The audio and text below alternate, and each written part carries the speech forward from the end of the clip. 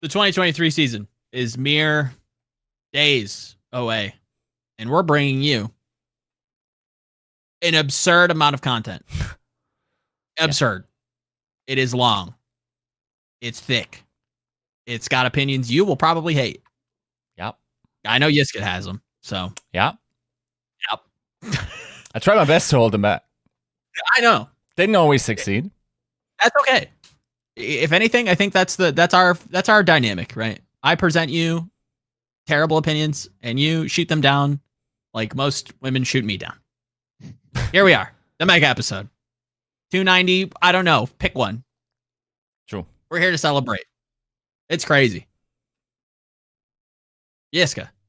Yes. Do we have a good time? Has it been a run? It's been a run. It's been every evening of every night for the last couple. But it was fun. It was fun to discuss some ideas, with some fellow-minded people that all love this game very much, that have built careers around it, that have shaped the way this game is thought about, talked about, screamed about. Very true. And that is always like a special thing, because it's still crazy to me, especially like going back, thinking back where esports started for me. It's crazy to me like that we're doing all this like over several continents and like such a far separation, but we still share this, interest. And we all take time out of their days to talk about this. And there are actually people that take time out of their days to listen to us talk about it. And that's just such a privileged situation to live through. And I'm really grateful that this is now, the 6th season of this. Yeah. Oh, it's super dope that, you can create and get to know people. You can kind of create this platform, get to know people from, like you're saying, all across the world. Get to follow careers, right? Like even some of the guests that we've brought on, we've kind of, whether or not they were a player or, they started casting, some of the lowest rungs, and watching them climb up has been just, like you said, a privilege to kind of get to see and get to know them, and maybe present some fun stories for you guys ahead of this momentous season. This is going to be a very crazy year.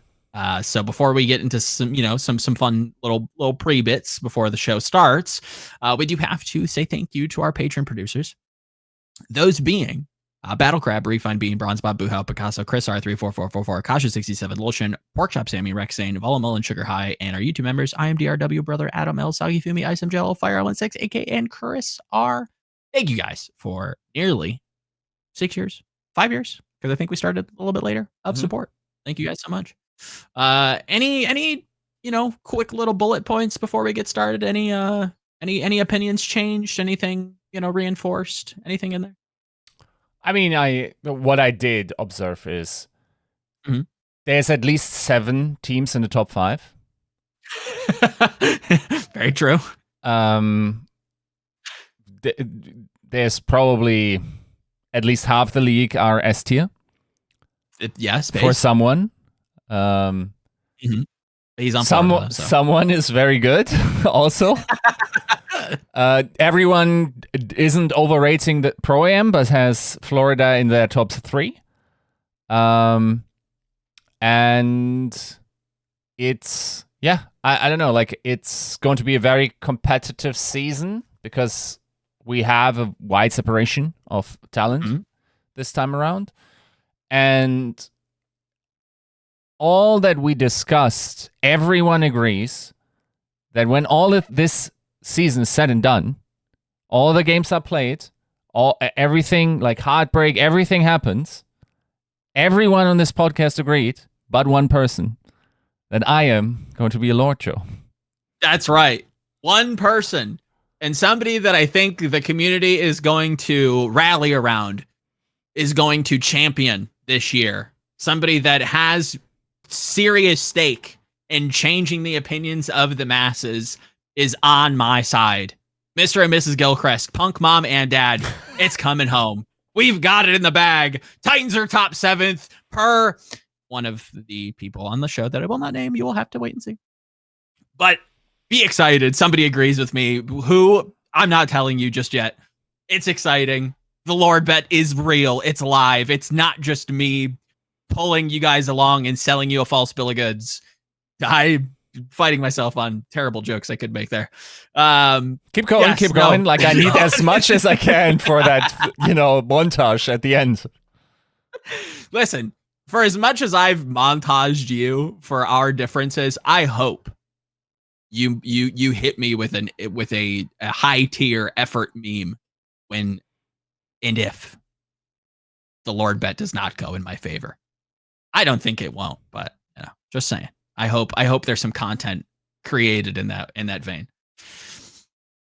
So, without further ado, we are going to get into our first guest, and here they are. Not a episode. It's the mega one. Hello, Reinforce. Welcome. Thank you for coming and talking with us for the season start. What episode is this within the episode? I don't know yet because I'm still building out the guest list. Okay. So there's that for the sausage maker wanderers. There's, still stuff happening. You're just churning the sausage and kind of like, I don't know what it's going he's start. Like, he peeked behind the corner and wanted to watch. So they're hopefully you're not the only one. Look, I don't think we'd be the only one. We can just say it's the 300th in spirit. Okay, then we don't have to do any extra bullshit, extra one, for it. We're baking the birthday with Christmas. Okay, you guys don't ask for more gifts. That's such a like esports advertising way of doing things. It's just like, oh, we have 10 episodes within one episode. This episode has so many episodes within it, and then just the metrics are insane. So sort of like how I plan to be an uncle, because my nephew is born on the 25th of December. Yeah, little asshole. You're getting one present, I guess, for the rest of your life. That's toxic. No, it's a really good present. It's got to be a banger. Yeah, it's like a good excuse to go way too hard and have my sister call me out for pampering, I guess. You're spoiling my kid. Speaking of being spoiled, we did just come off the Pro-Am with some absolute hitters of games. 5-game series all around. And Reinforce, we did want to kind of bring you in to talk about, maybe some of your favorite teams that you're going into the 2023 season, under the mic. You're putting these teams under the microscope, really kind of following their story. So is there anybody in particular that, you're jazzed to kind of follow? I mean, yeah, first of all, I gotta celebrate the Florida Mayhem hype that I'm not going into the tournament. I didn't have them winning. I'll say that. I had them in the finals. Who did? Not a lot of people. I think you'd have to be very brave to predict them winning the entire thing. But I did put out the rant about Florida Mayhem. You did? Yeah. And I've been on the checkmate train since, not really, but jokingly on broadcast since 2020, I guess. Mm-hmm. No, 21? I can't remember more. They just blend together. So, a bit of a victory lap there for Florida Mayhem. So that was a pretty good one.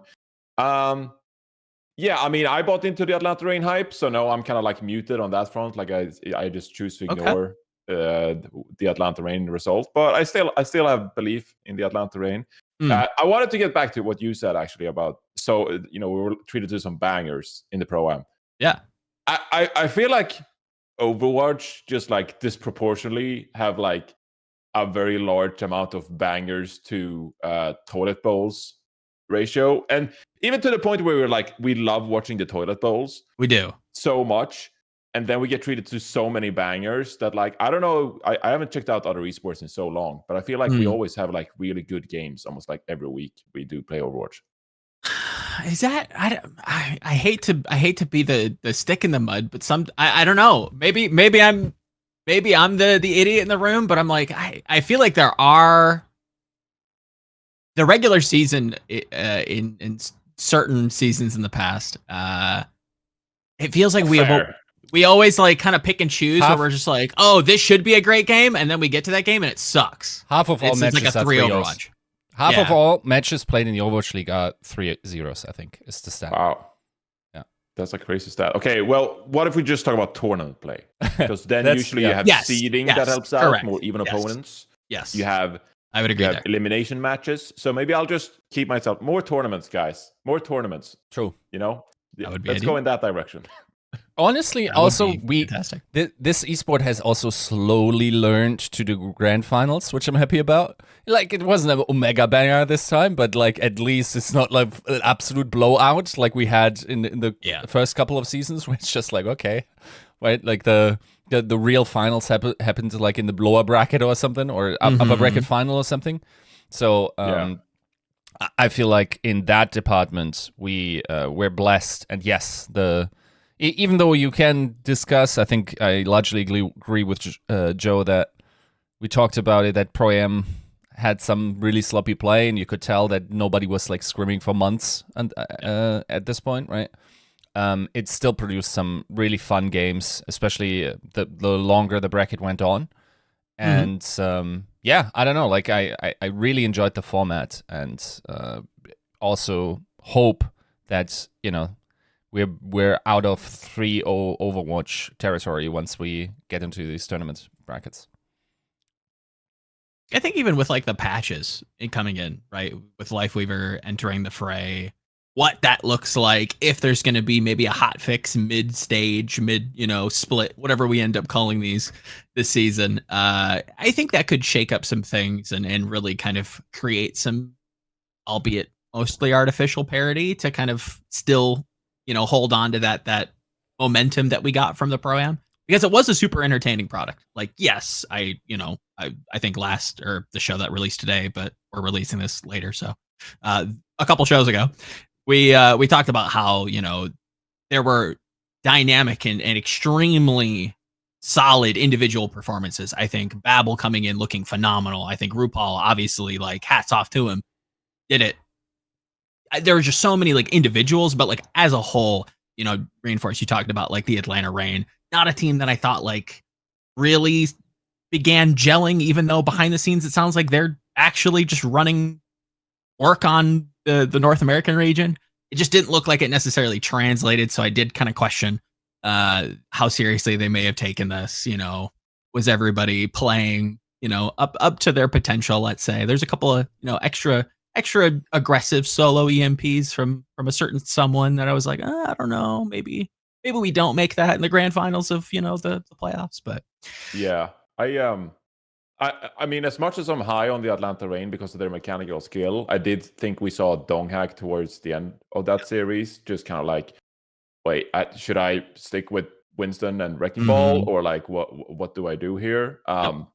It's going to be very interesting when the season starts, because it seems like the first impressions is we're not going to see a huge change up from Lifeweaver per se. Maybe we'll see some like niche compositions or something, but it doesn't seem like Lifeweaver will be meta. So maybe we'll sort of like mirror sort of like what we saw here in the Pro-Am for the regular season, except for like maybe less Cassidy because of the mag change and the health change and stuff like that. So just speculating, of course.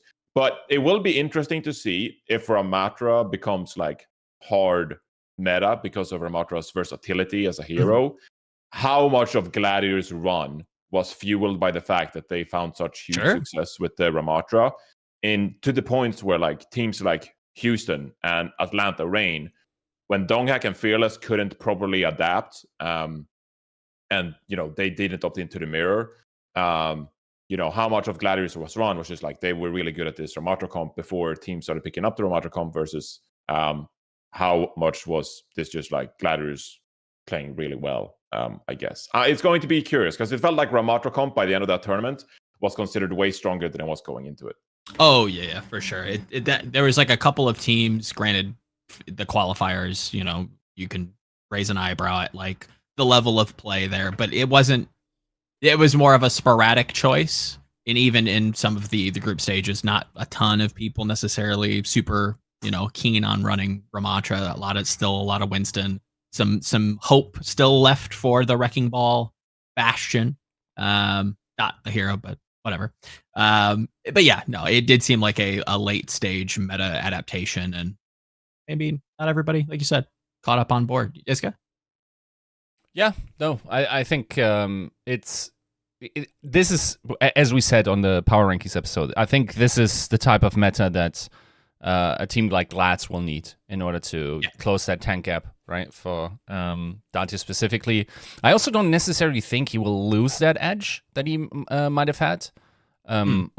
So they're good there. I think it gets harder when, there's some head start that some players have, especially on heroes like Ball, but to a lesser extent also Winston, where it's just super hard to catch up on multiple years of experience, right? It's much easier to start learning a new hero at the same time and then also bring your hyper versatility into that and apply certain concepts.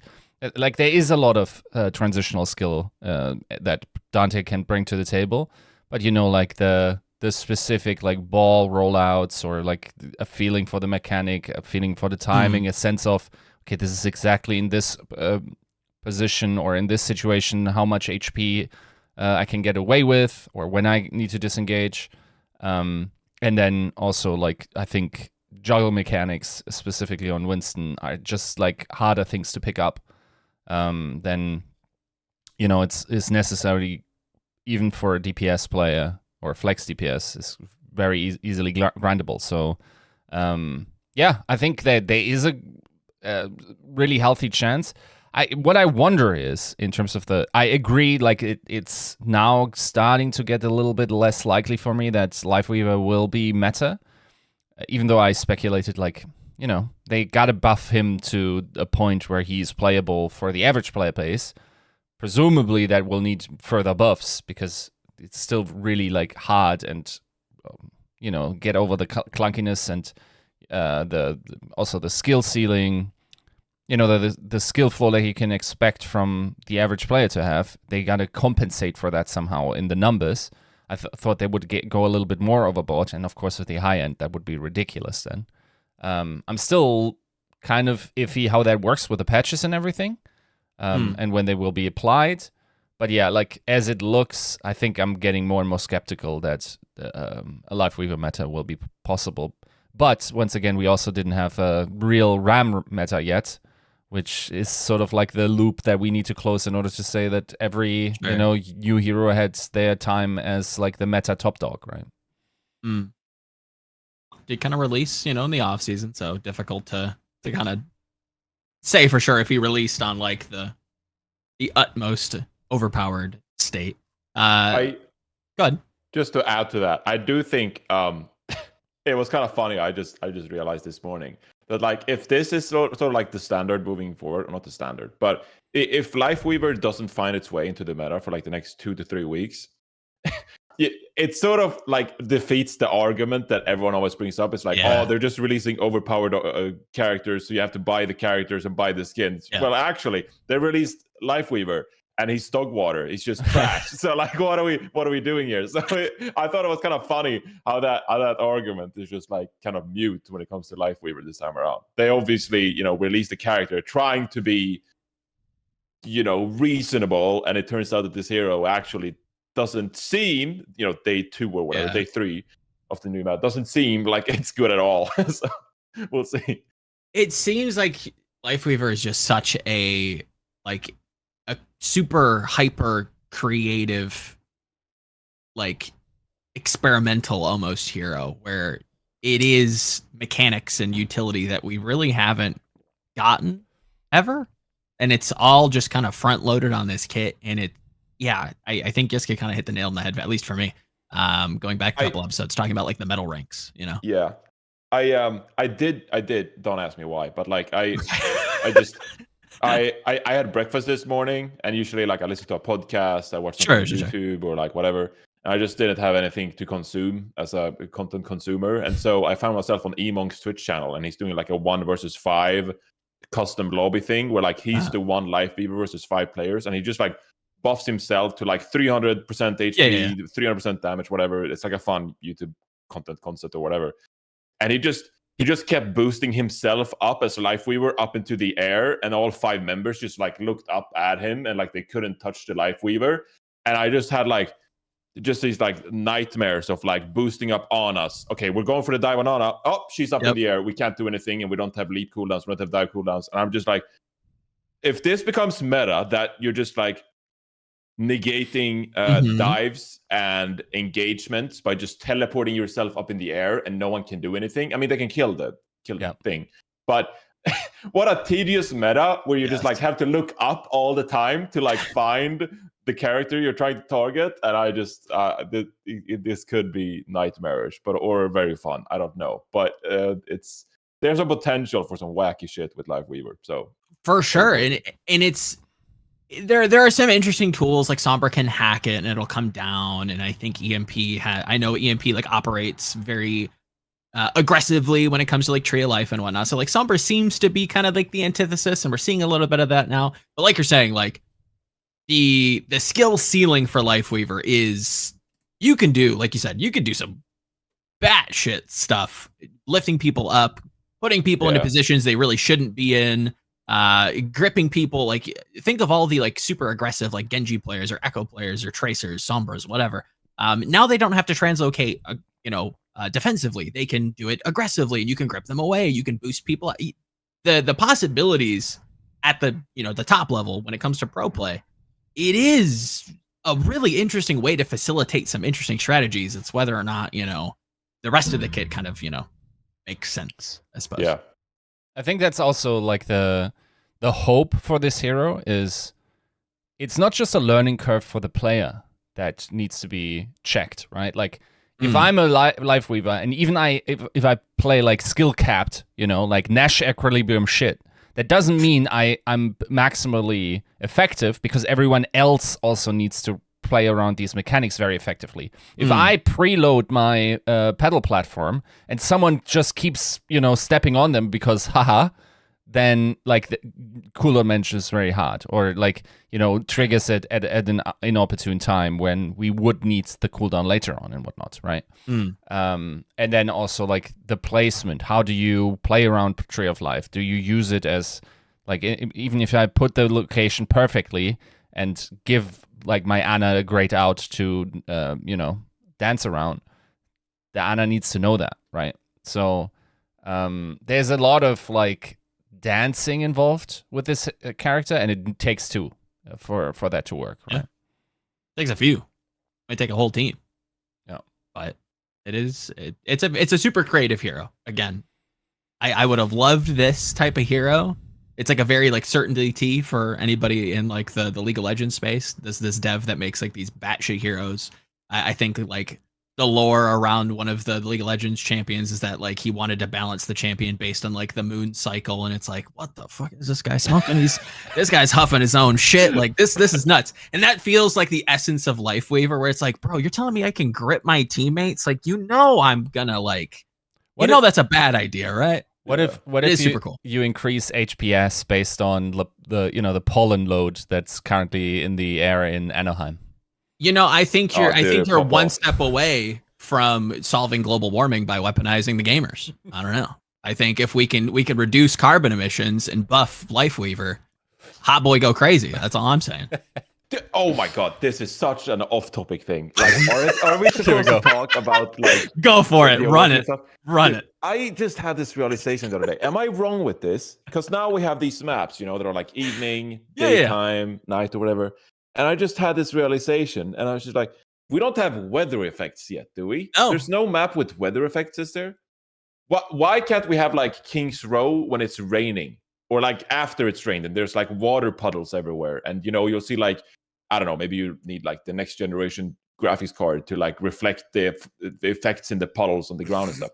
But like, why doesn't it snow? Why doesn't it snow on like, I don't know, I'm talking to Peninsula. Like, sure. Are weather effects like too much to ask for? Does it go against everything that Overwatch 2 is about? Or this pure game? Or I don't know. I'm a pretty basic graphics gamer, and I just like there's no weather effects. It's also sort of rude to British culture that it isn't just depressing weather all the time. Right? Exactly. Yeah. It's a reflection of the place IRL. True. Yeah. Yeah, so I don't know. I just had that shower thought. I was like, "There's no shower effect. There's no weather effects." Yeah, I mean, you're not wrong. It is something that I think It is always interesting, like everybody's preference. Like, oh, I hate like nighttime Li Zhang. It's like I prefer the daytime. It's like, oh, really? I don't think. And then the integrity discussion would be off the charts on competitive Overwatch Reddit. It would be awful. Just like, oh, there's rain on my monitor. I can't see. I can't see. Like, I don't care. I don't care. Your fault. Like, deal with it. You know, rally drivers don't complain about weather when they're driving rally cars. Like, get good. I like that energy, but let me throw you one step further. All right. Like, what if we do like a Valve Source 2 kind of like situation where we have like procedurally generated like map architecture that like, you know, oh, it's snowy King's Row, guys. Now this choke point's got a breakable wall that we can shoot through. I don't know. It's made of snow. Kind of crazy. Like the Hollywood like tavern or whatever is closed Sure, because they're filming or something. Why not? Yeah, that'd be cute. Why not? Yeah. I like the idea. I don't know. Yeah, I'm sure all the coaches do as well. Just being like an active suicide watch, just like, oh my god, my rotation only works on King's Row, like lightning effects. Like, yeah, no, that shit. Yeah, I was watching the Masters, the golf tournament, the other weekend, and apparently I didn't know this because I'm kind of new to golf, but I didn't know this. But every day they changed the flag, like where it is on the hole. So there's a green, right? You want to get to the green so you can put in the golf ball or whatever. But apparently within the green, at least on this golf course, I guess many other professional golf courses, they can change where the flag is, like within the green itself. So there's like 4 or 5 different, you know, hole locations within the green. These golf players, they walk up one day, it's like 9 a.m. and it's like, okay, here's where the hole locations are, and they have to adjust their play accordingly. Do the same thing in Overwatch. I don't know. Yeah, it's so stupid. This is a dumb idea. Remove this from the internet after this. It's over with. Come here. I like the energy. I think it is something to think about. Maybe Team 4. There's no chat that they listen to this, so that's fine. I did kind of want to ask you, Reinforce, if there was anybody, you know, from the Pro-Am, because that is kind of like fresh on our minds. You talk about Checkmate. You talk about, you know, Donghack maybe, you know, needing a little bit more time to kind of cook a little bit. Was there anybody that you really didn't see or have any expectations on that kind of surprised you? You know, I thought like RuPaul and Babel had a good one, but is there anybody that kind of stands out in your mind? Yeah, Bubble is a good choice. So there is one name that comes to mind, but it's not like a rookie player or anything. So sure. I want to make sure. Is there any? I'm not gonna have the Alpha E conversation. That's but okay. Alpha E was good. Alpha E was good. So yeah, from the rookies, I was honestly really impressed with Kai. Which sure. You know, if you listen to this podcast like in 2021, you're like, well, of course. I mean, it's Kai. Kai is fantastic. Like one of the best hit scans we have in the entire league. But I do feel that especially on Sojourn last year, towards the end of last year, yeah, Kai's like hit scan rankings within the league was trending in the wrong direction. Where he started off last year as arguably like an MVP candidate, I think, if I recall correctly, with Atlanta Reign, where they looked really good. And I believe, I can't remember if he played majority Cassidy or Sojourn to start the year, but like really impressive. Kai was like a front runner, like the first stage to be like one of the best, the best players we had carrying the league. But then like as we got towards the later half of the season, Kai felt like he was trending down. And the moment that I've mentioned a couple of times in the past, it's like when I sat down for the playoffs preparation and I made my Sojourn kind of like rankings, I don't think Kai was on my top 5. I think Kai was actually like one of the worst Sojourn players I had out of all the playoff teams. Now, that sounds like a dumb statement, but I mean, if I go and pull off like the playoffs teams from that works out, from last year, you have Edison, Proper, Happy, Merit, Hydron,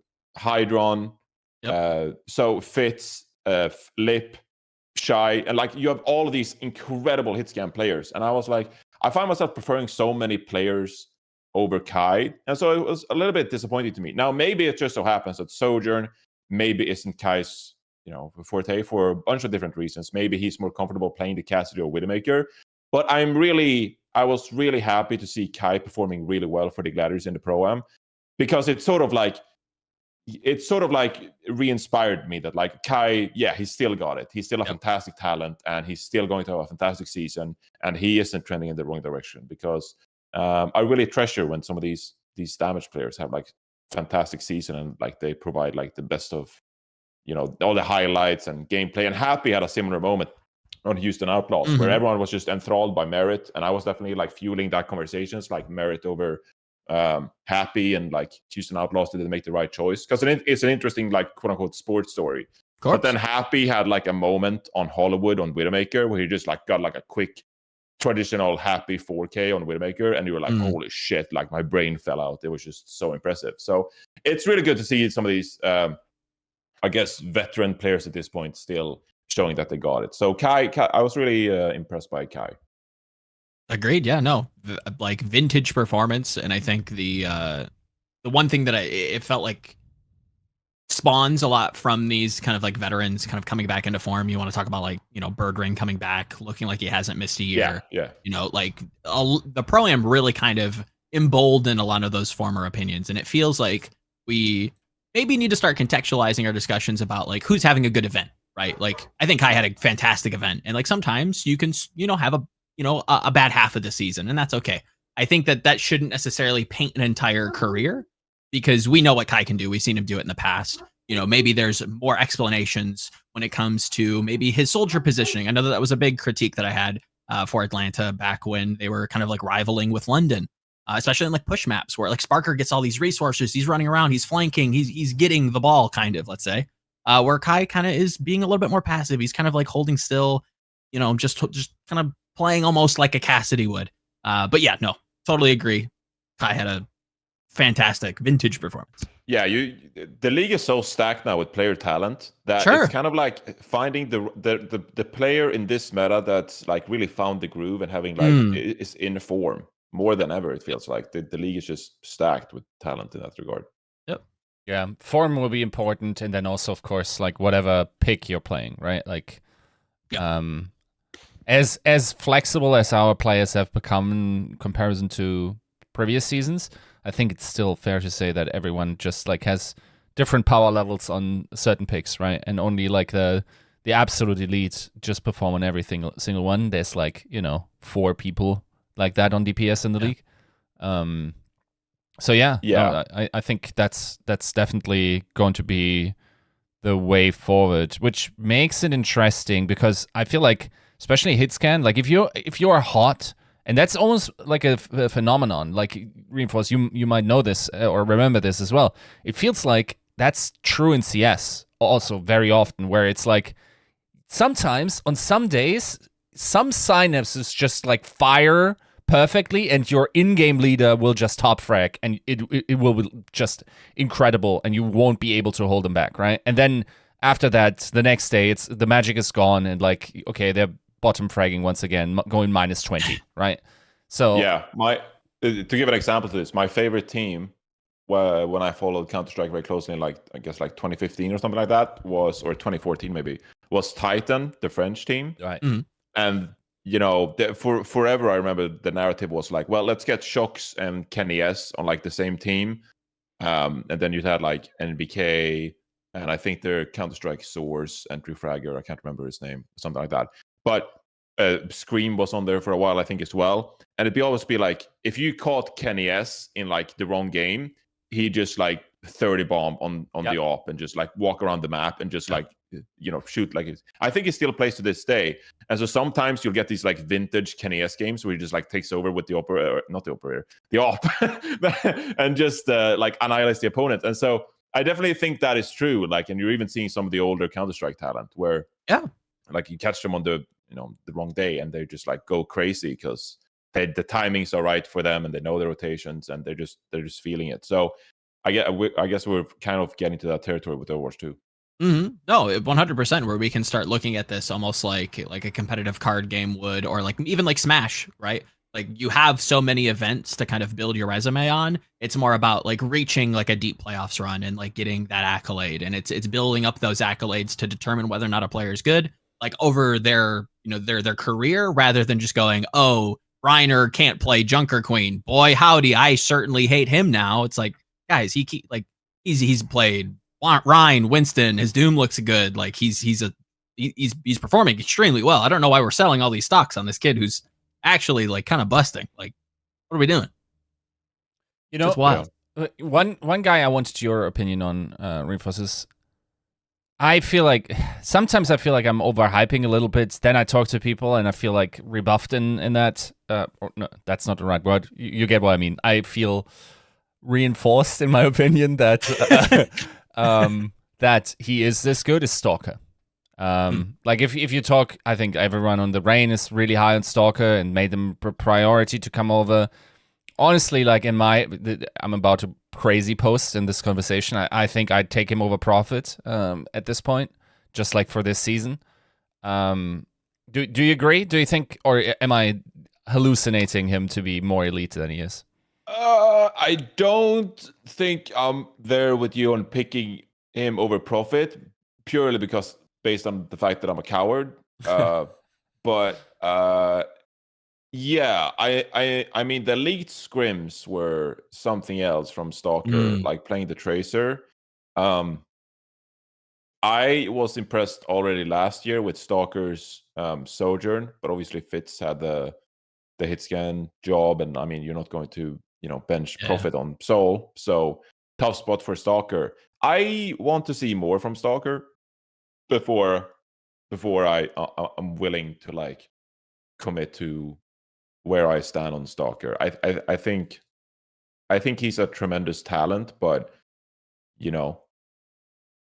sort of like has some comparisons, I guess, to the current Toronto Defiant squad, where like you look at their lineup and there's Hydron on there, there's Speedily on there, and like there's so much to, Ultraviolet even, like there's so much talent on the Toronto Defiant roster, but you kind of like want to see them perform over the course of a season and like take that next step up. Like already towards the end of last season, I was like, Hydron is a future role star. Yep. Because like if he just like plays an entire season like he did on Sojourn in stage 4 last year, like that he just took over games like you wouldn't believe it. And I feel like Stalker is pretty in a similar spot this year for the Atlanta Reign, where Stalker had his rookie season last year, and now in a starting position next to Lip, the Stalker might just level up. And after this season, we can firmly put Stalker over Prophet in that regard. So I think from a take perspective, from a hot take perspective, I feel like it's a really good take you got brewing there, Yiska, because in like 3 months, we all might just look like idiots where Prophet is on his way out, and you're just like, I told you guys, I told you Stalker over Prophet. It's 2023. So it's a good take. Yeah. I mean, he looks promising. We've seen him in the past on Genji and some projectile picks. We know how good his Tracer can be from Contenders, obviously in the Pro-Am. Like, yeah, Stalker, I think he's always kind of like skirted the like hyper flex hat discussion where it's like, okay, do we, don't we, like, should he be in that discussion? But it still feels like we need to like you're saying, we need a little bit more evidence. We need a little bit more like out of him before we can firmly put him there. But definitely somebody that has like the potential, like you're saying, at the end of the season, you can, that's a superstar player for sure. Yeah, I'm trying to be cautious with my labelings of players these days. Okay. Because it's very easy to throw around like, is this player like a top 5 player in the role kind of thing? Yeah. And I'm just trying to be cautious in that regard, because I think it's dangerous. Because then you end up with like 8 players in your top 5, and you're like, wait a minute. Yes. Yep. There's so many players that feel like they should be top 5, but then you go down the list, especially with like NA and how much of like an exodus we got with like Korean talent. It's just like, oh, we have to factor for Lip and Proper, and like how good really is he saying, and Stalker and Kai, and like, oh dang, like I kind of like, like this player, that player. There's just so many like good players that they're like that feel like they could be there, and once you really start, I think Yiska has like a good like thought experiment when you get to those discussions where it's like, okay, just go list them, go list out all the people who you want, and like really start to think about it, because you'll be surprised at some of the opinions you really start to form. Yeah, no, like sometimes you have to say shit like Sparker is a bottom tier talent right now in NA. Yeah. Right? And that doesn't feel real, right? Nope. I think, for instance, like when we talked about Kai last year, I think Sparker also had a better year than Kai last year, I would say so. So got a little bit more resources, but I think you're right. And like in my mind, still Sparker is like an A tier talent, right? But like this role is so ridiculously stacked now that like you gotta like MN3 wouldn't be anything exceptional in an A. Yeah, it's so stacked these days. I wanted, I'm gonna sit down before the season starts and just write down like all my like who actually are my top 5 support players in the league and who actually are my top 5 tanks and stuff like that. Because as I said earlier, when I wrote down my Sojourn players before the playoffs, it's a different level of confidence when you're actually sitting with the list in front of you and you're on broadcast and you can firmly say what you think and why you say it. So it's definitely something I have to do in my prep going into the season, because then you don't end up in these like what if, I don't know, maybe, depends kind of conversations, and that's just like not good. That's just not good content. So that's what I'm doing here on Tactical Crouch to like bring down your viewership or something. No, I'm kidding.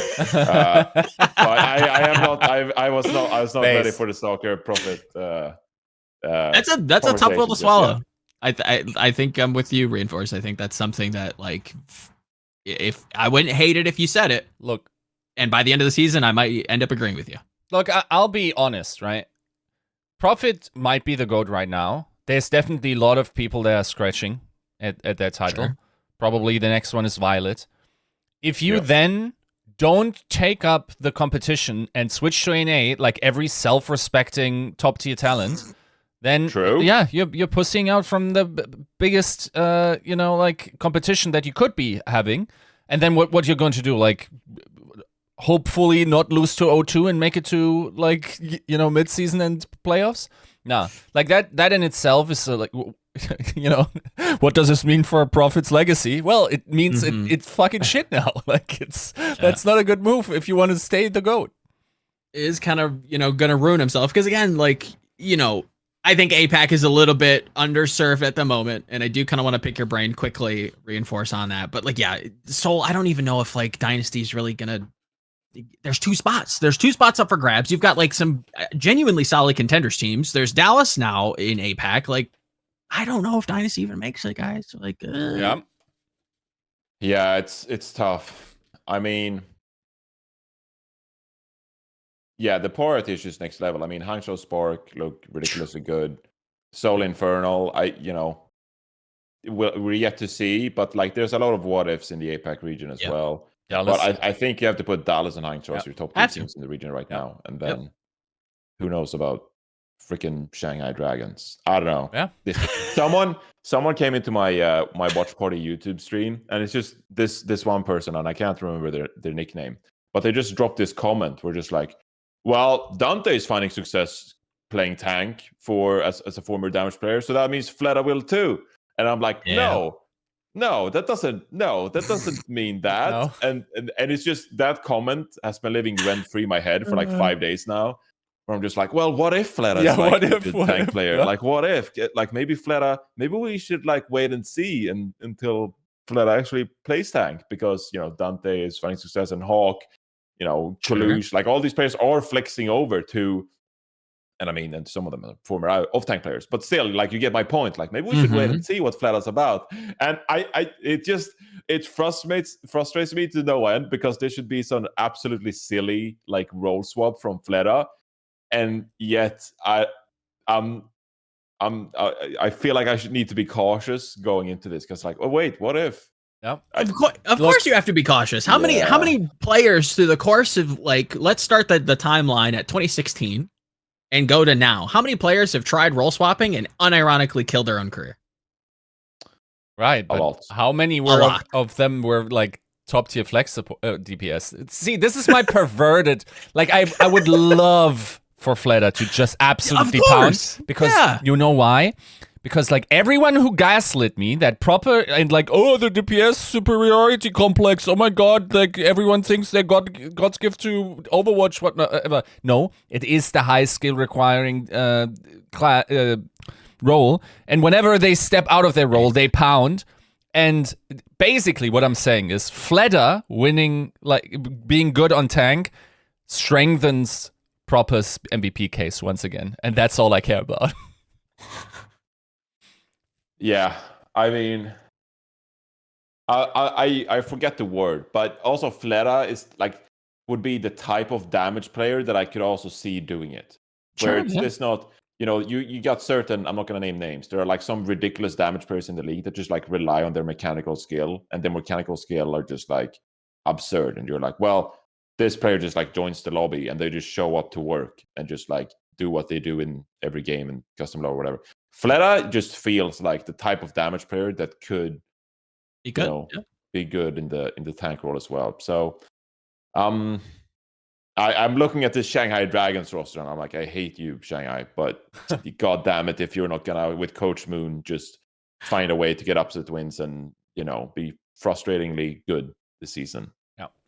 It's gonna be an interesting story to follow. And to the random YouTube commenter chatter who thinks that Fleta can do it, revisit this in 6 months, 8 months, however long the season's going to be. I believe.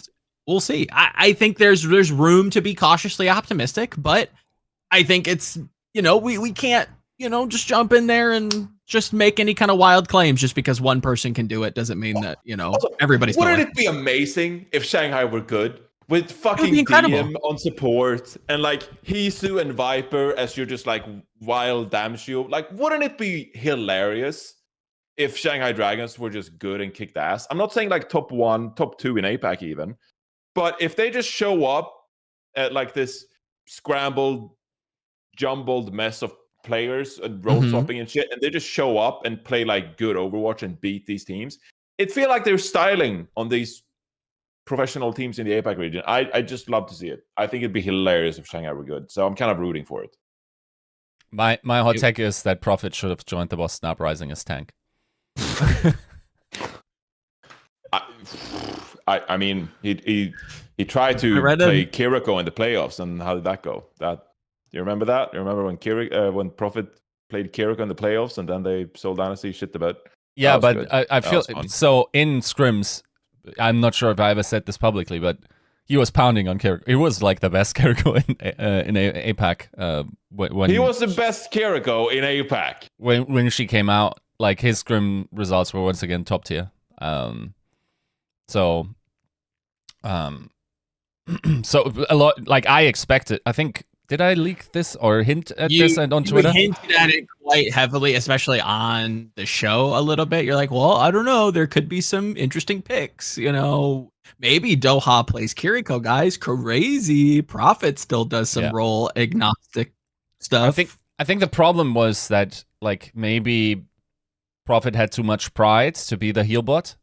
And he didn't realize that was, it was fielder meta all the way.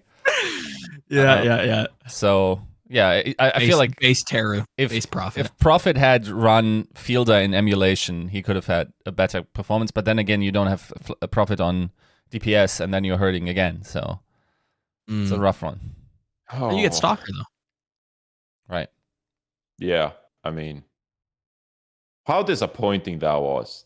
They beat Florida Mayhem 3-0, and then they bomb out of the playoffs, losing 3-0 to Dallas and 3-0 to Shock. Which, at the end of the day, Dallas Shock were top 2 teams. But man, we were also psyched for the playoff Prophet once more in 22, and then they beat Mayhem. That was it. No small order, but yeah, when you run into 2 of the biggest hurdles, it's you get a little unlucky, and safe to say. Yeah. Wow. This is content creation right here, Yiska. Starting the goat conversation going into this season with Prophet is a coward and is hiding in APAC, and meanwhile all these guys are battling it out, like battling it out in the in the battlefield in the North American region, which is stacked and has historically been stacked. So, wow. I don't know, like this spark, this lack of like wanting to be the absolute best thing that I was already concerned. I don't know if you remember this content that came out of the APAC where they talked to Philly Fusion. Yeah. And in that, I think like Prophet was the only one saying like he'd much rather have a team that is nice to play along with than to win a championship or be good or something like that.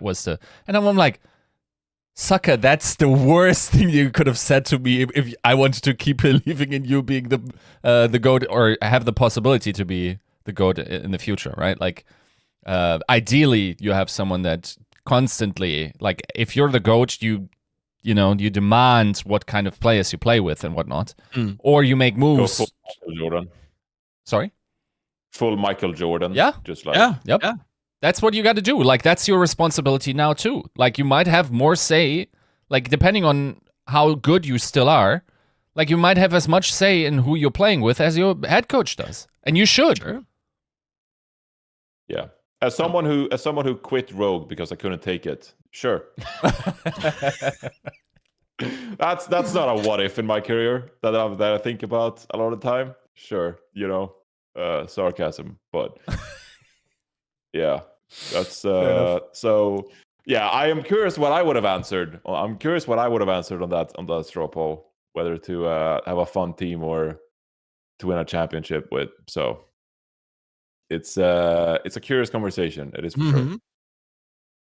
It's not easy to answer. And you can have both. You can have both, guys. Yeah, like, please don't, like, you don't get either or. You don't get to pick and choose. You don't get to pick and choose. Yep. And it is. I think it is tough to have both. I think those teams that can be championship caliber and also be like maybe even a little bit more than just having like a working relationship. Everybody's kind of friends. Like that's when you have like special. Like that's when you have something very, very special. I think it is a little bit more difficult because, and something Yiska's brought up quite often in the past, like there is a level of like disagreeability that you need. There's a level of like confrontation that you need to improve, to perform, to be at this level means that you really can't be holding things back. And that doesn't always necessarily lend itself to, having the best environment, let's say. I think you can also speak to this, Johnny. Like, it feels like whatever we as like normal people consider like to be a nice working environment, that doesn't hold up in pro teams. I feel like the level of disagreeability of everyone necessarily in order to put out the best, performance is necessarily higher. Like if a team of themselves says, especially with veterans, like we're a harmonic team and we're all friends, if you as a normal person come into that room, you're like, what the fuck? You're just like really loudly disagreeing with each other, like very often, and it doesn't feel that harmonizing, or like you're like engaging in respecting everyone's boundaries all the time. No, that's how you probably start sucking very hard, right? Yeah, I mean, I think the coaching aspect of things have like dramatically improved the last couple of seasons, and that's made a major difference as well in terms of like how to deliver feedback and how to take care of players' mentality and how to take care of their emotions and stuff like that. Like when I was a pro, like none of the teams had coaches. Like we had managers who like were like managers / coaches, but there were no coaches. And I remember specifically we trialed a couple of coaches from Misfits who I won't name, but I almost felt bad at one point because we trial a coach and a couple of people just like straight up wouldn't respect the coach, like just straight up wouldn't, like you're here to record VODs and then we look at the VODs and sorry, like we don't really care. So I felt bad at times because that's just, that was such a raw way of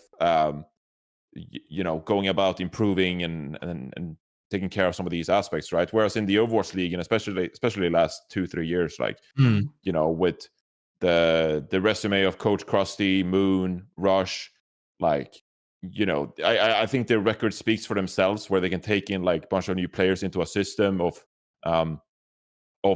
coaching principles and like ways to think about the game and how they convey information, and like they're successful year after year, not because they always have the best players, but because they get them to play well with each other, and because they think about the game in a really good way when it comes to like the compositions and macro and like all of these things, right? So it was just very different back then. So I wonder, I there was such a long time ago that I was a professional player, so I don't know. And especially with COVID, we can't go visit teams and stuff all like this. So I don't know what the team environment is like. But like, I'm really curious, like if there's any big like disagreeing teams at this point in time. Like I certainly don't like recall, but even early in the Overwatch League, you'd have like the LA Valiant thing where like Custa was benched, right? And you'd have some Koreans be like, we want to play all Korean, and then like the Western players would be like, I can't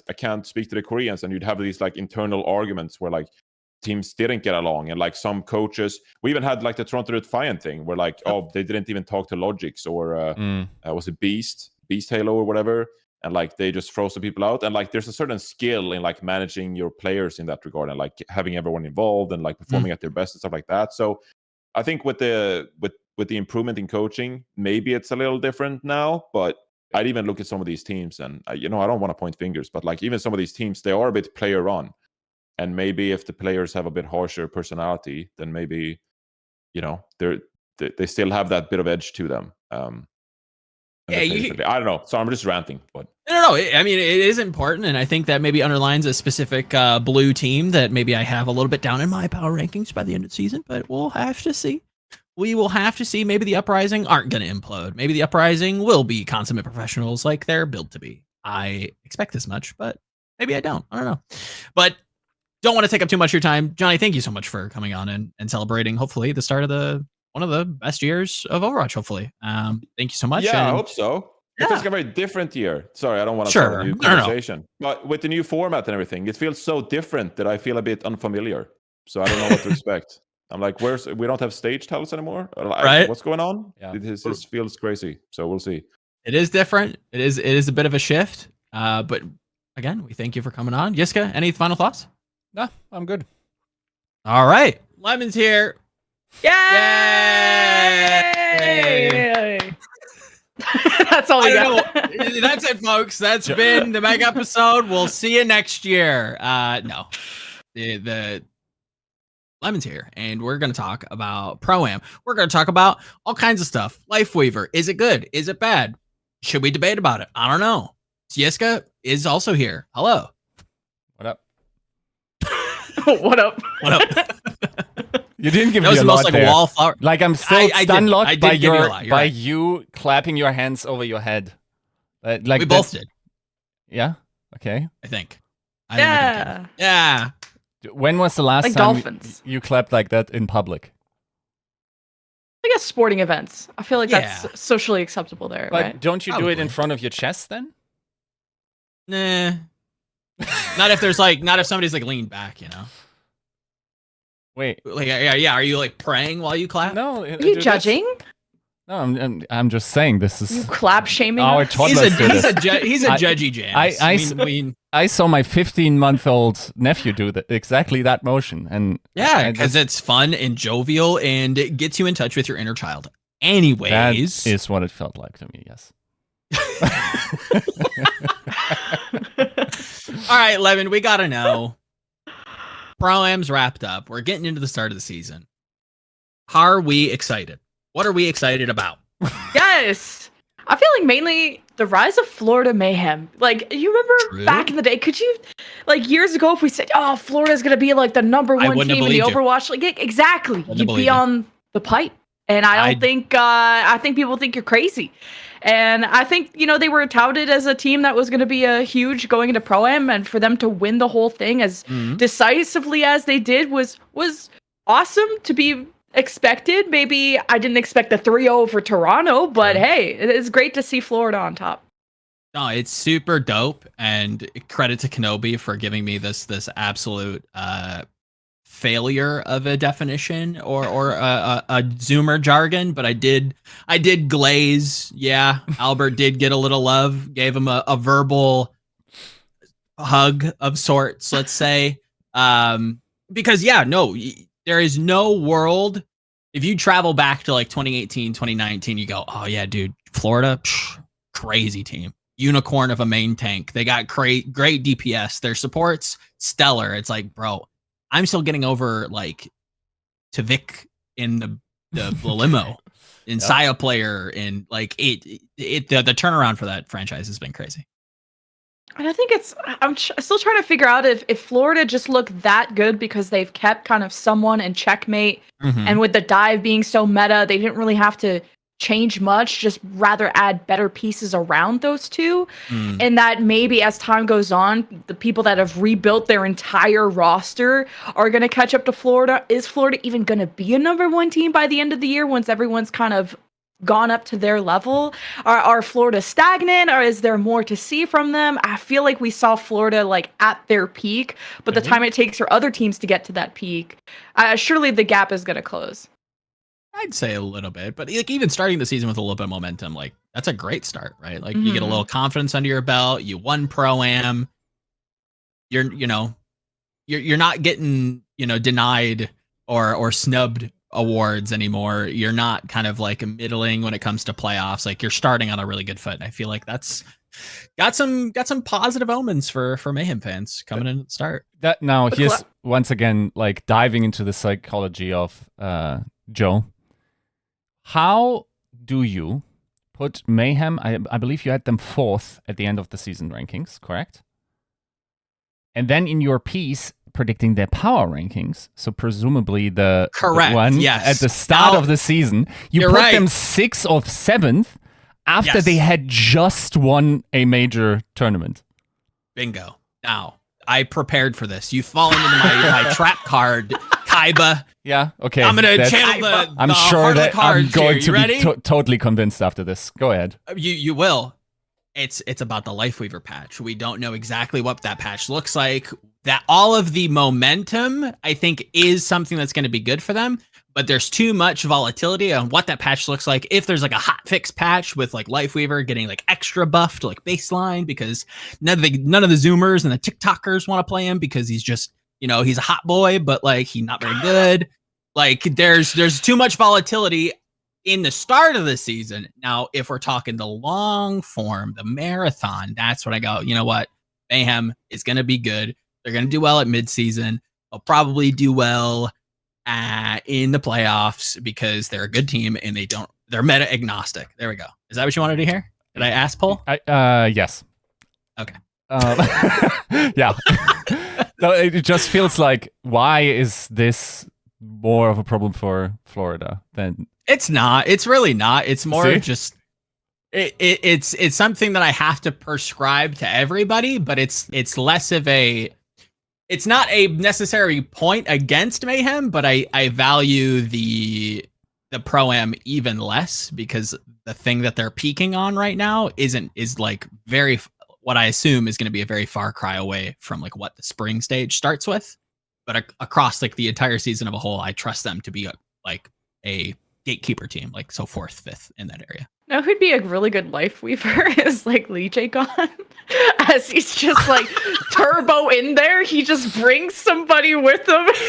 Hell yeah. That's the energy that I'm looking for. I'm gonna pedal platform up. I want Lijigon to dash forward and grip Smurf into the team. That's the type of creativity that I'm looking for. Get on it. I need that. Or just Twilight. Just pull Twilight with Twilight was usually staying back and very good. It's like, no, you're turbo inting with me. It's now a strategy. Together strong. See, I feel like it has to be the opposite. Lijigon feels like the kid you gotta put on a leash when you go into the Morma. Yeah, he is the Disney leash kid. You gotta keep him. You gotta yank him back. He's like, oh, Mickey Mouse ears. No, get over here. Rodeo his ass in. Or that once he's done booping people, then he gets pulled back. So now you have Lijigon you have an unleashed. Yep. He can he's the thrusters are primed. He's going a parsec a minute. I don't know if that's even Star Wars. I don't know. Anyways.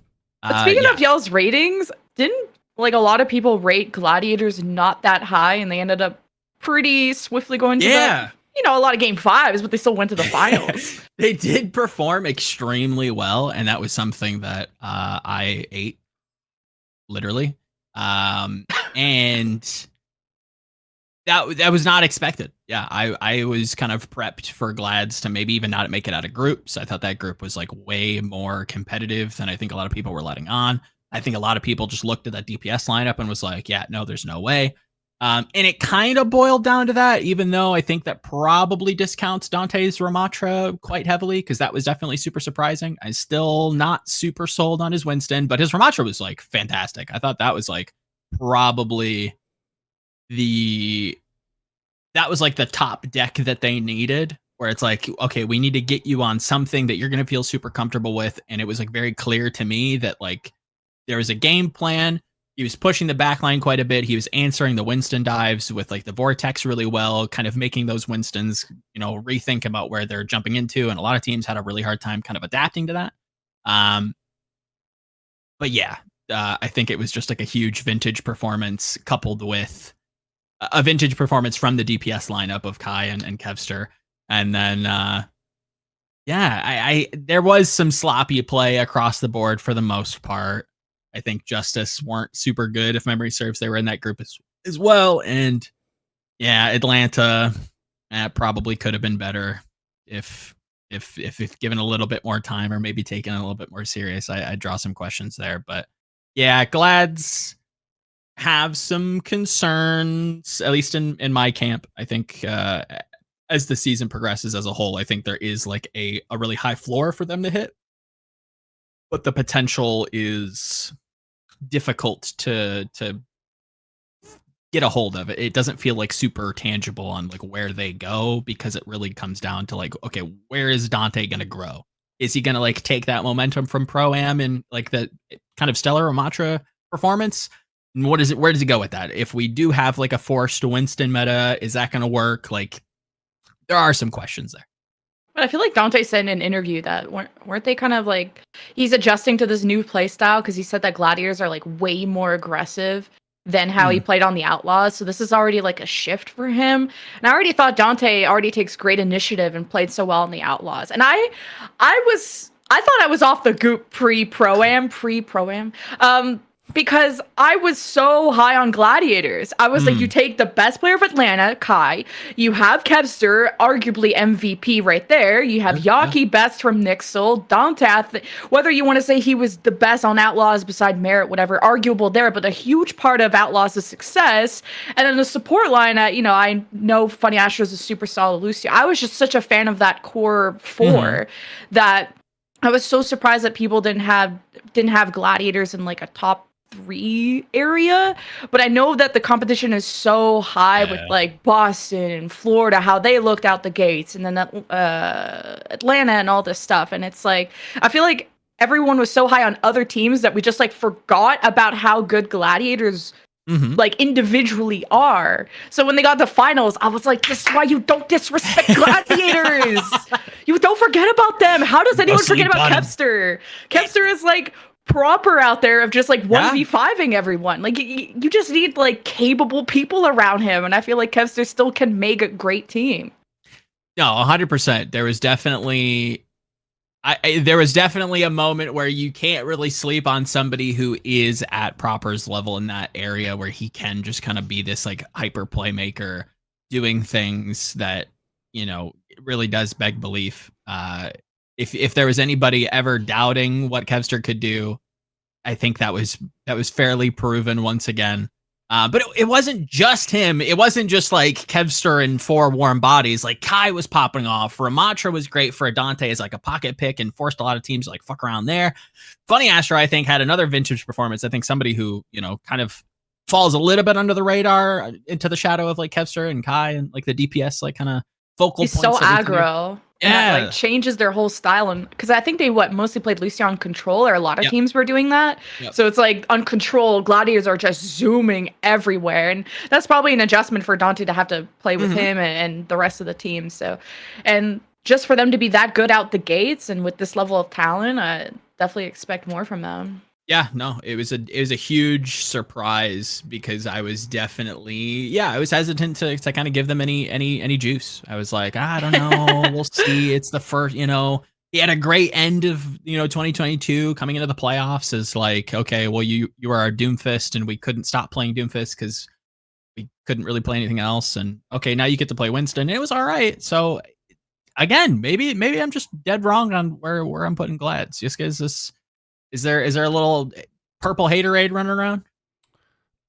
Maybe, but we also have to say NA is just stacked, right? Like beyond belief. It is. Like it really shouldn't feel like a diss if you place the Gladiators anywhere from 1 to 7. I think like all of those teams have some reasonable chances. I personally put them more into like the 3 to 7 range because I think Atlanta is probably a different beast. And I mean, I still presume Shock is there as well because, the ping is a pretty big prohibitive thing. I think we found that out at the latest due to London's performance and especially like plays like Hardy. And then, of course, also the time zone differences is not in consider or a pretty big factor there as well. And it looked like their mental was also not in the greatest of places, right? So I expect a lot from the Shock as well this year. But yeah, in terms of like Gladiator Slender, yeah, there's a little bit of that going on. But I also feel like one of the aspects that feels a little bit underrated is, yes, they only have one tank. It's also a guy that's, like not native to the role. At the same time, I feel like way too few people are looking at the breadth of that coaching staff and what they have. Like that's probably the second best remaining coaching staff in terms of just sheer experience and accolades, if I'm not mistaken. Other than Shock, I would say. Let me think about this. Yeah, it's like Smash Face versus Unter. Like 9K Crusty Unter as well. Yeah, that makes sense. Right? Like, like all the other guys have like one coach, two coaches maybe, not the full 3, right? And they still have the GM backup. So I think that's a pretty big advantage as well once you come into this volatile situation going into the Lifeweaver patch because I'll have to ask around, but if those changes come in and you play with those like from the season start and they're not yet implemented, you're now running into trouble, right? Like that's going to be like once again you're kind of like building the plane while you're flying it, and that's going to be interesting. I think historically that didn't favor the Gladiators, at least in the past, right? Where they were pretty slow at the beginning of a stage and then later on peaked. I think that like because of the breadth of that coaching staff, I think that's probably not fixed. Yeah, that should be more fixed. Of course, I trust Shock to be pretty good at this. Really? I feel like that's like historically one of the granted this, let me think of like when this started. I feel like that narrative kind of started back. Yeah, maybe a little bit in GOATs to a degree where it's like they start a little slow, but like Crusty and like that school tends to be more of like a refinement coaching staff versus like an experimental where it's like Rush is like, yeah, we're going to fight against the grain. We're going to run like zombie comp and Reaper and Lucio and we're going to do like dumb shit and it's going to work for us and it's going to kind of set the tempo and it's going to like change. It's going to be like that meta virus where it kind of runs around and infects everybody and now everybody's running the stupid, zombie garbage. And yeah, it feels like Crusty tends to be more of that other school of thought where, you need a little bit more time to refine down what exactly you're doing, get to that highbrow kind of meta play style. And something that I think he kind of like undercuts with what we saw a little bit in the playoff play in Pro-Am.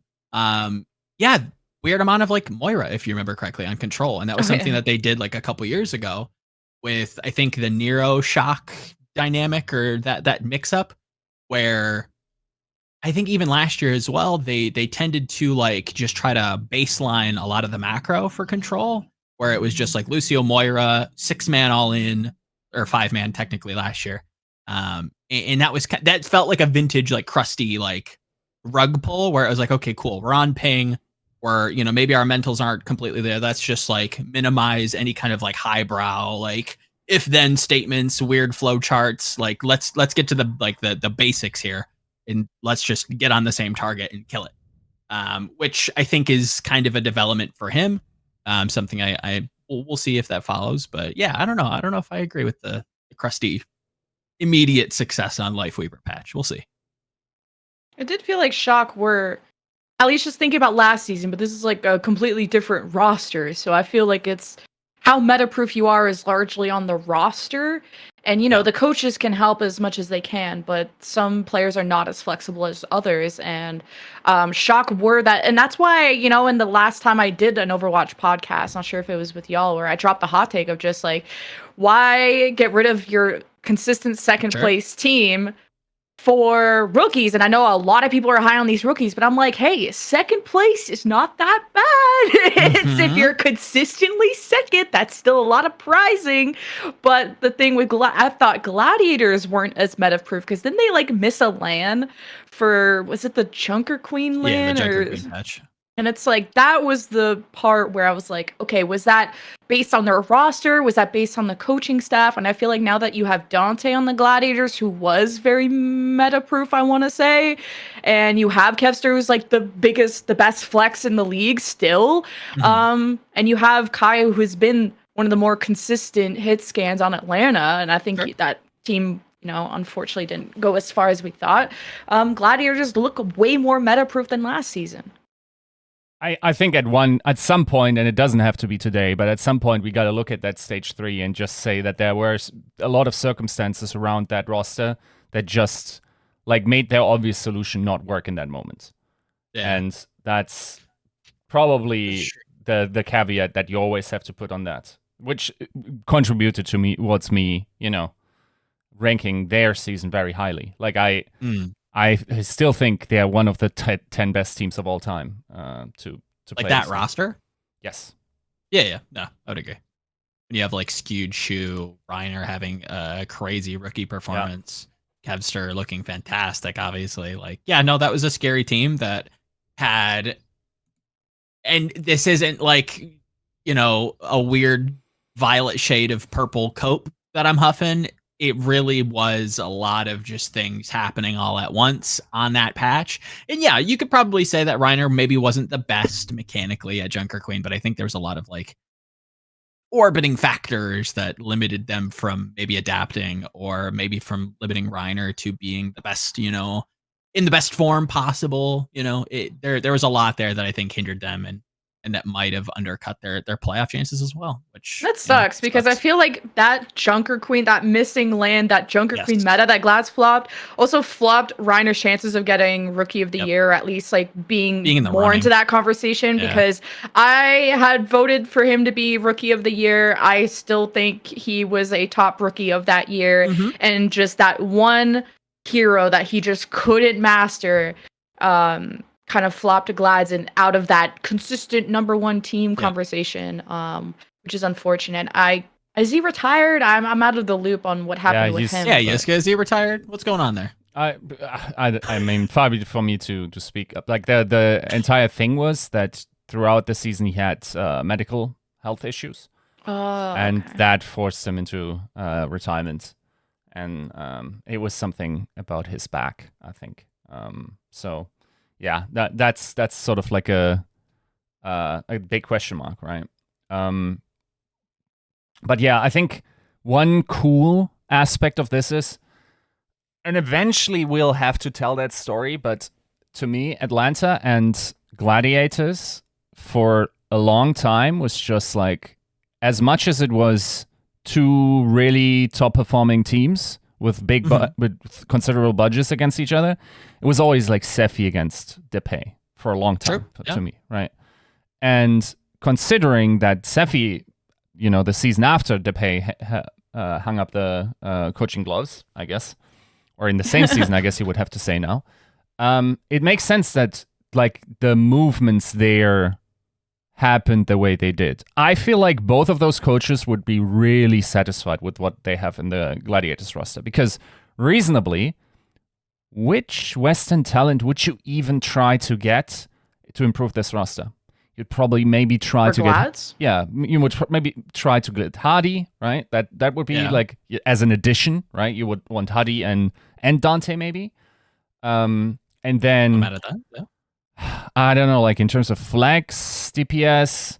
I like UV. Yeah, UV. I think he did really well. He stood out in the USA trials, at least. He stood out in USA trials. He started last year, like, phenomenal. Like, I remember everybody was just fucking showing that duo just a ton of love. And for good reason. Like, they started off great last year, and then it just kind of like tapered off into being like fine. Vigilante came in, took a lot of the playtime there, so there's a bit of a mix, but definitely has some. I think we saw a little bit in Pro-Am. I think some USA trial love is very apt, but I think the Toronto backline still, I think a lot of people from the Contenders camp, I don't think they all can be wrong when it comes to like the OG UV connection, running into these like, pugs and just like having to be like gentlemen's agreemented away from each other because they were just like running lobbies. Like they had to be split up. I think that was a story that Heurix shared. And yeah, no, they're probably I think they are probably the best just Western support duo.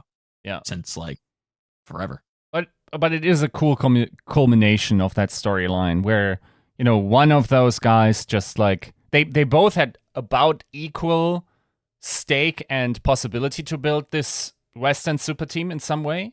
And you couldn't build the ultimate Western super team because, I mean, you're not going to break up Toronto, right? Or American Tornado in that way. We found out that that's not the case. But FaZe took on that opportunity.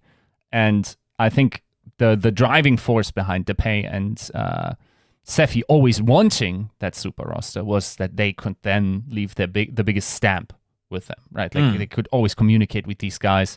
Maybe it's not just strategically, but also like the mental aspect and, all of that. They wanted something to, they always were fighting against each other. And at some point, we'll hopefully get both of those guys on like in a room and talk through those off seasons, because from behind the scenes they were great. Honestly, like this is a movie. How these guys negotiated against each other, lost a ton of hair because of each other. It's a great story, and that to see like that Gator completely abandoned that route because he saw like an opportunity to get, sure, yeah, nuts players like Lip and Stalker, while FaZe, got Kai, got Dante and whatnot. Yeah, it's a really interesting, master student combination where one carried the torch and one just completely abandoned it, right? Yeah, I mean it's tough. Putting yourself in Gator's shoes for a moment. If you step into that GM role and you hear the market go, yeah, well maybe you could have Lip. I don't know. Maybe you should check that out. It's like, oof, yeah, I probably want that. And Stalker's on the market. Oof, yeah, he's pretty good. And that's something that I think like Sephi isn't completely removed from that front office, from my understanding. I think he's like in a remote, like not managerial, but like advisory role, right? And that was something that I think you could never like criticize Sephi however you want when it comes to like macro strategy or like how he ran his team. Homie could scout. That's the one thing you will never, ever hear anybody criticize. And if you do, they're off the goop and they're smoking their own beard. Like this guy, since Selfless, was scouting talent that like nobody else was finding. You talk about Venom last year, great success story. Like Sephi has an eye for like DPS talent that I think is pretty underrated and is on the short list for like coaching Mount Rushmores, especially Western coaches, right? Not a ton of like prominent ones, especially with the resume. So yeah. The thing with Atlanta last season is I thought they had those pieces, right? Like they scouted really well and they had a solid roster, but my issue with Atlanta is that they didn't get the peak that I thought that they would with the players that they had. Like I was like so hyped up on Venom. Yeah. And I felt like he didn't blossom or he didn't develop to his full potential or maybe didn't get as much playtime. I don't know. And then Nero was always like this super hot and cold player that I feel like never found that consistency. So it's like Atlanta always look good on paper, but then flop when it comes to actually executing or being good long term. Obviously this roster is out the gates looking amazing. Is that going to be the same Atlanta curse from last season? I don't imagine so, but that was like just my small worries. Like they've had good players before, but haven't developed them to that 200% that they can reach. No, I think that's a fair critique. I think there's definitely a lot of questions around Donghack. Whether or not or how often Kai can be integrated into like a fully Korean lineup. Like, is that going to be a bit of like, some growing pains there? Is there growing pains with like kind of shoving Donghack into the fold as like the starting, player? So I think that's fairly warranted. And before we get you out of here, we do have to talk about the Overwatch League. You have been announced. Congratulations. Yay! He's back for another season. Woo! Now, Eric I'm back. Did do his research, and apparently, during your science research, you studied mouse farts, and I need to hear that story. Everyone trolled their bios so hard. Do you see Avril? He put like he could take his liquor well in Korean, like, and Achilles wrote like something in Korean, and that got changed. Like, it's so funny how all the bios turned out. So I was like, I gotta think of something quirky. Yeah, I did do research about gut hormones in your intestines and stuff like that. And a lot of what I had to do was study the gas that is produced in your guts, aka farts. And my specimen was mice because, cheap and easy to work with. So I studied a lot of mouse farts and collected a lot of their poop and study the bacteria that lives up in the butt. But it, had important implications. I was trying to study this hormone called GLP-1, which is involved a lot in diabetes, and it had some implications in obesity, which was a hot topic of research back those many years ago. But yeah, once I explain my research, people go, right, so mouse shit? And I'm like, and mouse farts? And I'm like, pretty much. Correct. So. Now, about your insulin levels and how that affects your poop. Like, no, it's actually super fascinating. It's super cool. Is there like anything like kind of interesting or like from the findings or? What did I find? Yeah, it was like this gas that you produce in your farts stimulates more of this like diabetes hormone.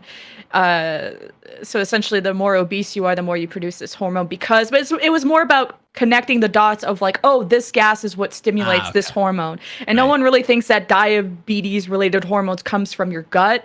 A lot of people think about the pancreas. So yeah, it was more about just better understanding the gut and those implications, and I was hoping to just give a better scope on diabetes and obesity. Very interesting.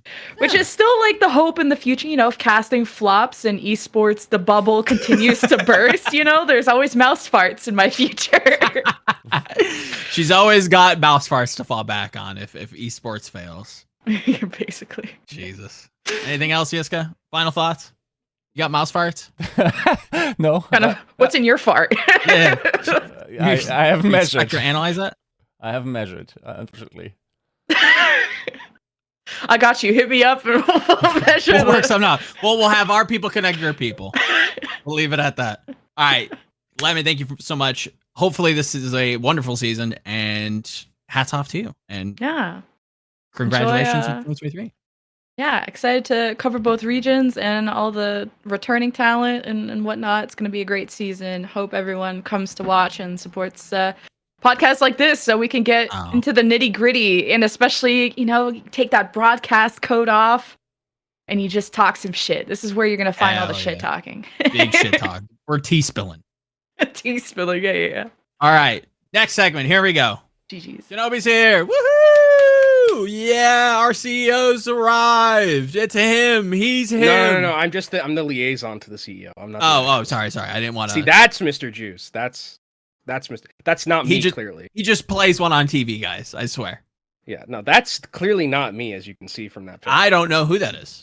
Yeah, well, that's Mr. Juice. Oh, okay. Can you even grow such a mustache? No. Hell no. Yeah, that's too majestic. I could never get a handlebar. I wasn't in Texas long enough for that. I was born there, but I never, I didn't get any of the facial hair. You didn't inherit it? Nope, not a bit of it. It all just grows down here. For audio listeners, I'll just let you extrapolate on where. Oh yeah, that's right. I forgot that there's audio listeners, so let your imaginations run wild. Yeah, you just let your imaginations run with that. Where we don't have to imagine is this is going to release towards the start of the season. And what a season to start on. Obviously, we just got off the back of the Pro-Am. Florida wins. Kenobi had a fantastic cast. Everybody in the comments show love. How was your kind of experience? Let's start there. It was great. I loved the Pro-Am. I loved every aspect of it. Obviously, getting to cast, players that I've been following for quite a while. Fearless, I casted him back in 2020, I think, or 2019, when he was on like Team CC and Chinese Contenders, Merit as well. was able to cast him in Chinese Contenders. So a lot of players that I am familiar with, and just narratively from like watching Overwatch, being able to cast those players and cast those teams, say the name proper on like a live broadcast was like really fun for me, and an experience that I don't think I'll forget anytime soon. We were blessed with 2 very good series to start off for the first day. Probably the 2 best series of the Pro-Am. Maybe I think the Glads Atlanta was probably the best series of the Pro-Am, and then Houston Shock was also really good. So we had some good series. I think the max we could have casted was like 20 maps, and we had 18. Yeah. So we did a lot. Long days. Long day. Good days though. I felt it was really, really good, especially after that Glads Atlanta, and that was like a huge dopamine. And I think that those are like the games that I would personally say I thrive the best in, when they're like very close like that. When I can, wax lyrical about like the storylines, about things like that, about the narratives of like the long series, the narratives of the players, and kind of like set the stakes for that. That's what I really enjoy when it comes to casting, like that storytelling aspect. More so than like anything else. I think when I cast, my goal is always to kind of just like tell the story of like the players or the team. Right. That's what I focus on. I think the person I really kind of get that from, or like I really look up to in terms of like that, was like Wolf. I think Wolf was really good.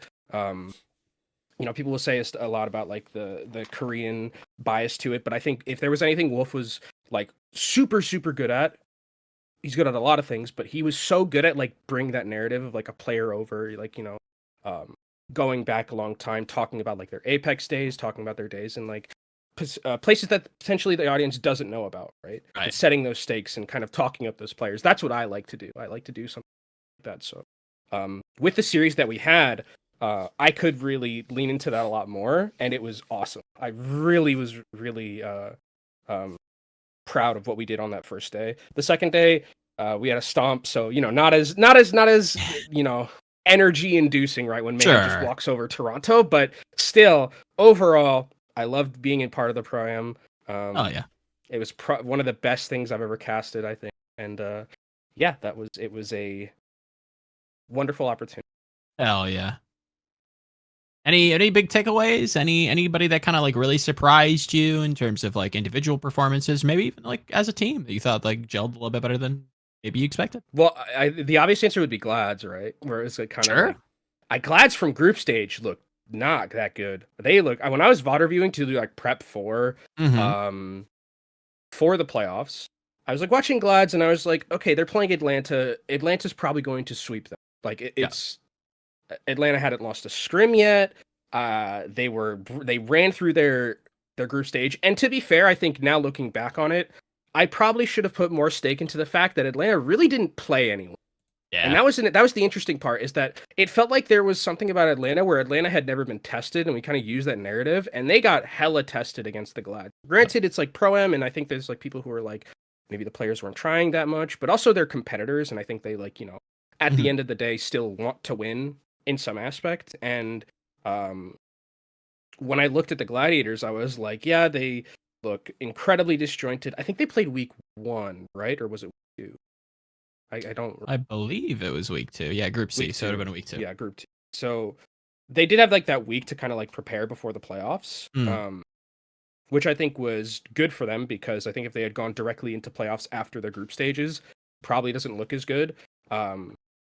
But they look like a completely different thing. Babel looked like a completely different player. I mean, what I saw, if you had taken the nameplate off of like Babel as we go into like that group state or that playoff, and like I'm watching him play against the Atlanta Reign, I'm like, oh, this is Shu. Like this is that caliber of like level of honor, right? Where this is like someone who is incredibly proficient. I think at the end of the day, during like one of the maps he had like, or one of the series he had like some stupid fucking like 55% I think sleep dart, yes, which is nuts. Like hitting 1 out of every 2 sleep darts is an insane stat, like just in general, because we usually like hovers around like 40 to 30%, depending on who you are. But like the Glads in general, I think that when I look at them and I look at like how they're able to just like in the mid fight just instantly, like no one, I felt like no one really could like in the mid fight not counter them, but like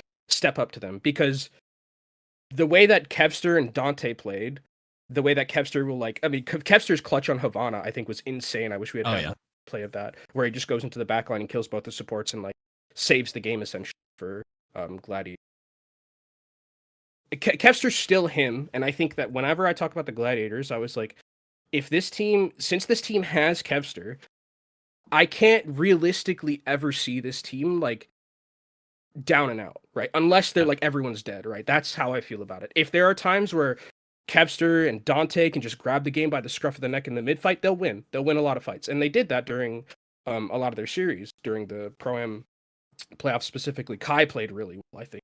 Yeah, I think a lot of questions were coming in about Kai and like on the Gladiators. Performed very, very.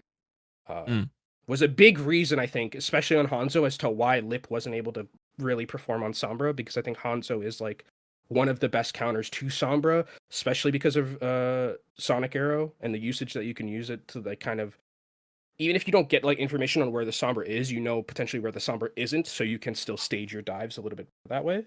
But yeah, Gladiators to me was the best surprising team for me, I think, from this entire tournament. And I think that they need to luck out probably on like to be like the best of the best, right? And to like challenge for a championship. They probably need to, like, Ramatra would be great, because I think Dante proved this tournament that he's the best Ramatra in the world, I think. I think his usage and understanding of that hero is insane. Granted, I don't know like how it'll evolve. I don't know if you can really get away with, potentially, as like the meta evolves around Ramatra, the Unga Bunga, I'm going to go into the backline, kill 2 people with Nemesis form, and then like, you know, can that really be viable going forward? But the rest of the kit usage is great. So yeah, I've talked about this. I'm not going on a little bit long here, but Gladiators for me, definitely the most interesting. No, I think we've said this a couple of times, but like very much a tournament of vintage performances, where you have Bergring coming in looking fantastic, Kai looks fantastic.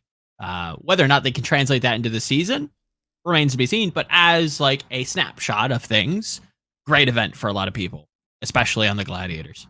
Yiska? Mm-hmm. Yeah, no, I completely agree. I think we talked about it on the power rankings episode anyway. My thing is like, how sustainable are these performances, right? Yeah. And I don't have any fear of Kevster not making that. I think that's the least of Gladiators' problems. Now the other two, those guys need to deliver performances. Like someone in our YouTube comments called us out just like a couple of minutes ago, Joe. And the call out is like, how can you say that Atlanta Reign has the best DPS line in the Overwatch League when they got diffed by Glads? Which I say, God, I hate that word. I wish we could just destroy that word, mostly because that is the worst word. I think it is the worst word, because all it means is that this team beat the other team. I think that there is zero understanding of like, from a like higher level of like what that word means. To be fair, I said div. The comment didn't, but yeah, I agree with your general assessment. I'm just trying to not get someone randomly cooked. Because it's like, okay, like this team diffed the other team. A lot of the times when people like say that, it's just like, oh, it's just because they won, or the statistics were like a little bit better, right? That's usually the thing that like people will point to when they use the word diff, right? And it's like, I don't think Atlanta, like, I mean, obviously in that series, I think that like Kevster and Kai played extremely well and did more to like, when they say they diff them, when I was talking about like, you know, Kai using Sonic Arrow to like effectively, is this Dark Joe? Sorry, there was, you know, I had a brief moment of haterade, you know, in my vision, so I had to get, you know, some protection and, you know, some extra little bit of a refreshment. Oh, because holy balls, is that a fucking take? Do you disagree, Joe? Do you think? Do I disagree that in a preseason exhibition, getting diffed means that you have a better DPS line. Call him Patrick Star because this motherfucker's living under a rock. Apparently, he doesn't know who Stalker is. Apparently, he hasn't watched enough APAC VODs. I know, ass pack. I've heard it before. I've heard it. We've all heard it. Lips him. You guys are dumb. Kevster is a very talented player, 100%. Kai is very good. Yaki, I played the 5th. Remains to be seen on Yaki. Yeah, we'll have to see. I think they had a great event. Nobody's taking that away from them. But when you look at the marathon of the season, stop it. Get some help. Call it Michael Jordan. Stop. I guess Stalker. You guys are nuts. Question mark, right? I don't even. Yeah, know, for like, people who are really out of the know. I don't think Stalker should be I think that when, like, if while we're doing it is basing it off of results, then like, what the fuck is the point? Because like, in comparing like the DPS, it's just whoever wins is just the better DPS. Yeah. Because like, I mean, obviously, like, I think Kai is one of, I think Yiska called it the big 4, where it's like him, Proper, Shy, Kai up there. Shy, and then Kevster. No. Oh, Kevster. Yeah, Kevster. It's Kevster. It's Kevster.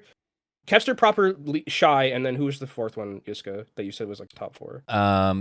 Lip. Yeah, so like there's that 4. So like, okay, so 1 and 1 cancel each other out, and then like Yaki's a question mark. Stalker looks to be potentially one of the best tracers that we have, like in NA at least for sure. I think like he's really good. So like just saying like holistically that like that they got diffed is like it also removes credit from like, I think specifically Dante, who does deserve a lot of credit for the ability for the Gladiators to win that series. And like the thing about it is like, and Babel as well. I think Babel also does a lot of credit too. But like the thing about it is like when I look at those two teams, I'm like, yeah, they seem pretty close on paper. There are times where Kevster is just going to, in the mid fight, kill 3 people and then the fight's over, which he's done. Like he did like a lot. Yiska's right though. The consistency is the thing that like would work, because you can't. It's so hard to rely on that as like being a win. Like and like yes, it's just like it's like can you obviously he's so good, right? I don't want to take away from Kevster at all, but it like relying on that isn't going to be a thing that like happens. There are going to be times where like people are going to find a way to shut him down, and Boston's during their series during the group stage did that. Kevster really didn't play incredibly well. Yes, best of 2, best of 3, whatever, but. It is not a reliable win condition to say that like Kevster is going to just drag you through a couple of these mid fights and win you a best of 7. Yep. I kind of, it's not even my term, but it's a term that I feel like fits a lot of teams, especially this year from NA, is that like they're a very grindy team. Like they're not necessarily super clean. They're like a heavyweight on the rise in like a boxing or an MMA, that like they're a little wildly, they're a little bit untamed, but all it takes is one connection, one little slip up, and they have the power. They have that kind of explosivity to kind of just put you on your ass and get you out of there, remove the judges from the discussion entirely. They almost feel like an all-in player, like a bit by bit for judge. The dinosaurs that even get that reference, right? Fuck. You got me. I think I got Eric too. So that was the target audience. Okay, dinosaurs. I didn't get it, so it's okay. You. No, that is okay. Well, I'll show you later. Guys, quit glazing. Like, if you're gonna come for people, you talk about glazing teams. I feel like there needs to be a term in reverse where your takes are so dry and hot that you're discrediting a team that like had a bad event, right? I'm sorry, because Reiner can't play Junker Queen in a week's notice doesn't mean he's a dog player and should be fired from the Overwatch League. You guys are just, come on. I know I have bad takes, but you guys really take the cake sometimes. Yeah. No. So I still feel good about that take about Atlanta. We'll see. Yes, they're still good. I mean, they didn't. There's sometimes, bro, where that team, like the way that they execute dives was like so good, bro. Their setups. They're the only team. Fucking insane. Kenobi and I kind of talked about this in private, but I'm like, bro, Atlanta are the best basics team. Like they're the fundamental team. Their dive setups, chicharrones crispy. They'll do things where they'll and I mean, this might not be like, super like big brain, but just the understanding of it, or it's like they'll send in Sombra and like hack early, and then they'll get someone to half health, and then the Sombra will translocate out, but then immediately after, like Stalker's right there to like follow up, and he's like triple blinking and getting like the kill, right? Things like that where it's not necessarily all the time just like 4-man diving one person, which we do see like a lot of teams do. I think Toronto kind of does that sometimes with their dive, where they just like send people at them. But there's a lot of like nuance, I think, to a lot of their setup in terms of like how they play. And granted, it is a lot hindering on the fact that you do have Lip, who is incredibly gifted at Sombra, and who can like kind of. I don't think there's any Sombra who can really at this point, God no, at least in NA for sure, really match Lip's ability to just. It is going to sound forehead as fuck, do damage, because the way that he's able to aim specifically and like from a distance and just have an understanding of like the spread pattern and like his ins and outs of that hero, like no one does it like at the current moment. I'll say this, and I think this is like, I agree, but I think my explanation's a little bit different. I think what makes Lip different is like the amount of uptime he has. Yeah. When he's in before he can translocate out, where he places his translocators, the team that he has around him that facilitates like his initiations, because it did feel like to me during the Pro-Am he was actually calling a lot for Atlanta. Underlining the whole thing though, I think it is the uptime. I think it's the amount of time that he can really get into fights exist. I think that time, if you were to look at that through like a statistical lens, I think it would be so much higher than everybody else, because he has this. I think I'm overreaching saying this, but it feels very instinctual. I don't know that he's like timing things down to the minutia, and he's doing the trigonometry that, okay, this player does X amount of damage, but no, I think it's just like this feeling that he has that he can last a little bit longer than maybe other people, or he's putting himself in positions to be able to do that. It's about the uptime that he has. And I said this yesterday when we were recording the power rankings for NA. I'm like, bro, it's like Sombra's in NA, it goes Lip, it goes Pummy, and then it goes like Fitzy is here. Nobody else should be playing this character. I don't want to see it. Stop it. Quit. Aspire, I like you on almost everything except Sombra. You know what I mean? Like we have not had a huge Sombra resurgence, and I think maybe Lip, maybe this season, maybe if Lifeweaver becomes very good. It depends, but Sombra seems to be like a very like natural counter to some of his shenaniganry that he can pull off. So maybe it'll facilitate some Sombra players to kind of step up.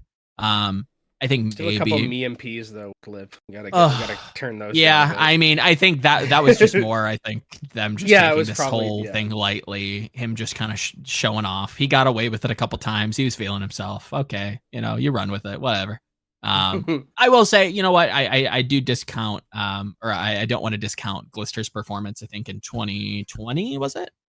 I could be wrong. I think Glister actually had a decent Sombra, so we'll put him maybe above Pummy, but a forgettable retiree, let's say. Any of the Contenders teams that you're maybe disappointed on or thought could have been better? I mean, I said I remember in the article that I gave you, I was like, I wouldn't be surprised if a Contenders team made it to quarters. Yeah, and that was mostly me saying I wouldn't be surprised if Saints made it to quarters. I think losing CJ was a big deal. Yeah, that one hurt, and I think that would have been a completely different. I think they actually might have beaten if they had. Yeah, maybe. Because I think Squid is good. Like I think they got probably the next best option like that was available for Contenders on such a short notice. But like integrating that to the team on such short notice, having Vega play without CJ for once in a very long time, because they'd been playing together for like a year and a half, maybe even longer. It could have been like 2 years, where it's been kind of CJ and Vega at the same time. And I think that like when I looked at that team, I was like, yeah, Tree is gonna do Tree things, but also CJ is gonna be like necessary for like carrying a couple of those fights. And I think we saw kind of a little bit of that, where it was like it was a lot on Tree, being able to really take control of the matchup. Mhm. There wasn't a lot of that. I think a lot of the OWL Yeah. team did a good job of focusing down and not letting him get away with the stuff that sometimes get away with in contenders. Yeah. I think someone who did perform really well is Mikey. I think Mikey, at this point, should probably be deserving of a little bit of credit more so now than anything else. I think especially after the way that they played in grand finals, deserves a ton of credit for that, and I think he should get respect for that. The way that he took, played against one of the best teams in the world, took them to 7 games against the best Winston to ever play the game, and then now he's been performing really well on Saints. I think Mikey is someone who I would like to see get another chance at some point in Overwatch League. Granted, Collegiate's a very good opportunity as well. They're still going to be playing in Contenders, so I don't think that unless there's like an option for him to move up, I think he's doing a great job and really proving himself in on Saints currently. They did underperform to what I would have expected them to do. Because I remember Iced was like, Iced said that he was talking about having to go through classes they were you have to go through classes, but when they were scrimming, they were winning a good amount of scrims against OWL teams with CJ on the roster. And then they said, well, if the roster stays together, we could probably get to quarterfinals and be Final Four, but CJ not being there was a big hinder. Yeah. Twisted Minds, I think, also deserves credit because they they did the thing that they meant to do, where they're like, hey, we're gonna just Farah roll you for a map or two, and it worked a couple of times. Redbirds also. There were a couple of Contenders teams where I was like, this team could have probably done a lot better if they had the core that they had going in. Right. Liar not being there for Redbirds. Pretty big. I think Twisted Minds kept their entire roster, but they were very good stylistic team. No, Wisp 100%. losing Crawley, big deal. So a lot of the teams kind of got hindered by the fact that there was this LA Valiant team lurking. A little bit of a poach. Yeah, a little bit of poaches there happening. Little eggs left a little too long. It is. But obviously, the story is Trick Room. I think if you're going to talk about one of the Contenders teams, is Trick Room. Infected looks like one of the best Hammonds just in NA, and I'm not even going to front with saying, oh, it's just in Contenders and OWL. He looks fantastic on. Right. Just in general. Pummy, the Sombra of the world, right? Looked great. Boat had a deadlift at one point, which I didn't think I would ever say in my life ever. But that entire Trick Room team, I think, deserves a ton of credit for what they were able to accomplish, beating the Shock, playing as well as they did for all the rest of the Agreed. And yeah, so Contenders, I think a lot of when I talked about Pro-Am, I was like, it's more about, the teams are important, but also the player specifics are important. And I think there were a lot of players that kind of showed up and got to have that moment in the spotlight, which they might not have had if Pro-Am had. And that was the most important thing for me.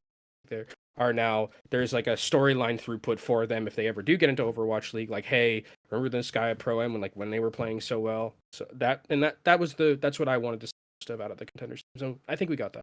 Yeah, no, it was definitely a showcase, and I think it kind of I think it did a lot. As somebody who's a little bit skeptical of the product and the lack of stakes, I think viewership, obviously there's reasons why maybe viewership wasn't as good as it could have been, but the idea I think still has great bones. We'll see where that leads in the future. Obviously World Cup still is a great place to also facilitate that talent.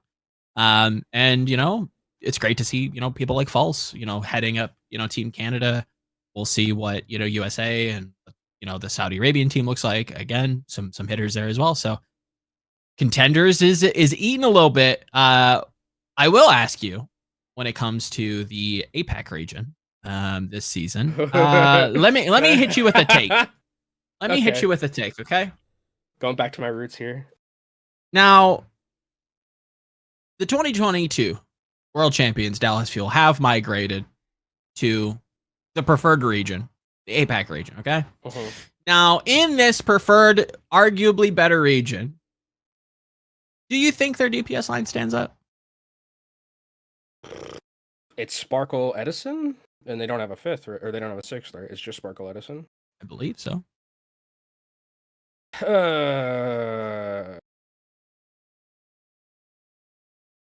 So I think that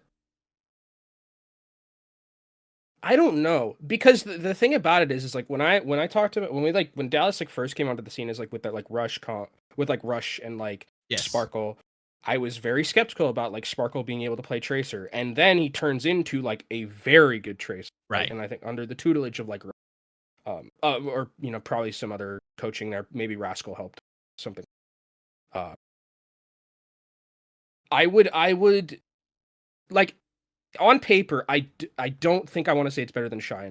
Obviously, Sure. like I think Shy and Leave is like probably the peak in APAC, if I had to guess. I don't necessarily know the Contenders teams just yet. I think we have like some of them, but not all of them.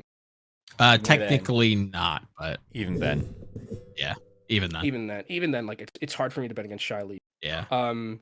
They can hang. I as a 5-man unit, because Rush is coaching this team. They can probably hang with anyone. Just like I don't expect them to have that many problems in that regard. And Sparkle still probably has a really good Tracer, which I think you do need right now. Edison's the one question I'm gonna. Is interesting. Like okay. Because I think Edison, to his everlasting credit last year, on Sojourn, like deserves a ton of credit for being able to pick up that hero and like play it to a level that not really a lot of us expect, like going into, and it really helped Dallas, and that's like with how important Sojourn was. Because I mean, like when we were talking about Edison like on Reaper earlier in the season, we're like, bro, this is not like good. You're not gonna win with this player like playing like this. You just straight up aren't going to be able to do that. And picks up the Sojourn. Even like sometimes the Sojourn wasn't looking that like fantastic either. I think his like end of season end of season like was in Toronto and in playoffs. I think he really stepped up. Yeah. I mean, there was even a point in time where he's breaking out the Genji. Which was nuts to see, and didn't even look all that bad on it. It's like the Merit problem for me. I think is because Merit, when I look at Merit last year, and this is something that I think people need to take into context when we like discuss Merit, particularly as like being a player who there are questions revolving around, and it's not necessarily their fault; it's the fault of the circumstances. Because Merit was really good at Sojourn, and we played Sojourn for half a year. Right. So is the rest of it is the rest of it going to be up to snuff? Can you play Cassidy? Can you play Ashe? Can you play some of these other hit scans and flick scans? Merit showed in Pro-Am that they seem to have gotten that under control for a little bit, right? Which is good, which is great. That means the questions are kind of answered. And we do the same for Edison now. Edison doesn't necessarily have a Pro-Am to do it with, so has to probably learn on the fly. But if Edison comes out and looks gangbusters on Cassidy, looks on Ashe, on things like that, then yeah, I'll have much more faith in this CPS. But I need to know, is there something that they can, and like obviously he has a history of playing Widowmaker, of playing like these other hit scan roles, but we're a little bit removed from that. That was in Overwatch 1. So now in Overwatch 2, like, can you still play those? It's true. It's true. Now, is there a world where maybe an added level of depth could help them? Do you think? Would that like bolster your confidence? I think they just put out like a tweet where they said their roster was 5 people. Yes, they technically do, as all teams need a 6 player before season start. Yeah, so they need someone, not the player. Can I throw a name at you? Alien? I mean, yeah, you're not gonna you're not gonna make me not glaze if Alien enters the discussion. But somebody who I think may be a little bit unsuspected, that is in the news a little bit. What about Kilo? That boy better shape up from like. Agreed. I mean, he didn't look great last season, but That's I mean, coming into the season, he looked really good in Contenders. But I mean, if you're asking me, do I want Alien or Kilo? I'll take Alien. I'd rather prefer Alien as well. I think Alien is a nut. But I think that is the Dallas team needs like depth somewhere beyond. Yes. I think Hanbin's fine. Hanbin will play everything and anything and be totally good. Whether the depth comes from the support line, which I think it wouldn't be bad if they got like another support.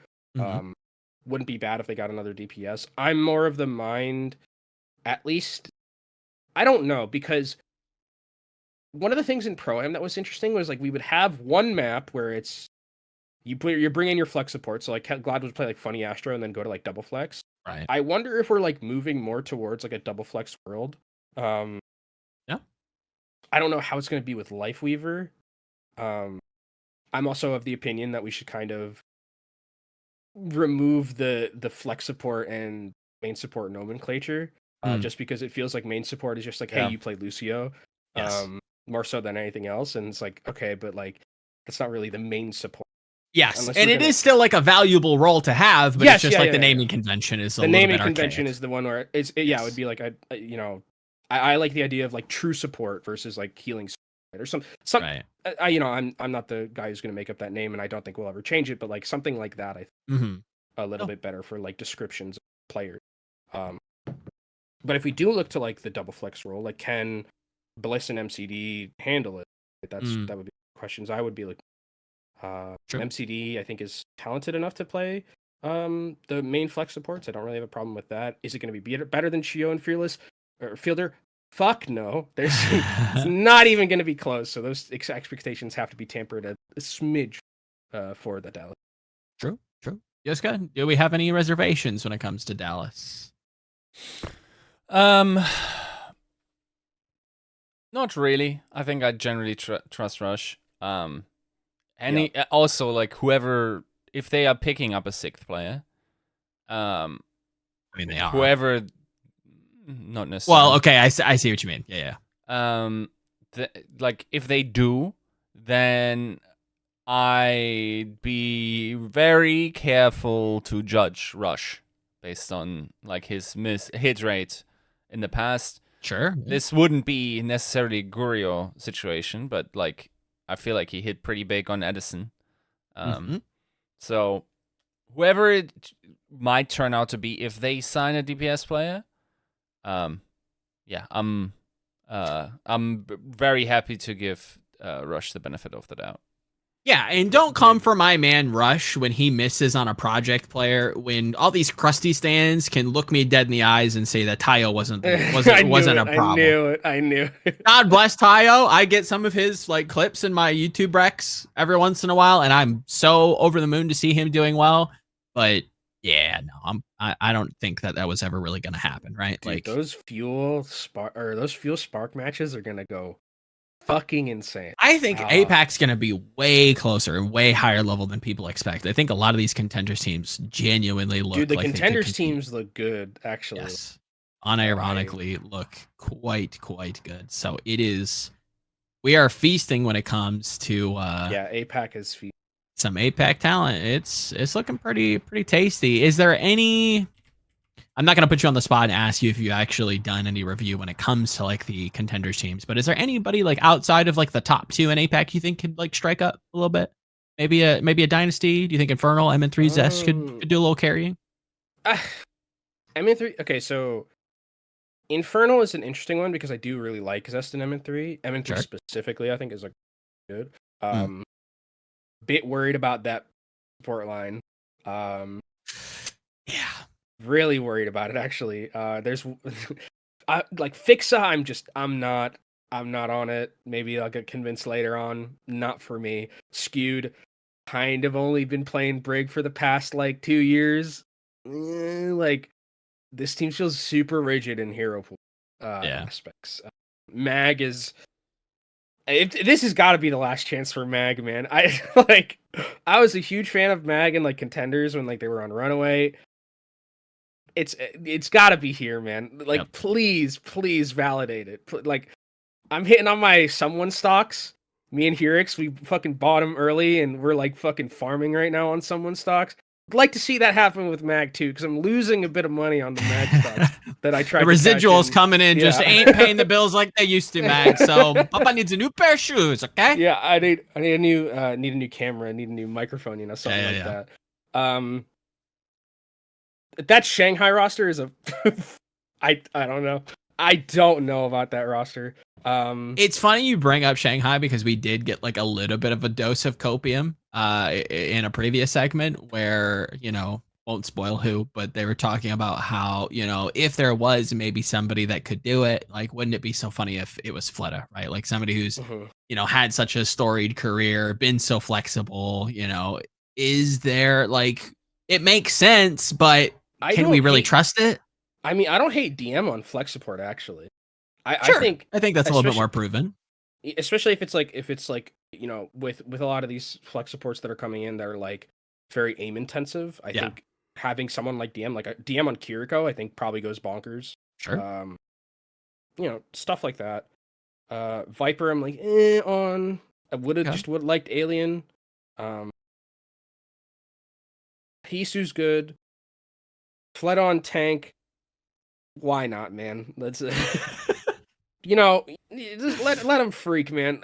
If it's like a main tank meta, then I think they're kind of cooked. But like, maybe Diva comes back, maybe Zarya comes back. Sure. Maybe they're good at Ramatra. Who fucking knows? But I think that like beyond Dallas and beyond Spark, I see like a pretty significant gap between them and the rest of the teams. Yeah. I would expect those are probably the two teams that go to MSI. And I'm very high on Spark, obviously, homering them super hard. I'd like to see Gusha and like Shy and Leave get a championship because they haven't had one yet. And I mean, if there's ever an opportunity to, you've got the Chinese super team. It has to be now. And like, I think they'll probably be the same team for World Cup. Not this exact one, but like the core. Yeah. I just don't know how you could ever go. It's interesting that Elsa is going to be back. That's one that I didn't see coming at all. But like, I don't know. Fuck, what did he rename to? I know he changed his name. 20. Yeah. Classic Chinese players just changing their names on a whim. Yeah. I still remember back in my day when he was Ninja. But yeah, Shy Gusha Leave. Come on, man. It's gonna go. It's gonna go absolutely hard. Yiska, do you think that? Where would you put Spark in NA if there was a 14th team added? Where do you think they would sit? That A tier brackets, somewhere like among the Mayhems, Glads, Boston, Toronto. They're not S. Nah. You don't think they instantly become the second best DPS in the maybe even the first? Dude, it's Shy and Leave. Like but Stalker Lip is kind of heat. I mean, Stalker Lip is heat, but also like, come on, bro. They're at least instantly top 3 if they go to NA. Probably. I mean, come on. Probably. Yeah. I'd have to really think about that, but I like that better than just like second. Who else? Okay, like Kai, is it like the Kev? I'm not huge on like selling instantaneously when it comes to Heesang proper. I think even then, like even if you're down on like Heesang stocks, like proper's kind of fucking nuts. Atlanta's DPS line is quite good. I would probably put them wherever, like I would put them slightly above Houston. I think I'm a little bit more like hesitant to just like write off Leave just yet. I think last year it was pretty bad. Was it his fault though? I mean, that's where I have to kind of wash my hands with it, where it's like, it wasn't great, but I don't know. It just didn't seem like a Leave performance because we've seen him do so well in the past. Granted, his rookie season actually wasn't that great, but no, he had one good season. See. Yeah, I mean, when he was in his rookie season, he had one good. What was he? He had one good fucking. Yeah, like a good stage. Good stage because they went to Ash and they fired Dokebi, who was stealing a paycheck. Yeah, toast him. But no, I think Spark is a competitor. I think people are really coming around to that idea. Dude, give me Spark Shock. Give me Spark Atlanta. Give me Spark like Outlaws. A lot of MSI. MSI is gonna bring some. Qualification for MSI is gonna be sick. Only 2 teams can get in. Wait, it's gonna be 3? 2. It's 2. It's 2 from 2 and 2. Yeah, dude. The fact that like only 2 teams can get in from NA is gonna be fucking insane. Is it 2 from NA? I don't know if that's for sure. Is that true, Eric?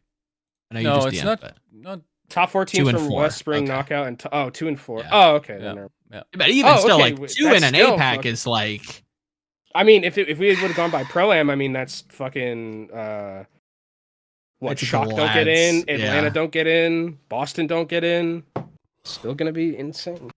It is surprising, and granted, well, you know, I think there's still a lot of one take Andes that are just, you know, feeding off of the momentum of Pro-Am, and it's okay. You'll come down. I understand. You know, you're hopped up.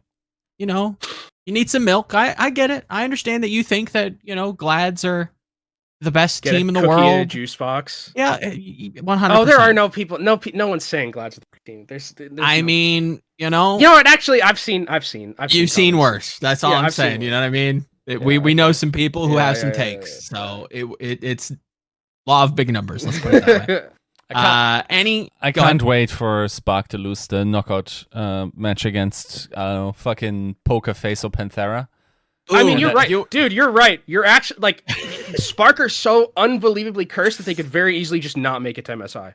Do you think it's more likely that Dallas or Spark doesn't make it? Spark. Spark. I think if you gun to head, you asked me to place a bet, I unironically think Spark is such a lock. I think if I had to pick between the two, I think Dallas doesn't make it. They're not. It's the Spark, bro. I think. How many times are we gonna do this with ourselves? Right. Where, but like, what if they just lotto a bad meta and they just suck? What what meta is horrible for them? I don't know. Whenever you have to play Elsa, probably isn't great. It's less good than playing Gusha. Double Flex doesn't. I don't hate that. But you like if their Glad's... DPS is meta proof, yes. But yes. Like but like it's the Spark. They're eternally cursed. I'm not worried about cursed hats. I'm worried about, you know, in the past they've had shit front offices. They have Ray now, and I think they have Creed, if memory serves. Right? Yes, they have Ray and Creed. Yes. They have a great front office. They're not going to do any dumb shit. They're going to play good players, and they're going to do some good stratting, and it's going to be great, right? Immense amounts of cope. Not even going to win their region. No, they'll win the region. No. Hopefully. We'll see. We'll see. But they are eternally cursed. Like it is the thing. Not only with this org in general, they are inherently cursed. You remember BLG and Chinese Contenders? Yes, I do. I think there's Spark more reasons. Last year, Spark almost didn't qualify. Do you know what? Spark qualified last year because the Charge through their series against Chengdu, and then the Spark just said, "Oh, you want to play Winstonmere? Fine, we'll just go ahead." And then they lottoed into the perfect meta for the team. You're also. I'm gonna help you. They're also like they also did like that support change up, or they like signed a bunch of people. And, they got Teru. Who just at one they were just like, "Oh, okay, we can just play him on the flank on Kiriko, and it's gonna work because no one knows what the fuck they're doing." And like I think they went like 2-12 going into the play-in to get into like this team is cursed, bro. And this might be like the one time where they like break the curse. Yes. But this team is cursed. These or Leaf is going to be Architect, you know? Like... Unfortunately, these players, a lot of them are cursed with just being second.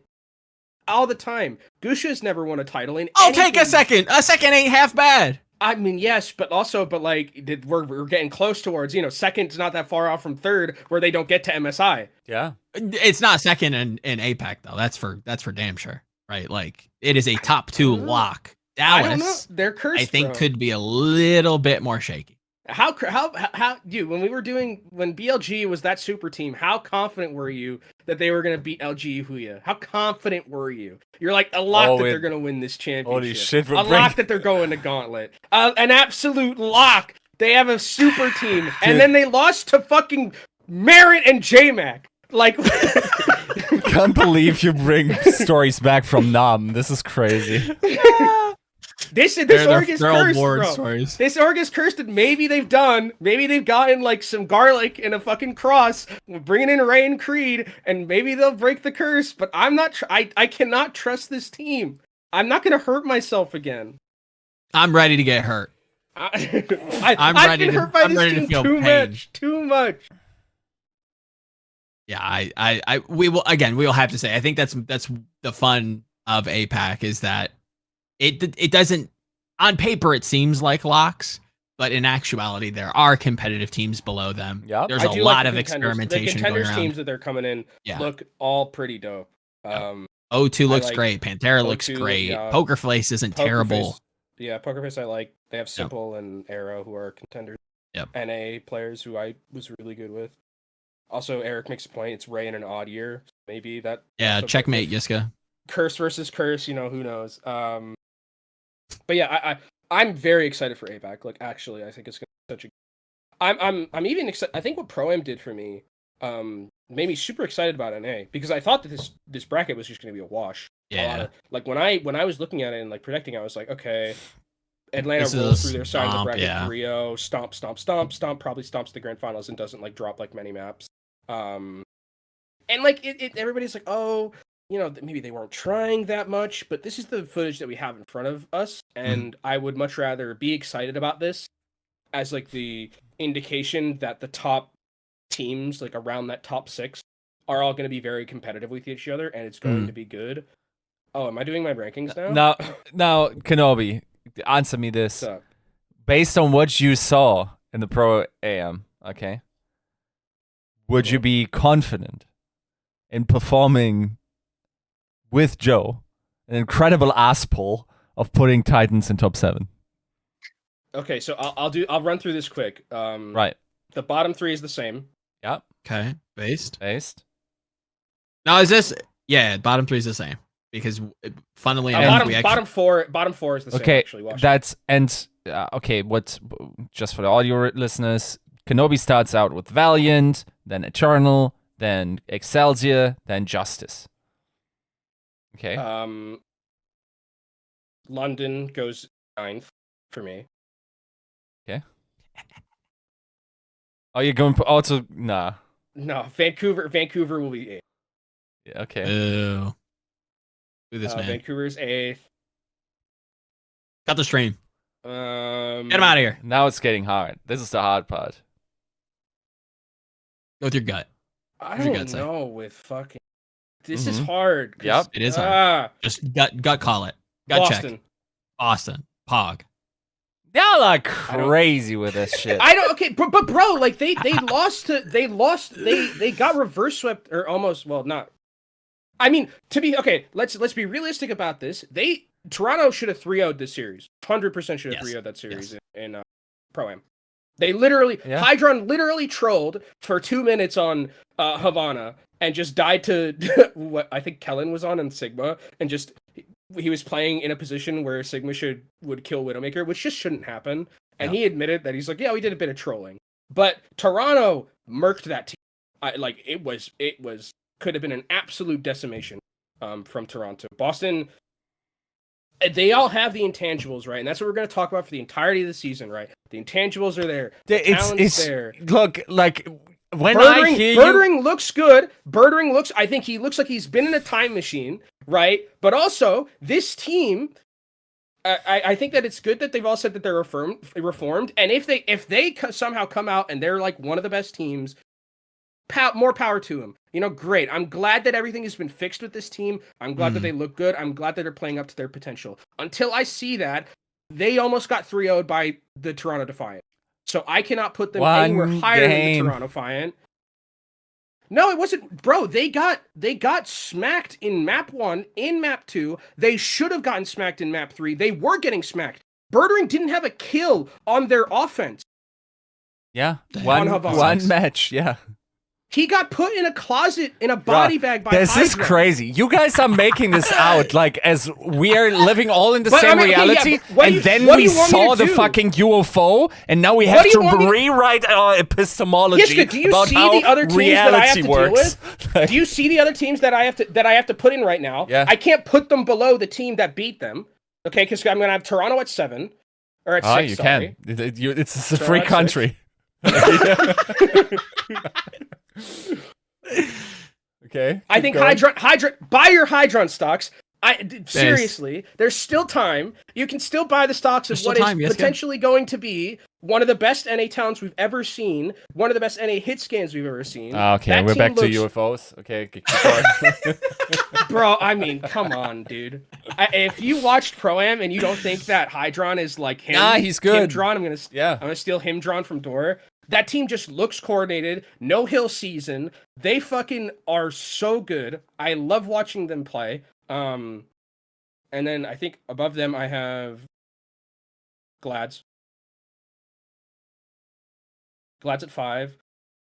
Kevster, I think Kevster will probably yoink this team by the scruff of the neck a bit higher than they would ultimately be if they didn't have Kevster, obviously.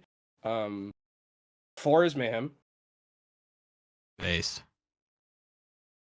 I think Houston third, sorry. Houston 3rd. Atlanta Shock. Yeah. Okay. Yeah, no, the mid-tier is hard, for sure. Because like I like the variance between 7 and 1 is extremely high. Yeah. I think I could see Mayhem falling out. I could see Boston going very high.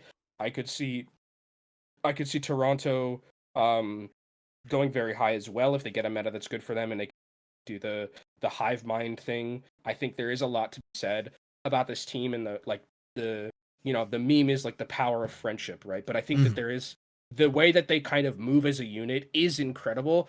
The one thing I would be worried about with Toronto, and I wonder if this is them just trying shit, but like speedily on Echo, I think that needs to kind of, unless it's going to be like a very hard Echo meta, that probably needs to be like toned down a bit. I think Tracer was impressed by that. Yeah, look good. But yeah, everything in this like top half can really go either way. And I think that I'm worried about the variance for Boston. I do want to give a lot of credit to Birdring specifically. He looked really like he had come out of a time machine for 2018. He was very, very impressive, given the fact that he took a year off, right? I think it was. He had a gap year, and that's always a question. He was playing Apex, but yeah, that's NA sick, and NA top 7 sick. I'm also, I mean, bro, can we just not play Lee Jing-on? I think like only on Lee Jing-on Tower. Only on Lee Jing Tower.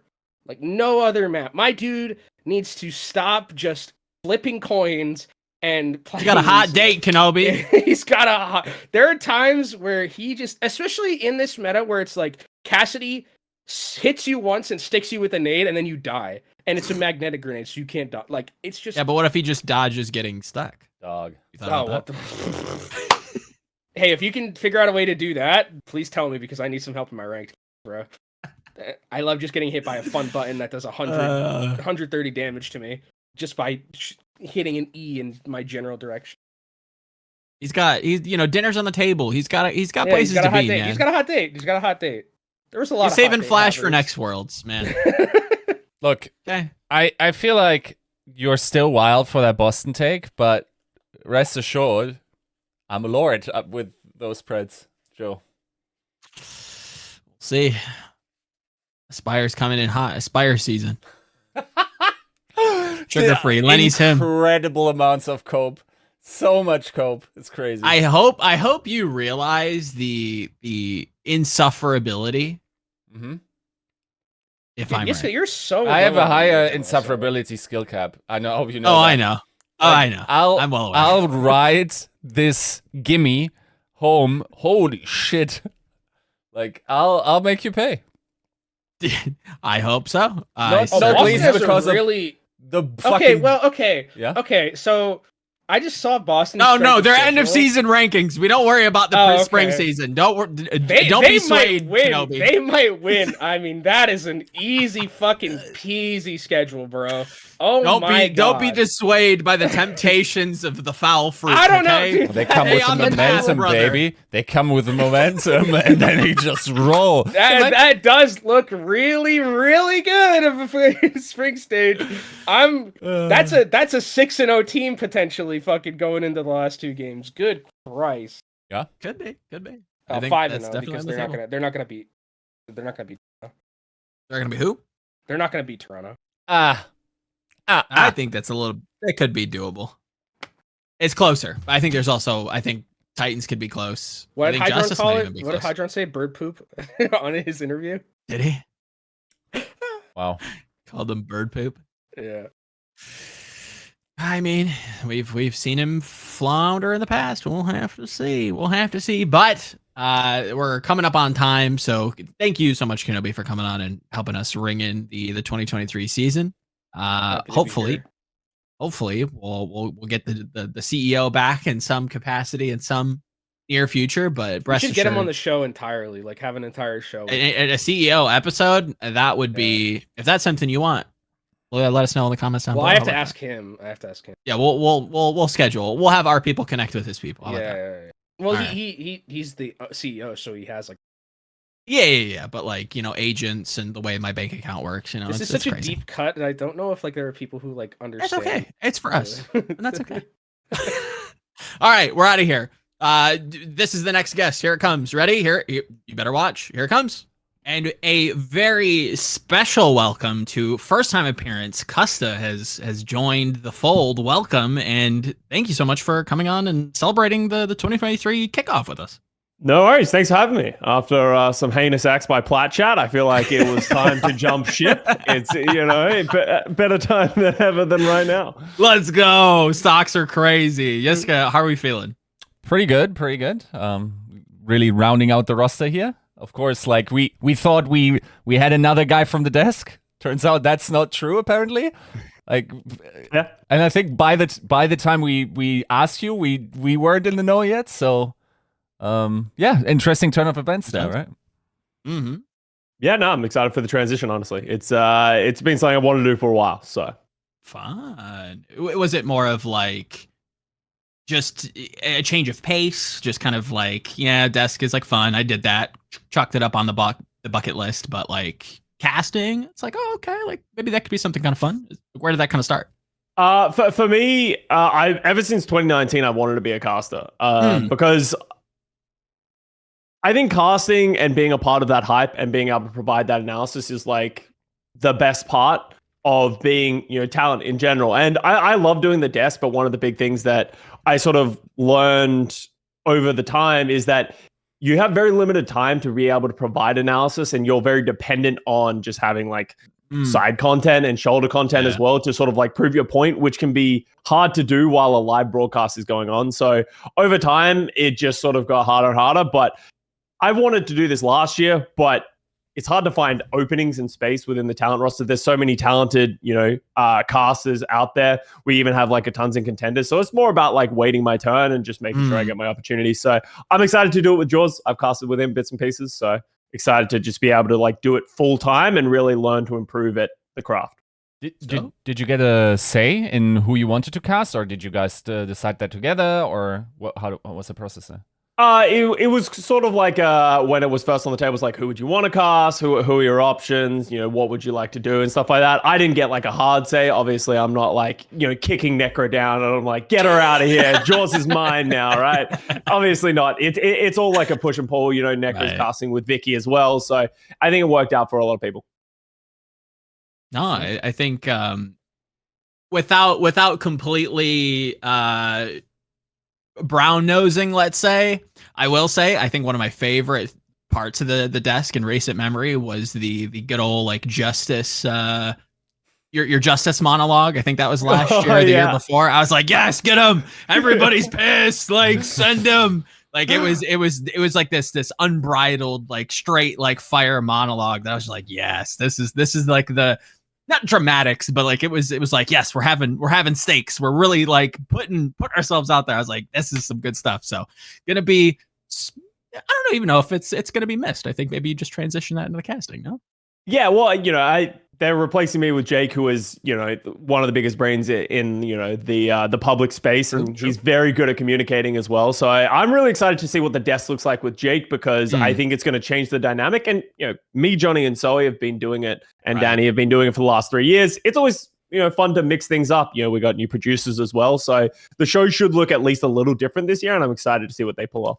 Oh, okay. Something for fans to keep track of. New producers, new run of show, some maybe new bits. Okay, all right. Custa with a little bit of leaking. Yeah, make sure to tune in. I'm just trying to get as many people there on opening day. Sell this. If we can sell it, let's get everybody there. This is a celebration, so we're here for that. Anything from like Pro-Am kind of got you a little excited? Any team sticking out? What's up? I think there's a bunch of teams that are going to go back and forth, and I'm really excited about. Like, obviously, no one expected Florida Mayhem versus LA Gladiators to make it to the grand finals. And just this season in general, especially as we're starting to talk power rankings, like the top 8 and 9 in like the Overwatch League are so stacked. And on any given season and any given meta, it feels like any of them could be the best. That's what I'm most excited about this year. And you saw that directly in the Pro-Am. Yeah, you hear that? Yiska? Top 9. I'm just put that out there. Top 9. Is there a hot take that's coming out from you? No. Joe just implies that the Vancouver Titans are part of those 9, and it's okay. I'm kind of curious to hear what's gonna happen in this one then. So we have like a Lord bet on the line. So the implications being whoever wins the bet, like we have to refer to like the winner as Lord. So if Yiska wins, he's Lord Yiska. If I win, I'm Lord Volamel Joe, whatever. Okay. So the stakes are, I believe that the Vancouver Titans will be at least 7th or higher by the end of the season. In NA? Yes. Oh, okay. So it's spicy. Because my top 9, I'm if you take out Dallas and Hangzhou. Yep. Okay. All right. So you've said top 7. Who are you taking out of that top 7? Let me look at that list. Yes. So we do have it live. I was of the ilk that was like, I don't know if I can trust these guys. They do look great. It looks good on paper, but I don't know. I'm not sure if you're just like an assassin, or if you have magical abilities, because you have to understand, Custa, when we made that bet, okay, neither was Dallas announced to be in APAC or Valiant to come back, okay? Then Boston shits the bed. Like, I don't know if earthquakes will just happening all over NA during games or whatever. Like, this kid is just sniping the most impossible situations in order to give him an out. Like, it's insane. It is a little crazy, I will have to say. Because like when we started the bet, it was like he was like, well, I don't know, there's some like circumstances that like you're definitely not aware of, and he was like kind of hinting at all this stuff, and it just kind of like aimed to be true. But it is spicy. I believe it. I do think it can happen. I know people are like, you're smoking your own beard. Like, what are you talking about? Like, Lenny ain't him. Like, is Punk really that guy? Like, no, I do believe that they can. It's a gamble. 7th is probably as high as I can go, but like, again, that's within the limits, right? Yeah, no, I agree with you. Like, when I was putting Titans, I'm like, it feels really bad to put them so low, but just because of their history, I can't just like blindly believe that this is going to do it. But like, Vancouver's been retooling for a very long time, and like, I really like the additions they've made. I think they could be very sneaky good this year. If we're gonna say a lot of the same attributes to like Glads, granted, I think they're a little bit of a different beast. I think they proved a lot from the Pro-Am. Like, I think Dante's Ramatra was fantastic. I think that was like a big like confidence booster for me across the season. Like, how will that stand up? We'll have to see. Or like how his like hero pool stand up. We'll have to see. But like, I feel like a lot of the same attributes. Like, they're a very DPS driven team. The supports are kind of sneakily good. The tank is a question, but like, I think Titans can. I'm kind of deeming it as like grind out opponents where they get into like these mid-fight scenarios. Maybe Lenny does something crazy. Maybe Aspire kind of like clicks and he's, firing at full potential. Like, I feel like this team can be very, very punchy, and I think they could be, like you said, sneakily good. Yeah, and Punk Crimso Faith, that's been the Boston core for what feels like a very long time. But one of the biggest limitations that I think they've had over the last few years is the DPS line. But if you watch the Overwatch World Cup trials for Team USA, Aspire's Sugar Free are fucking nuts. And they theoretically should cover every single role as well. Yeah. So they should become meta-proof. As you said, for me, I think the backline has its peaks that I think they could run into, and Punk's limitations within his hero pool. But, those are things that can be overcome with good coaching and, a sixth player, which we don't really know right now, right? Yeah, you hear that? Yiska, sixth players.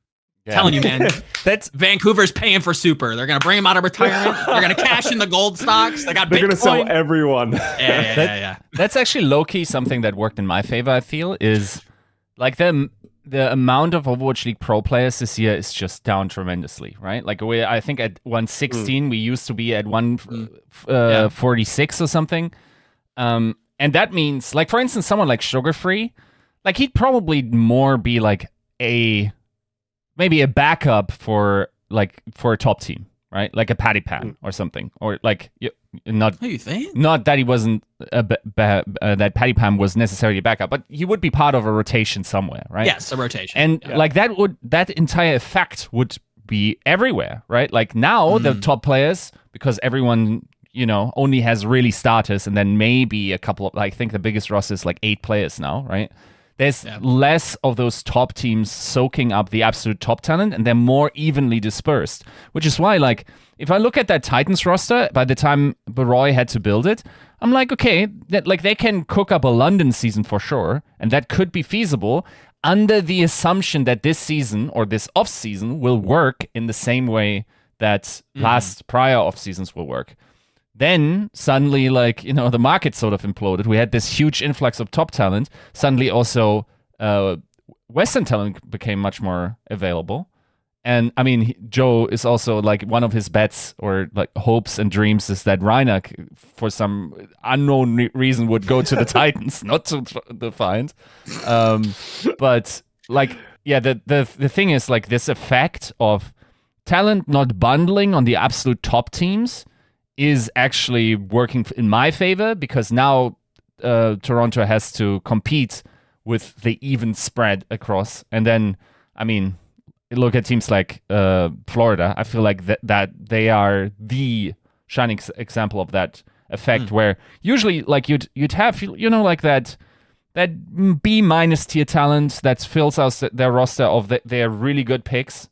But this time they just have, like, really good players on all the roles, right? So it's much harder to be London this year than it was last year. Yeah. No, I agree. It's one of those things that, in general, teams have been saying and coaches have been saying for a while. It's better to have a small, tight-knit roster that has flexibility than this, like, gigantic roster where it feels like half of it never even gets touched. Yep. And it's tough to be that player kind of on the bench, where it's just like, where's my role? Is that role ever really going to come to fruition? Are the coaches going to be like, like, is it easy to kind of rotate somebody in? Is that worth, like, putting in scrim time? It's not as simple as just, like, player enters chat, sits in chair, it plugs in peripherals, plays. It's at this level, you're really looking at, like, fractions. I hate to go game of inches with it, but, like, it really kind of comes down to, like, some of these intangibles. Yep.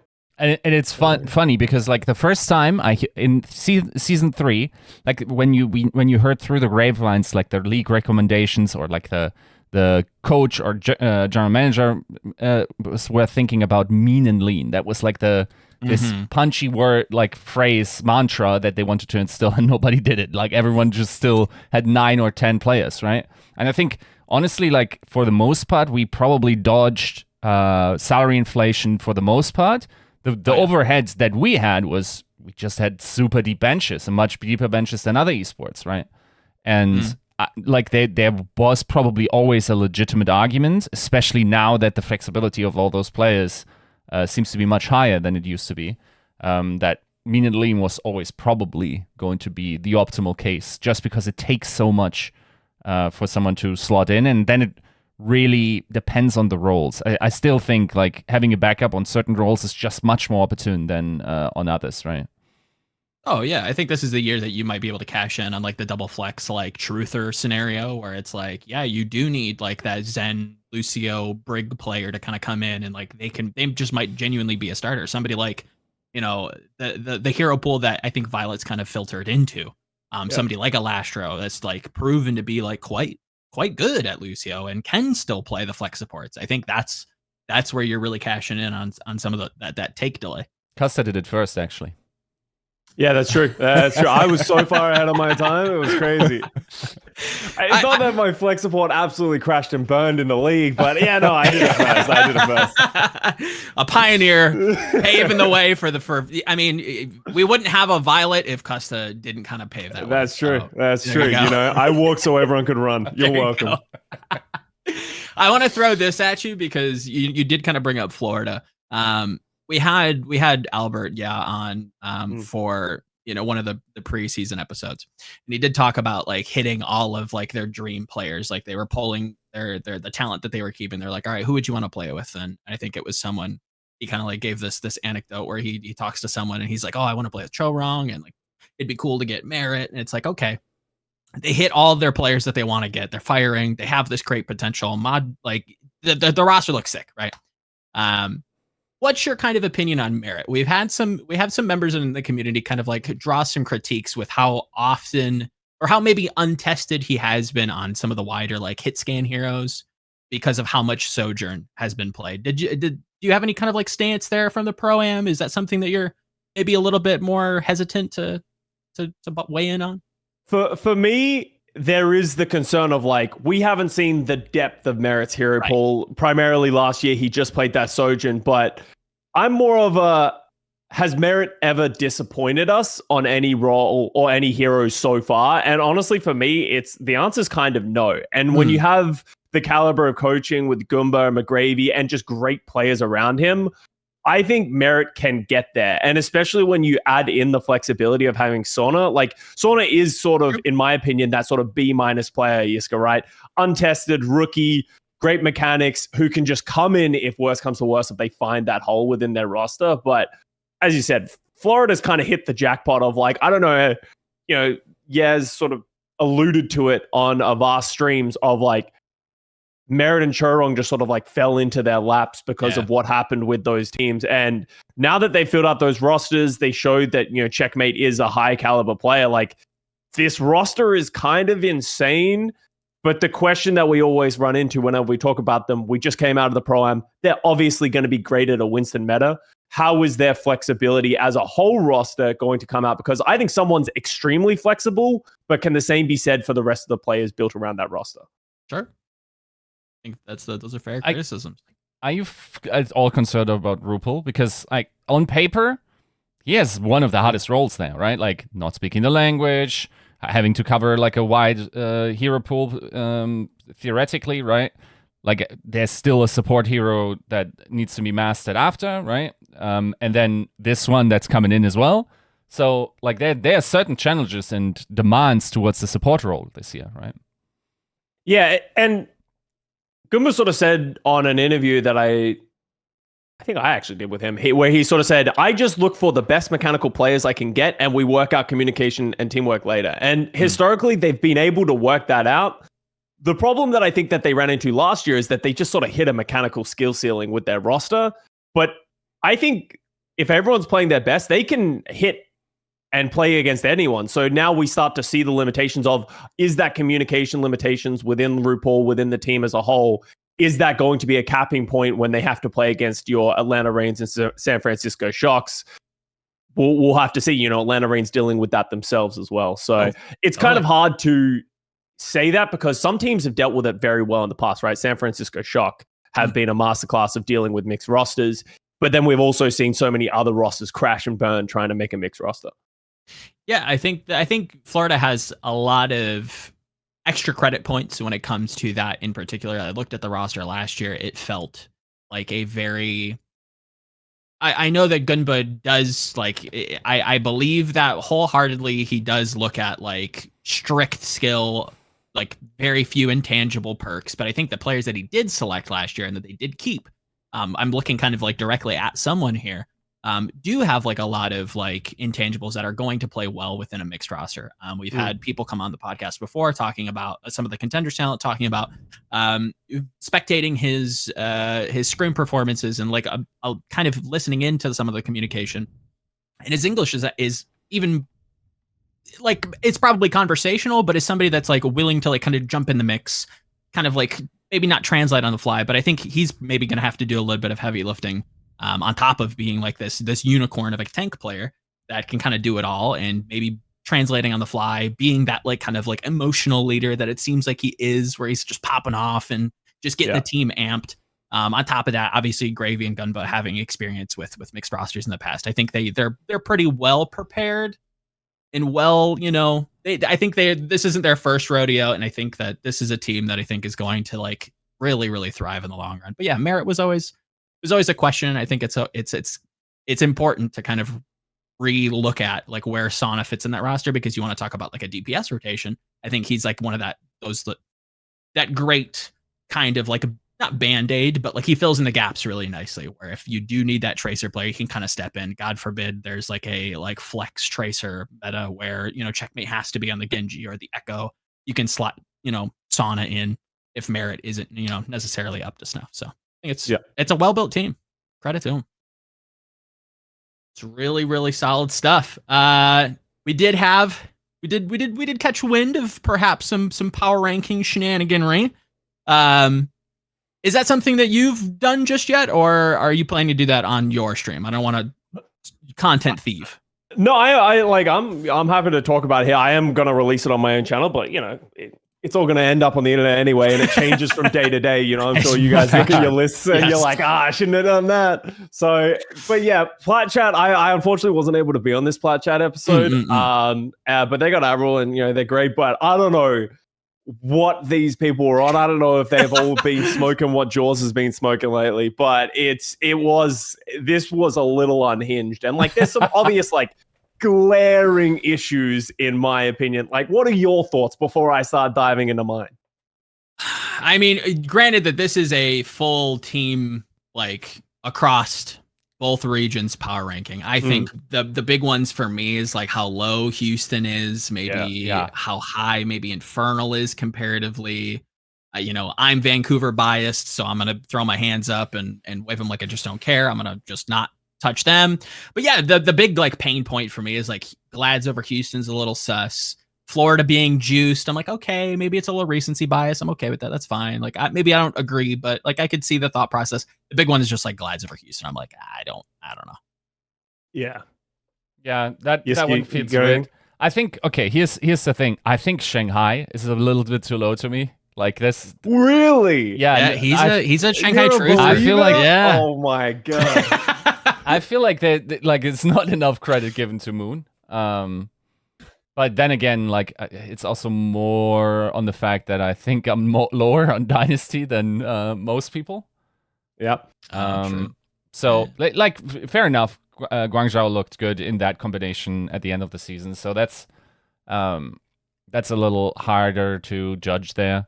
I will say, okay, this is end of season rankings, so you have to sort of strategize. I don't think the inherent implication here is that Hangzhou and Dallas are as good as the other top teams. I think they would probably slot into more my second tier, where it's like, third to seventh. That's probably where those both teams lie. Personally, I don't know.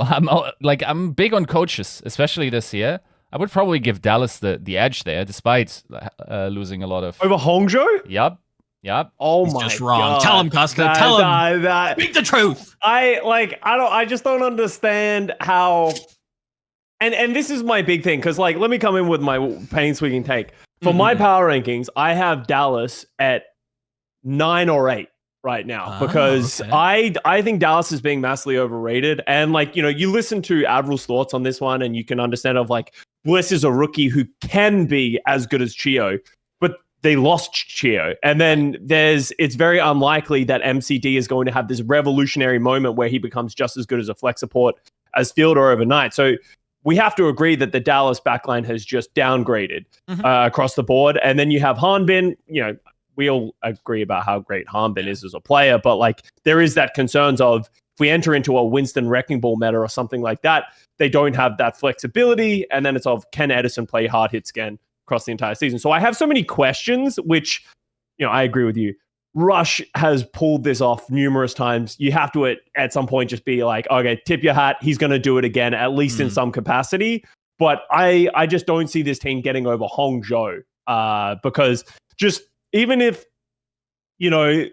maybe it wasn't Changun's fault that the Hangzhou Spark were just off the goop 90% of the time. Like maybe it was, the team as a whole. But the coming together of, having, Ray come in as the new head coach who's had success in the past with Chengdu Hunters. You have almost all the best players from Chinese Overwatch on this team. I'm really excited for Hangzhou. I think this team is going to be very strong. And I actually do have them in the top 3 as well in my own power ranking. Yeah, I think like we gotta agree on a definition in terms of like end of season rankings, because then you just gotta have one of the APAC rosters very high because they're just farming a worse region. Right? Yeah, I don't agree with their like season rankings idea. I'm more just talking about when I look at these teams, I'm looking at if 3 is playing 4, who do I think would win in a match towards the end of the season. I'm not looking at like Hangzhou's gonna farm, Shanghai for the entire season, right? Like. You really think Shanghai is going to be the weakest team in APAC? Yeah, so you said something interesting, and I think a lot of people need to keep this in mind when they talk about the success of Moon. If you look at in 2020, 2021, when Shanghai were at their best, they had like 19 coaches. I was looking back at it. They have someone who is literally listed as let me get it, Chief Hype Man. They had someone who was called a chief hype man on their roster in 2020 as like, they just had so many coaches and people around Moon that enabled that team to be great. And they don't have that anymore. They have 6 players, one which is Bebe, who is a player coach who is very untested as a coach as well. So I don't think they're going to have that support infrastructure, which they will desperately need with, 2 great players who are role swapping throughout the year. And then you have other questions as well. Sure. So too many moving pieces, too many cooks in the kitchen, in my opinion, for Shanghai, that I think as soon as things start to crumble, there's going to be too much momentum to be able to fix the problems. Yeah. No, the point of having less coaches is well taken. Also, like, depending on how you think of Moon and what he does, I think like the general idea is that he's like first and foremost a very good culture guy, but you also need a master of strategy. And I feel like in that, someone like Rush is probably more the full package. Yeah, absolutely. And like, Bebe might be able to be that individual coach for them, but then that means Moon's going to have to pick up the strategy coach and do a lot of things. And, also just resources that the team is going to get. Are they going to have the same level of facility and, resources that top teams do need that they've had in the past? True. Very likely not the case. Shocking nobody. Shanghai is probably not doing so hot in the financials. Let's not make any bones about that, right? Another thing that I think you can say about Moon's career in general, like if you look back at like his introduction to the league, like maybe post Valiant, he has seemed to like target players that he's worked with before, right? Like I remember like predicting that like he would probably try to go after like Fate from Florida way back when. Like he does like to like stay within his wheelhouse of player, and it doesn't shock me that he would try to move Fleta into like a tank position. I think it's also maybe a it could work, but I think like not without kicking like a dead horse. There's just too many questions where it's like, okay, we're putting Diem on like flex support, we're putting Fleta on tank, like Gangnam Jin main support as well, man, again like, after a terrible season. Yeah, it could be better than I think maybe people expect. But it's just so hard to see them. Like, I think Guangzhou's roster is unironically like okay. Like, yeah, I don't like Piggy solo tank, but it's a little bit safer when you look at like Jimmy, Choi Se-wan, fucking Xerneas is crazy. Like, it's a decent roster. I think Guangzhou was like heavily snubbed in this list because like people equate Guangzhou to what they were at the beginning of the season, but you need to keep in mind Guangzhou at the first half of the season was very different to Guangzhou at the back half of the season. And, going, just a year and a half ago, Xerneas Farway, I believe it is, on the Guangzhou backline, it was considered like a top tier backline in the APAC region just like a year ago. So if they can, tap into that, I think Jimmy, as much as people like to think I'm a Jimmy stan, I originally started as a Jimmy hater because like he just did some of the most egregious things in games, right? Yeah, it was awful, but like I genuinely think he sort of like reeled that in, and he's showing that he has the mechanics to match. And I think he had a great back half of the season. And we can sing our praises about Choice of One all we want. No one has a bad thing to say about that guy. He's not the best, but he's not going to lose you games, and he will win you some. So I think there's a lot of upside. There's definitely weaknesses, but 15th or under, in my opinion, Seoul Dynasty, which, has a lot of question marks. Like Yiska, you said you don't believe in Seoul. I'm kind of in that same boat because there's some concerns around the rookies and how this roster plays out. Yeah, my prior accusations were just I'm as a Prophet advocate since season 1, it hurts a little to see him just, like if you wanted to really establish your legacy, you probably would have to had taken a deal in NA, right? Yeah. Get one of those top teams, really try for another trophy and whatnot. Because to me, Violet is definitely knocking at this point, if he already isn't like the GOAT at this point, right? And to just really just go like, I think there was an interview where he just went, I don't really know why I went there. I guess it's comfortable, like that. Okay, maybe that's sort of not the real. Maybe that's the PR answer. Maybe he wants to try something with an underrated roster and whatnot. I don't know. I don't like how that team turned out. And that said, it's also really hard for them to underperform in my mind, other than being, dead last in APAC. Because if they make it to a tournament, a mid-season, that would already very much surprise me.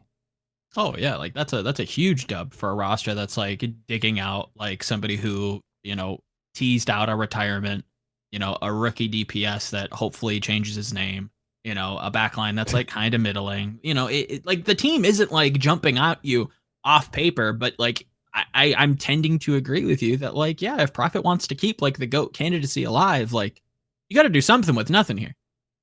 Yeah. And there is a thing as well of like, if we get to play Sigma double flex support all year, sure, this Soul team, they're off to the races, right? Mm-hmm. But like they have so many holes here, and especially with like, it does feel like a victory lap for Void and Prophet of like, hey, they're willing to give us money to just sort of play a year, but I don't think that grind and that mindset is there of they're like trying to win a championship, especially when they, these are, Void and Prophet have historically had the best players in the world surrounding them. They don't have that anymore. So a part of me is worried that they're just going to phone it in, and I don't think they're going to try as hard. So that's why I have them quite low as well, because like there's no way Prophet's trying to like mentor these people into being the greatest players, especially not these players. Like Lee Soo-min and Prophet, great players, deserve to be in the league, but these aren't going to be the defining players of this generation. Joe, do you want to clue Custa in what happens whenever you say Prophet is going to phone it in? Oh, you get flamed on Reddit, and you have potential GMs in your mentions yelling at you.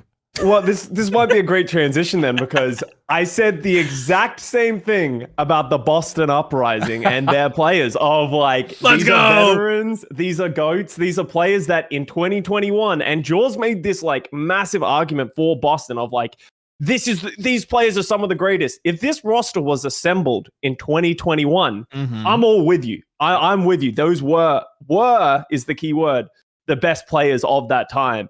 But my fear is that not all of them have that same level of like dog in them, that mindset where we want to be a championship roster. We want to be the best. And as soon as things start toppling, all of a sudden people start questioning, is this worth it? And we know that can happen with this roster because Striker, Decay have done that. Birdring's retired after a season as well. All three of their DPS players have done that in the past. So why are they believing that they're going to be able to string it together, especially with the management that's come with it? Yeah. That was pretty much a synopsis of why I power rank them so low. Or it's just like, bro, yes, they have won in the past. This is the most experienced roster that I think the Overwatch League has ever built, period, the end. Yeah. However, with that comes a little ego. With that comes a little like, it is like, it does feel like an angry old folks home. where yes, all these players, like you said, you bring them back to 2021, 2018, 2019, like any time in the past, it does look like a super team. But this year, with how talented NA has become with the exodus of some of like the Korean talent, I don't know if I trust it. And this is coming out later, but like when you wake up this morning and you get your coffee ready and you sit down with the paper and everything's on fire in Camp Boston, at least allegedly, I don't know, man. They have a big roster. Maybe they can patch it together, but yeah, no, it's weird. We just had a Tracer meta where Striker didn't play. Like that already starts throwing red flags around my mind, which, that's nothing against Decay. Decay is obviously a great Tracer, but like if Striker's not going to come in to play the Tracer, what's he here for? Is he just coming in to play the Reaper? Yeah, they're hoping for a Reaper playoffs meta? Like that could be a thing, but like that you can't doubt that, like, we're not even saying like Boston is going to be just the worst, right? Like we even have them at like 8, 9. It's just of how stacked this West roster is. But I wasn't even anticipating this implosion of the roster this early. But like there are the rumors that they're already rage quitting scrims. They're already canceling scrims late in the game, which is fine. That stuff happens. And maybe it's getting blown out of proportion by the community because we're just bored. But like, let's be real. We are just bored. We're just trying to hype anything up that we can at this point. But like, that is a legitimate concern. If this is already happening in preseason, for all we know, there's a long season. They lose a few matches. They start not performing at the level that they're expected. They get knocked out of the mid-season. Like, we only have 2 major lands this year, right? Yep. If Boston doesn't qualify for that mid-season one, there's only right now 6 teams going to that. If you don't make that as Boston, all of a sudden you're like, well, what are we really playing for? Do I really want to put in that effort? It can start snowballing away from you and that roster as a whole. Yep. Yeah, and I'm mildly concerned there, but I will say, in my mind, maybe it's exploding early in the season, especially given their really weak strength of schedule at the start. Like, they basically get a freebie into... They do. Yeah, it is incredibly weak. Like, I'm not sure if Eric can bring it up, but I'm pretty sure, like, nobody has a weaker strength of schedule in the first 6 games or 8 games than the Uprising this year. So, I mean, really? we got I the hadn't seen technology. Let's see. I think they play like London, NYXL. Like it's Justice, just like Titans, the who's who of the Vegas, of NA. Right? Yeah. Like, well, so it's either going to go really well at the start of the season or it's going to go really bad at the beginning of the, like, if they come out and lose to New York in the first match, just float it in. It's over. No, that is an actual fire, and forget, like, you gotta course correct immediately. If you don't come out, and that feels like at least like a 6 games, like a 4-2 at least, maybe Titans and Defiant are close. Nah, that's got to be a Justice 5-1. Could be okay. Anything but a 5-1. Oh, you're going 5-1? I think 3-3 is the cutoff of, like, if they go 2-4, I think they're in trouble. But I think 3-3, you'd be like, especially if like Vancouver is as good as you say, Volamel. It's possible. That, again, we'll have to see. I have my, the universe is speaking to me, and it's singing, and it's beautiful. The melodies are immaculate. The vibes perfect. However, it's like, is 3-3 enough for somebody of like Smurfs caliber to go, yeah, you're right, guys, this is a championship team. I'm in it for the marathon. Like, I worry that that's the type of stuff that like was sold to this team in recruitment, where it was like, bro, Smurf, listen, buddy, hear me out. Decay, Bird Ring, Twilight. Like, let's get the Avengers together and win a championship in Boston. How about that? Huh? Doesn't that sound good? And you're telling me they start 3-3. Like, bro, I feel like you have to come out running with this team. Or again, if this is true and stuff's already a little turbulent in the locker room, like anything below like a a very cleanly stage, like that's I feel like you're gonna start losing the morale. Like, people are gonna be like buying out of like the system, if you want to call it, right? Like, I feel like it's gonna be tough to like control the classroom, if that makes sense, like from a coaching or a teaching perspective. And like my first impulse is to say, okay, if you kind of shit the bed the first half, okay, you got 7 weeks or something, a ridiculous break, right? And none of their players, I believe, have been nominated for World Cup either, right? They're just straight chilling for 2 months. So, like with that in mind, that could be nice to reset. At the same time, by virtue of the first half of the season being very easy, that means the back half is fucking killer, right? Like you're now playing the top 7. With the exception of Toronto, I guess, right? So that's going to be really spicy for them. Like they need a great season start, and that like winning can make that all those pains go away, right? Like if they go 5-1 or even 6-0 here, which by the way, by the spending of this roster, they absolutely should. This is not a justice situation for me, where it's like. Okay, the Justice, like they got really good bargain deals on these players. They look like they should be a top 5 roster or like a top 3 roster, but they didn't have the budget, blah, blah, blah. This is like okay, you clearly wanted to buy a championship. And if you're not beating any of those teams, then you probably underperformed here, right? Yeah. At least in the first half. Well, you know, you definitely can lose to the Atlanta. You can definitely lose to Shock. You can definitely lose to the Outlaws, right? I'm not mad at those losses. I even think like losing to Florida is not a problem for you. No. Or Toronto. I guess Toronto is also another spender. But all of that is not too big of a problem for me. Once again, like it would maybe then be a dope storyline if they go 3-3, shit the bed, maybe even miss mid-season, have 7 weeks of getting it together, going for a last-ditch effort to make at least a good placement in playoffs and whatnot. Could be a dope story. It's just not a very likely one, to be fair.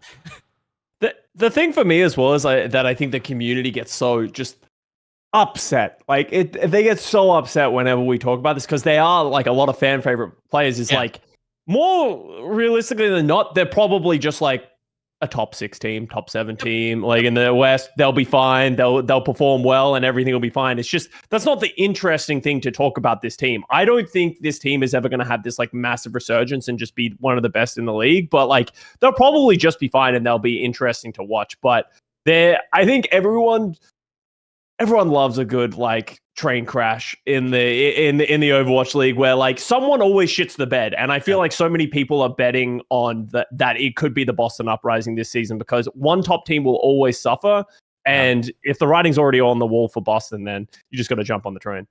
Yeah, and to be fair, like a little sausage and how it's made, like it's not crazy. Okay, maybe at the frequency that people are coming out and being like, bro, they canceled 40 minutes before. And why do we have to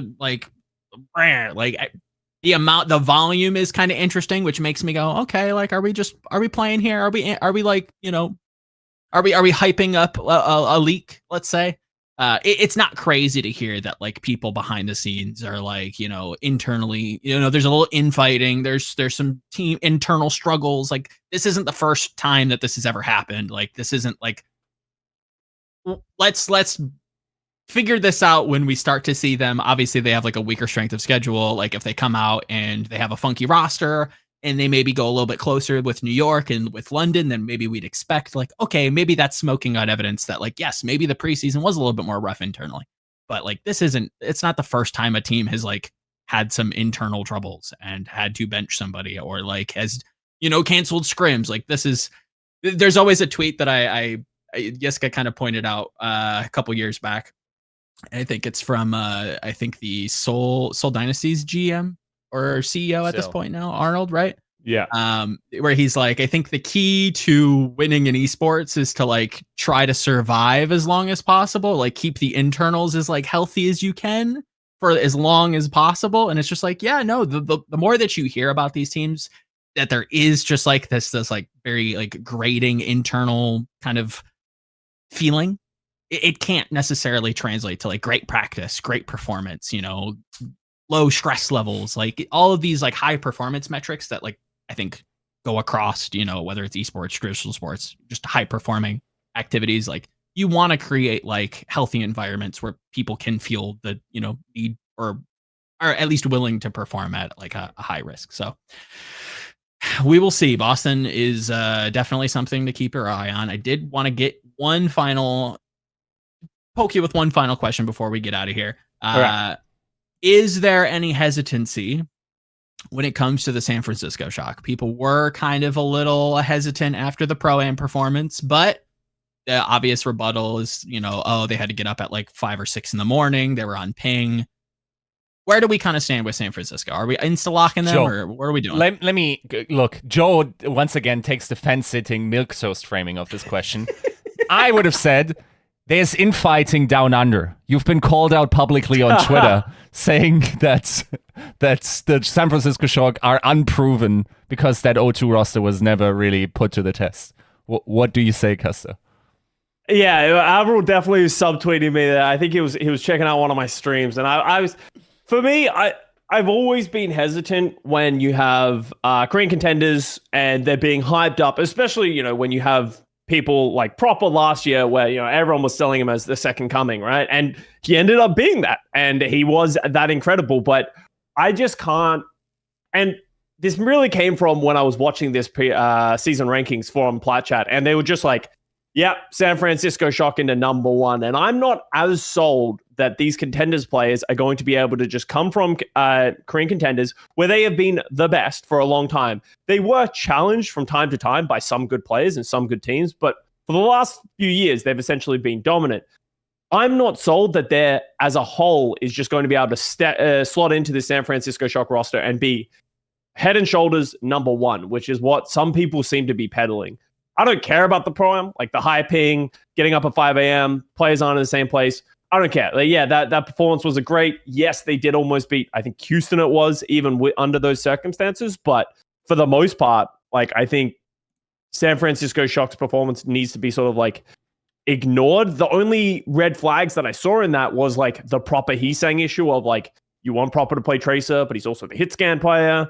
And then obviously like Junbin sort of just like switching heroes left and right, but you can also attribute that to ping. So I think that Shock is going to be a great team, and they're definitely in my top 3, but I can't just like basically be like, oh yeah, I think they're going to be better than Atlanta, which has one of the most stacked rosters and a lot more veterancy than some of these other teams in the league. Like, oh yeah, San Francisco Shock are just going to be able to deal with Shy and leave. A lot of these guys haven't been able to play against the caliber of these guys as a team. And that's what the Shock needs to overcome. Obviously, with a great coach like Krusty, it's possible and they could easily end up number 1. But I'm not just buying Max Junbin Heesang socks and being like, they're surrounded by great players. It's a lock. I think that's fair. I think that's a way more interesting kind of approach that I think we've heard a little bit of this from some other talent too, where it's just like, yeah, we've seen rookies kind of enter the league. I think we tend to look at like the peak performance and not try to attribute like what it means to kind of like perform at the Overwatch League level in front. Like, I feel like maybe that does carry a little bit more gravitas than I think people tend to want to admit. I think there is like some obvious remarks that you can kind of already hear about like them already playing together in the past, and like there's some pre-established synergy, which I think like goes in their favor. But yeah, I think the more that you talk about it, the more that could be a little closer than I think people are letting on initially. Well, you said your top 3. Is it just Atlanta, Shock, Houston? No, Atlanta, Shock, Hangzhou. I if we're going in the West, then Houston is that third team. Like, I think, we haven't even talked about it. I don't know how Houston ended up at 7 in this list. Like, they're talking about how good Dallas is because they have a great 5 core, and like, Hanbin's great enough to be able to flex.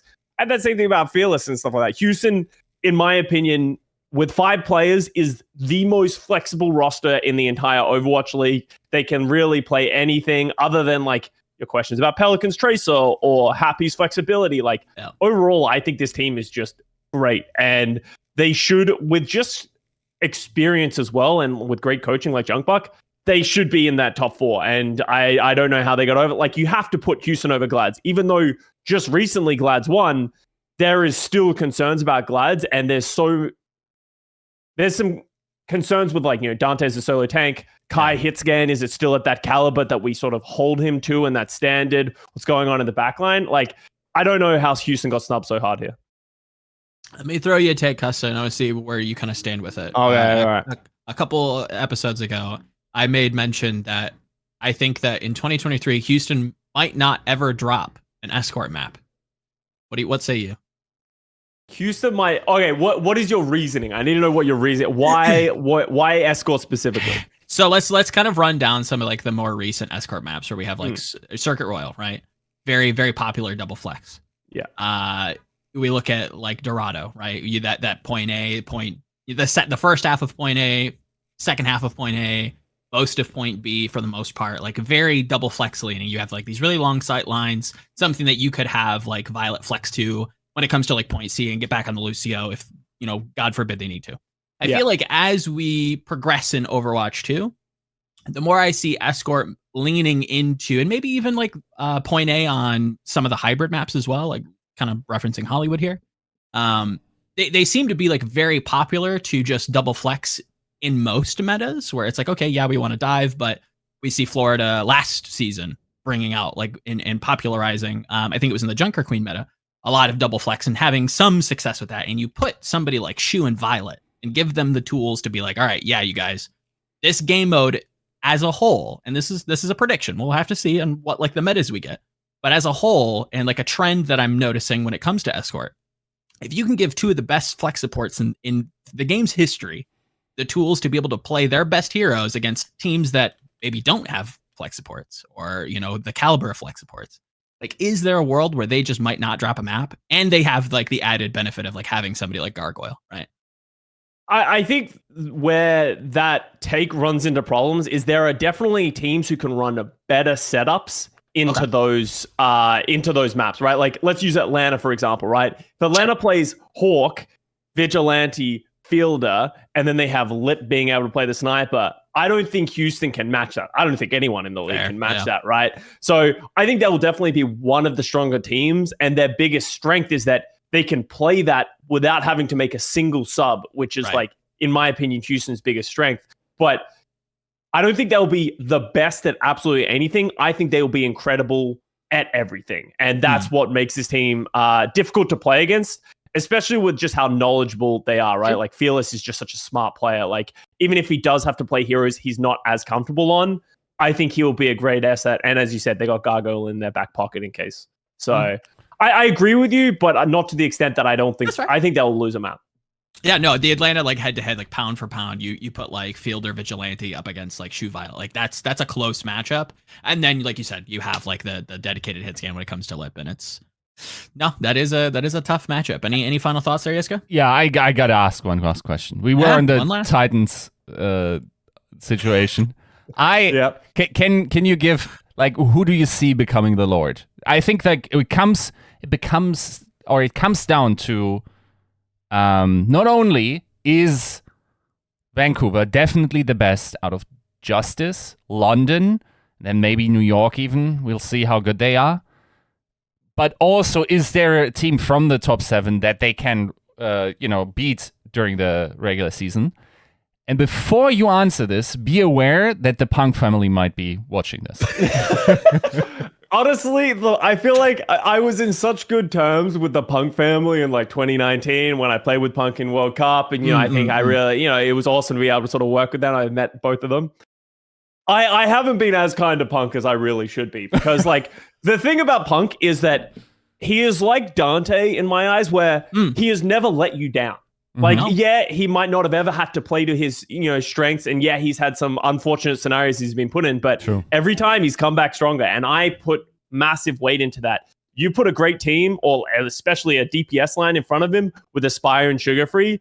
I actually think Volamel's got the Lord title here. I think there's going to be, realistically, especially when you have like Boston having concerns, LA Gladiators going shaking and scrims every now and then as well. I think Vancouver's going to be that team that is kicking at the heels of this like top 7 in the West teams, and I could absolutely see them ending the season ahead of one of those. Oh, that like apparently the Punks just are a mafia in Australia.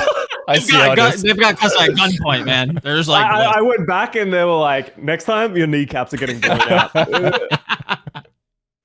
All right, Custa, we don't want to take up too much of your time, but thank you so much for coming to celebrate the kickoff of this crazy season. Any final messages to the people in the universe?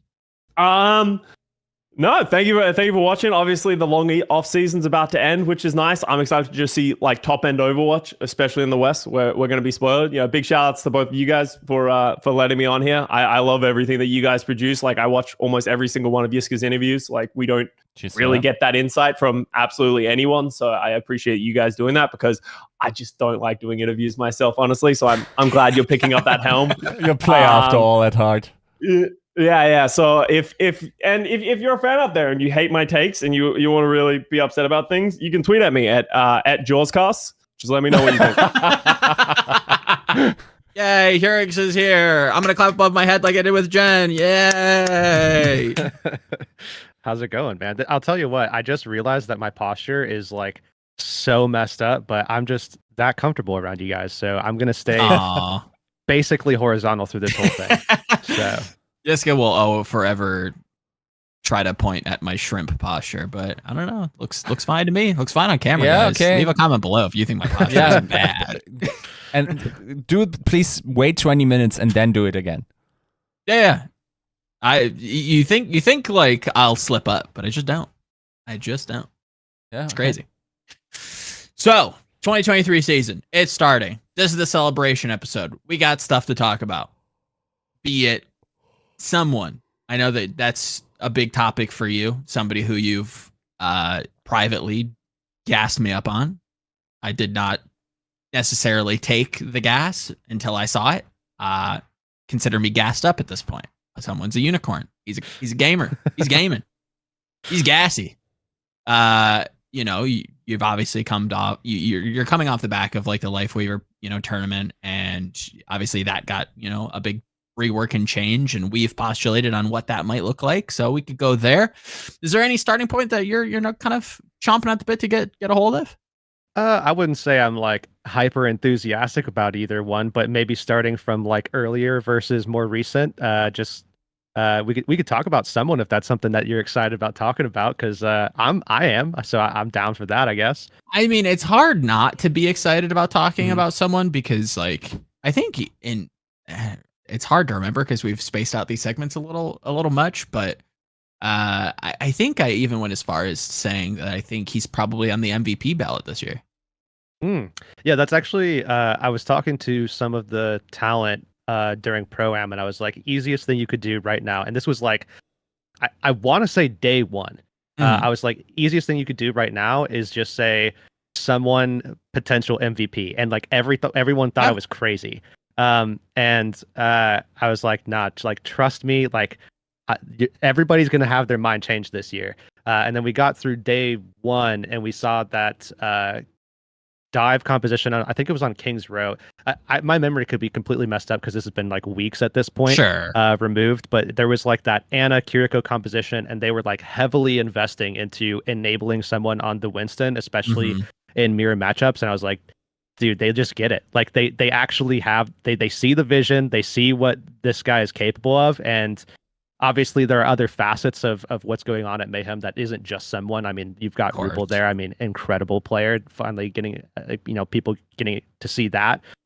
But investing in like these good players and enabling them, incredible. And this goes back as well. I saw you guys posted that little like blurb I had about, good situation over bad situation, like really makes a difference. This is an exact example of that, I think.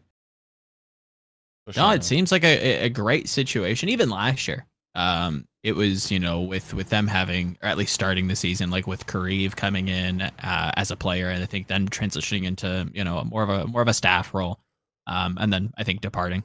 The roster as a whole, whether or not Gunba wants to admit it, it seemed to just work really well.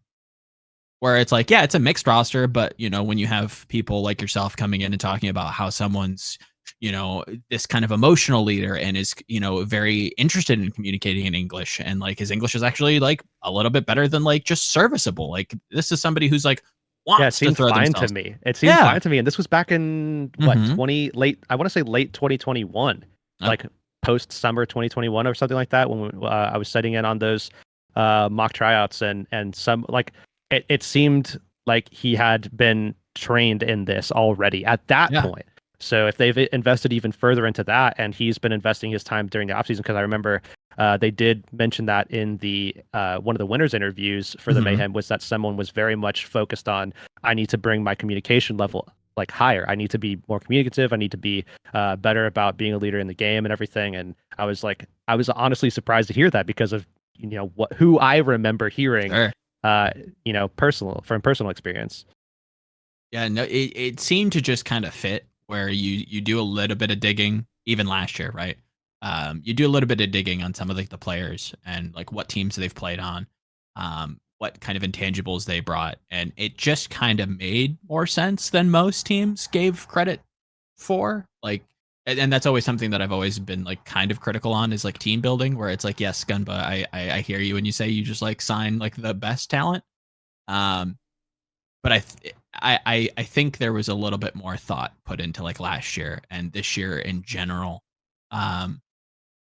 This year, obviously, for the Mayhem, it does obviously, we've had the GM come on and talk about how they kind of just got like their dream scenario. They got all the players they could have wanted, first picks in every position, and this is like the all-in season, I think he called it, where they they're trying to invest as much as possible. They're really shooting and gunning for a title, and with a performance like you have at Pro-Am, you peak that high that early.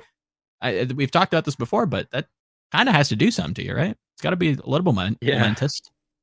Yeah, I would say morale certainly got to be high if you're Mayhem and a fan of Mayhem, which is something that they like, that fan base just hasn't really had for quite a long time.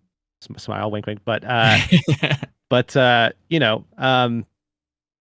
also think that they did something interesting, which was the talent that they did get. I think a lot of people would have kind of written off to a degree.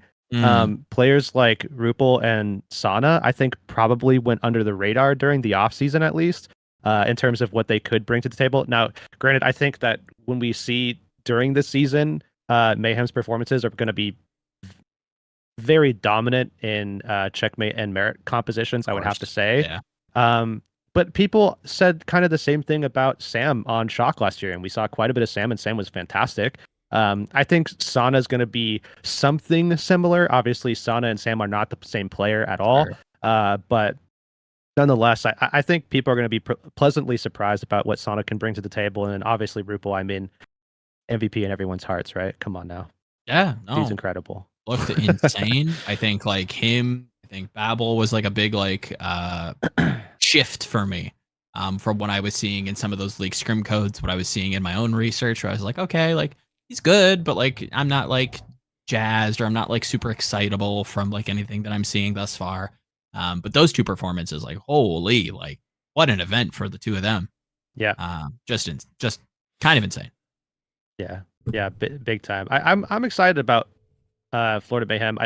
I know we were starting this conversation off on Someone, but like that team as a whole also has a close place in my heart, because that's where I was born and raised in Florida. Yeah. Moved, and now I'm near DC, so Washington is like I'm closer to them now, I guess. But it's most of my life was spent in Florida, so they'll always have a little bit of a closer spot in my heart. Also, because I've done so much work with them in the past as well, with all the Mayhem Classics and stuff. They've always been really good about diving and investing into opportunities for tier 2 players. So got to give them a little bit of love. So it's nice to see them now succeeding as well.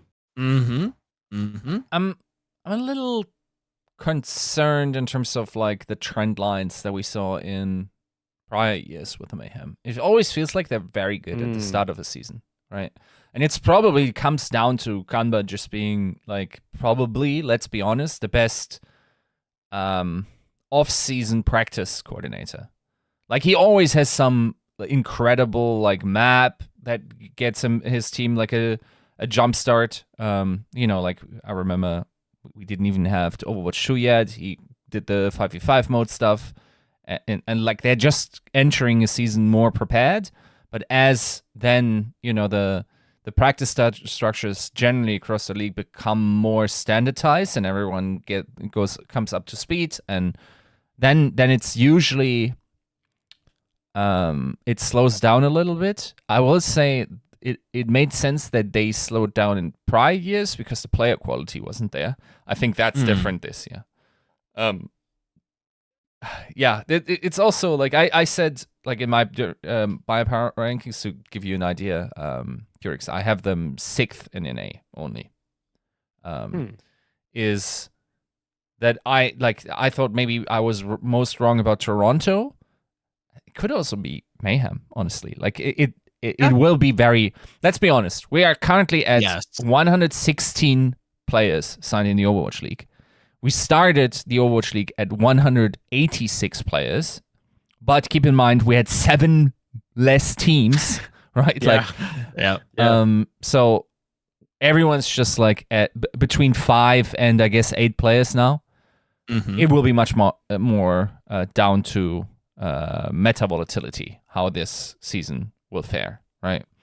And while the Mayhem is pretty flexible, that only wards off so many demons. There's still out of the possibilities of what this game can throw at you, you cannot cover all your bases, right? Like you can be feasible, you can just not cover enough to assure like a top 3 finish.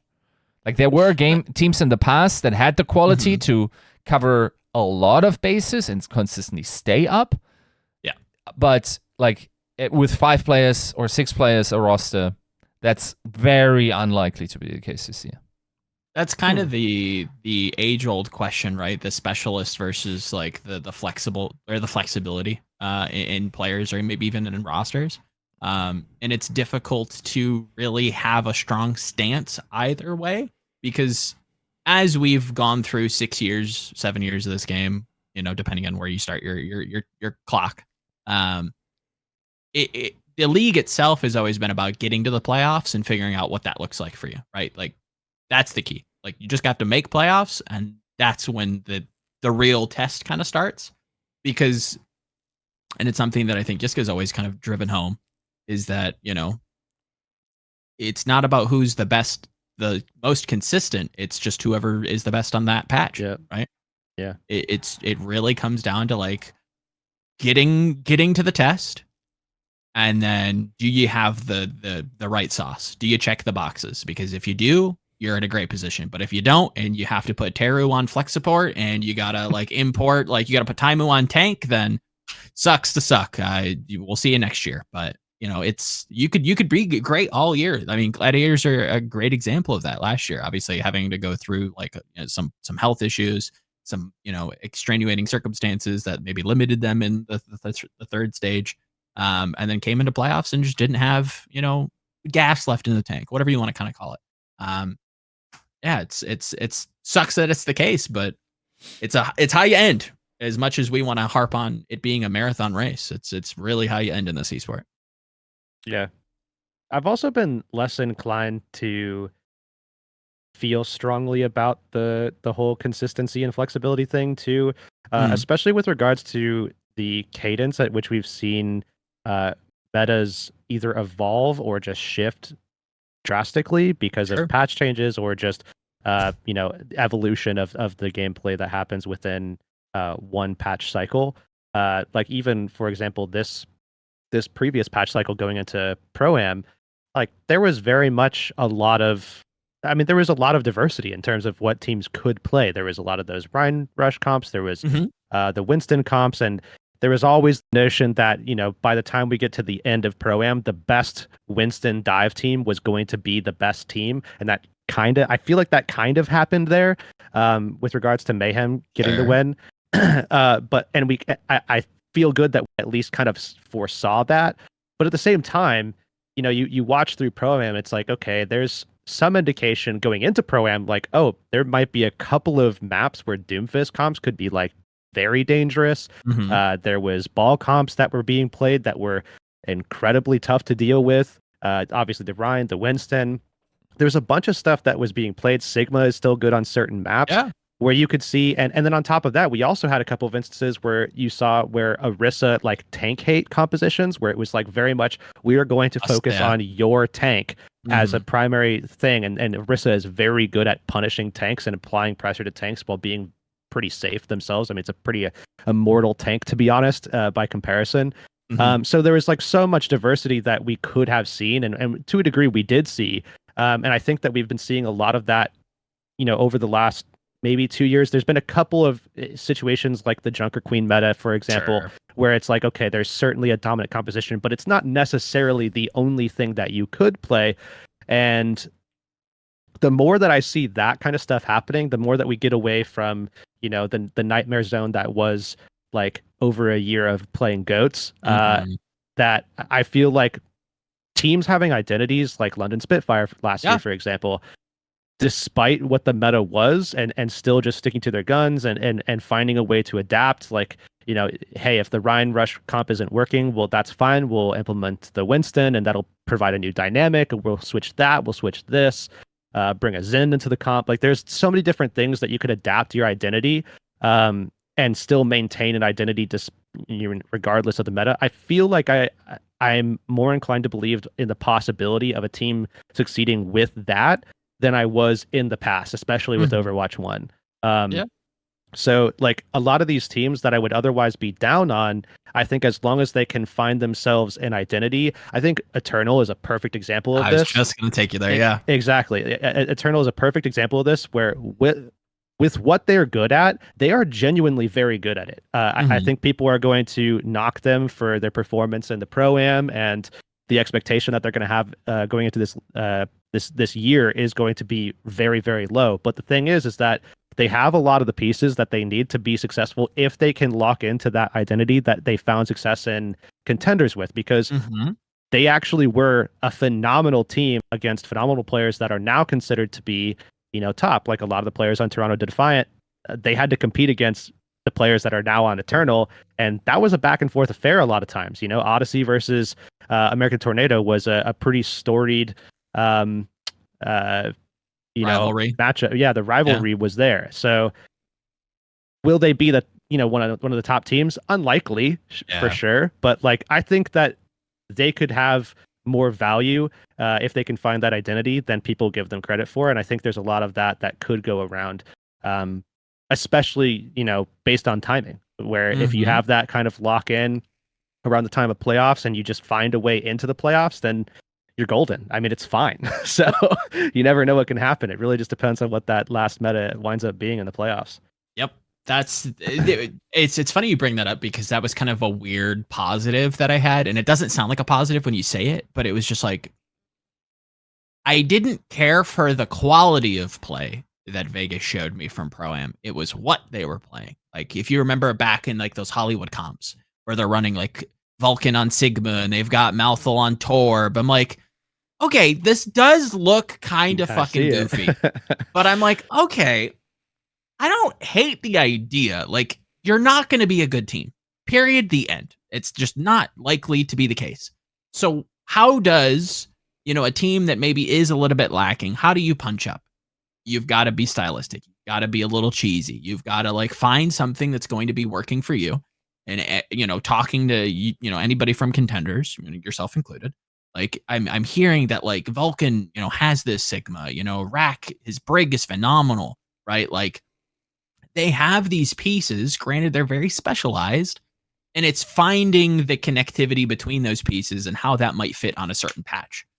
If they can make that work, like you're saying, they might not be a terrible team. They might, for our end of season power rankings, I think, Yiska and I both kind of agreed that kind of in the 23rd hour that, they have the resources that the Valiant just don't have, right? They have Empress. They have, allegedly a 6th player. And it's when we're going the entirety of a season, it's difficult to look at, Empress versus Paintbrush, a 6th player versus Paintbrush, and like actually having a team around them versus kind of just a pug team in the Valiant. And it's like, yeah, I don't think either team's going to be great, but at least like Vegas has some resources, and it kind of looks like they have a vision. Yeah. I mean, I think Vegas is certainly going to have a will to compete the whole way through for sure. They have a way though. I don't know. I think Valiant is kind of going to be the same thing here though, because okay, I know that there's probably a little bit of some like background feeling that like Valiant as a team isn't going to care because there's this emotion that like the team at like the organization itself doesn't feel like it cares kind of thing just because of the situation that that roster is in. But like those players, like I know that this is something I feel like every time I come on, I know that this like gets brought up, and it's probably gonna send Yiska's eyes straight to the back of his head. But like having a team that like can kind of bond because of the situation that they're in. Yes. I mean, I don't know if you like follow them on Twitter or like talk to them at all, but like if at least you follow that team on Twitter, you see that like they're just goofing around together, like they're just constantly in Discord, just having a good time. And I think there's a lot of opportunity for Valiant to like kind of take that vibe and allow them to progress more than they otherwise would, because they're not going to get in their own way. Where if you have these like kind of social pressures placed upon your roster because of the situation that you're in, despite the situation that you're in, even with regards to like Valiant and Eternal, where it's like those teams obviously know that they're playing from the back and trying to catch up.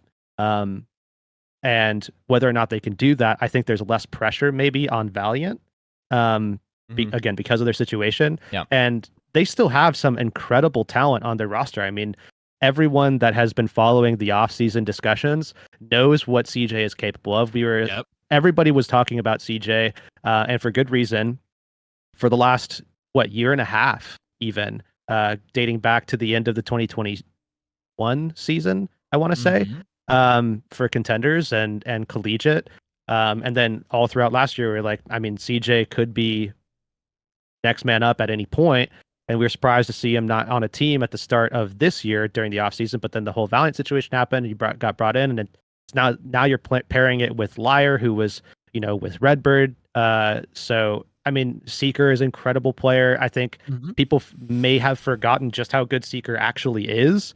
But yeah, I mean, there's a genuinely good, kind of collection of pieces for Valiant as well as Eternal. But it's just a question of can they kind of catch up to the pack? Yeah. And I genuinely don't have an answer. I'm hopeful because I like a lot of those players personally. And I've seen what they're capable of in like other rosters. But yeah, I wish I had an answer about that, because I feel like if anybody it would be someone in my position, but I straight up don't have an answer. I have no idea what their ceiling actually is. I have no idea. I think it's far be it from me to like, sing the praises of, some of the Contenders talent. Haven't spent enough time with them, but I think, from the loose community threads that I have seen, I think Seeker definitely got like some recognition. Somebody that I thought like was in a shit situation last year on Boston when he did kind of see stage time. It did look promising. Like there was promise there. A little rough around the edges, but like something that you could work with, something that like a Western core could maybe bring on board. And, I was willing to see more of it, right? Like it didn't immediately turn me off. And I think you're starting to see that with the Valiant and the Pro-Am. How that situation evolves is difficult, but it sounds like, if they're kind of approaching this with a looser attitude towards it, not flippant, not just like they don't care, but like they're accepting of the situation that they're in. They're kind of bonding over it in a weird kind of like, way. It could get some surprising results.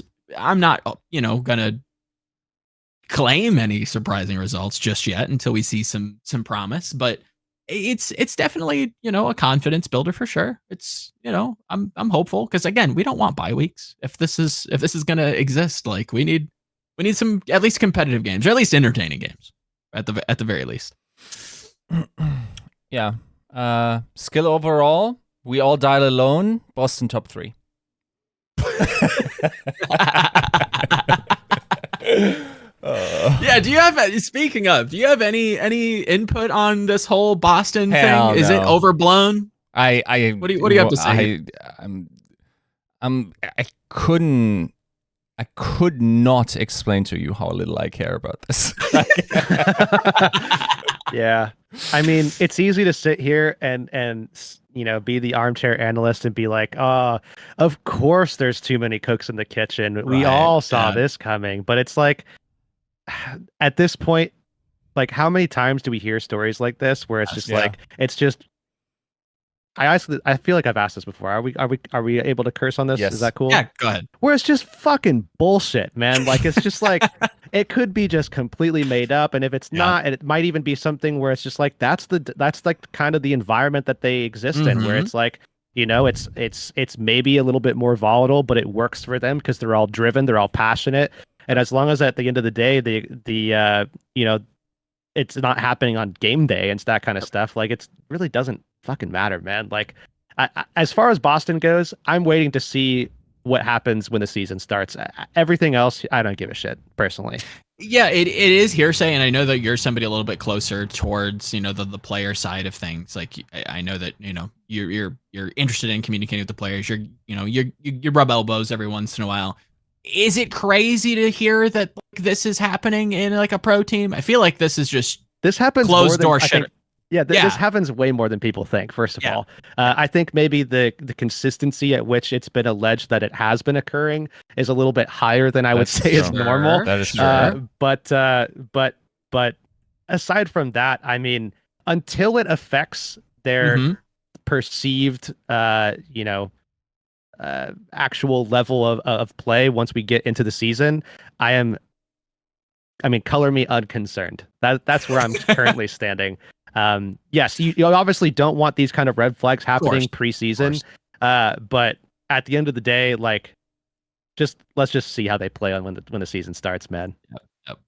The closer I think people get to the league, the more they do a little bit of digging, the more that you can kind of read in between the lines and notice that like every team kind of has internal strife at some point.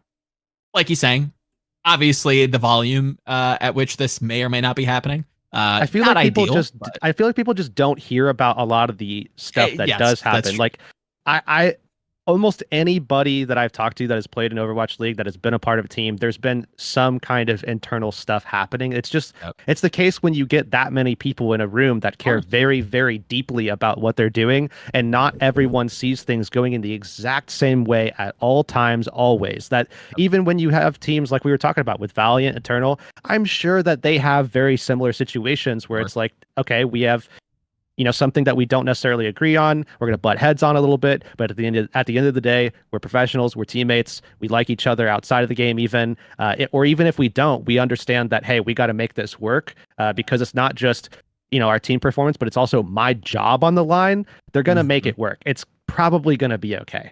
Yep. Again, this is the biggest collection of experience we've probably seen in the Overwatch League. So I have to imagine that come game day, whether or not X player enjoys Y player at the dinner table, shit don't matter. Just dive with me. 1, 2, 3, kill monkey. You're gonna figure it out. Yeah. Now this obviously, a red flag is a red flag. It could, of course, blow up. It is, but I'm not concerned about it until if it happens, kind of thing.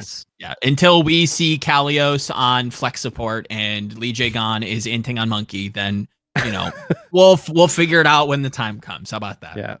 Yeah. But yeah, I think Custa had said previously in another segment, he's just like, it is what it is. Like it was kind of just like this attitude, and it's kind of interesting to hear people talk about it. Oh no, he was like, oh, we're just bigging this up because we're just fucking bored. Like, we're just bored because the season hasn't started yet. And it's just like something to talk about. That tracks, man. That tracks. That absolutely tracks. I'm sure Boston players are sitting there looking at this and they're like, dude, who gives a shit? Like, I'm sure, but it is what it is, I guess. Yeah. Somebody I did kind of want to pick your brains on a little bit about, because I know that you've I know the Contenders talent always have some of these champions that are coming out of the region. Any opinions on Lethal? Did we like what we saw when it came to Pro-Am? Ooh. Within Pro-Am, I don't know, to be honest. I didn't really actually cast most of those games, and then by the time that they were doing stuff later on, I didn't get to catch most of it. So I mean, the analysis for Pro-Am, I have no idea. But I will say that for Spitfire, their big pickups, because it was Lethal and Skyreaper as well. Yes. I am very, very hopeful for those two for this year, in the sense that I think Lethal was probably, if we look at like Western Contenders players that are people that you should invest in like now as a fan, or even like a GM of a team or something like that. We were always talking about players like Tree, players like CJ. Those were the names constantly coming up. Lethal, I think, should easily have been equal to those names, including Trees. Okay. I will say that I am very high on Lethal. I remain high on Lethal regardless of whatever the hell happened in Pro-Am. I don't even know if it was good or bad. But I will say that I remain high on Lethal. Skyreaper, I think people, correct me if I'm wrong here, but are people like kind of not sure about where Skyreaper lands on this roster right now? Because I heard some discussion about that when that was like announced, when Spitfire picked up Skyreaper and that came out, and they were like, oh, well, when is he really going to play? Maybe double flex support. Is he really that good? When there was like X or Y option. Is that something that still persists right now? Or have people kind of latched on like, okay, to a lower degree. Okay. Because I've been super high on Skyreaper. I think him and Khan as well, formerly IBTB, incredible flex support players from EU. I will say that there is a lot of depth in EU though, at that role where you have a lot of really, really good talent. And amongst them are those two. But Skyreaper, I think, is someone that, like, when you put him in a good situation, like I feel like the Spitfire are, both him and Lethal are going to prove why those are going to be incredible pickups this year, especially given the fact that Lethal is, I mean, a Turkish army knife, if you will, and what he can pull out, like, just plays literally everything. It's insane. That's kind of the at least the narrative that I'm hearing, or the worries rather that I'm hearing, is like what that rotation kind of looks like, where it's like, okay, we understand what Sparker can do. We get what, Christopher's been comfortable putting Backbone on, but like, where does Lethal fit? Is he more of like a dedicated hit scan? Could he kind of also take a little bit of the pressure off of Backbone? Is that going to be like where he sees his stage time? Like, if there's not a May, if there's not like maybe a Sombra or like even a Genji, I thought Backbone had like a better back half of the year when it came to Genji than he did at the start. But where in your mind does Lethal kind of fit into this DPS rotation? Honestly, it's hard to say. I think the only people that truly are going to be able to tell you that are the people that are in the room with him on game day, because there's so many different directions you could go, and I think it has less to do with what Lethal can do and more to do with what they want out of Sparker and Backbone. I think this does promote a little bit more of specializing in what Sparker and Backbone are going to do, because I think one thing that they did have going last year was with Backbone, he was playing just like fucking everything. Like he was on Genji, he was on Mei. I'm sure obviously he played like Zen, flex supporting. Yep. I'm sure he played, some of the other picks, like he used to play Hanzo back in Contenders as well. Like I'm sure he played like all of those different things. And being able to say, okay, Backbone, we really need you to make sure that like when we play these Rhine Rush compositions, that Mei is like locked in. We can do everything we can. Like all of that time on Mei is going to be all you. We can put you with Sparker on Cassidy or Lethal on Cassidy, and we can have this flexibility where we can go double flex DPS, or we can go double hit scan with Sparker Lethal. And there's also still capabilities to keep Lethal off and maintain Spark or Backbone. I mean, there's so many different directions that you could go in here, and I think that actually is the value that you get with Lethal, and it's really just going to come down to the coach's decision of, okay, this is the direction we want to go in, and I don't think anybody truly knows. We can all speculate, but I don't think anybody truly knows outside of the people that are in that team environment. No, it does seem like a team that has like a high like permutation, like effective, like despite their identity being and maybe they shed it this year, maybe they just reinforce it and Lethal fits in, who knows. How do you so Joe and I, when we did our power rankings, we like agreed that there is like, it feels there's 2 elite teams at least, which is a shock in Atlanta. And then there's like a block of teams down to 7th that are incredible, right? Like you have Toronto, you have Florida, you have Glads, you have Boston, you have Houston, right? And then the other 2. And then it feels like there's a step down, like a tier break between those. And the next year, it's like London, Titans, Justice, and maybe you want to include NYXL in there. I understand that that wouldn't be the case. Where would you put London in that? Are they the cream of the crop there, or do you think they will struggle? See, that's tough. I feel like this is the first year where you go in and you do tier lists, and while every time people do tier lists, they're always going to be volatile based off of perception. But like generally speaking, by the course throughout the course of the season, once we get to the end, it's like, okay, we can actually we can kind of confirm some structure to the tiering where there is separation between certain teams.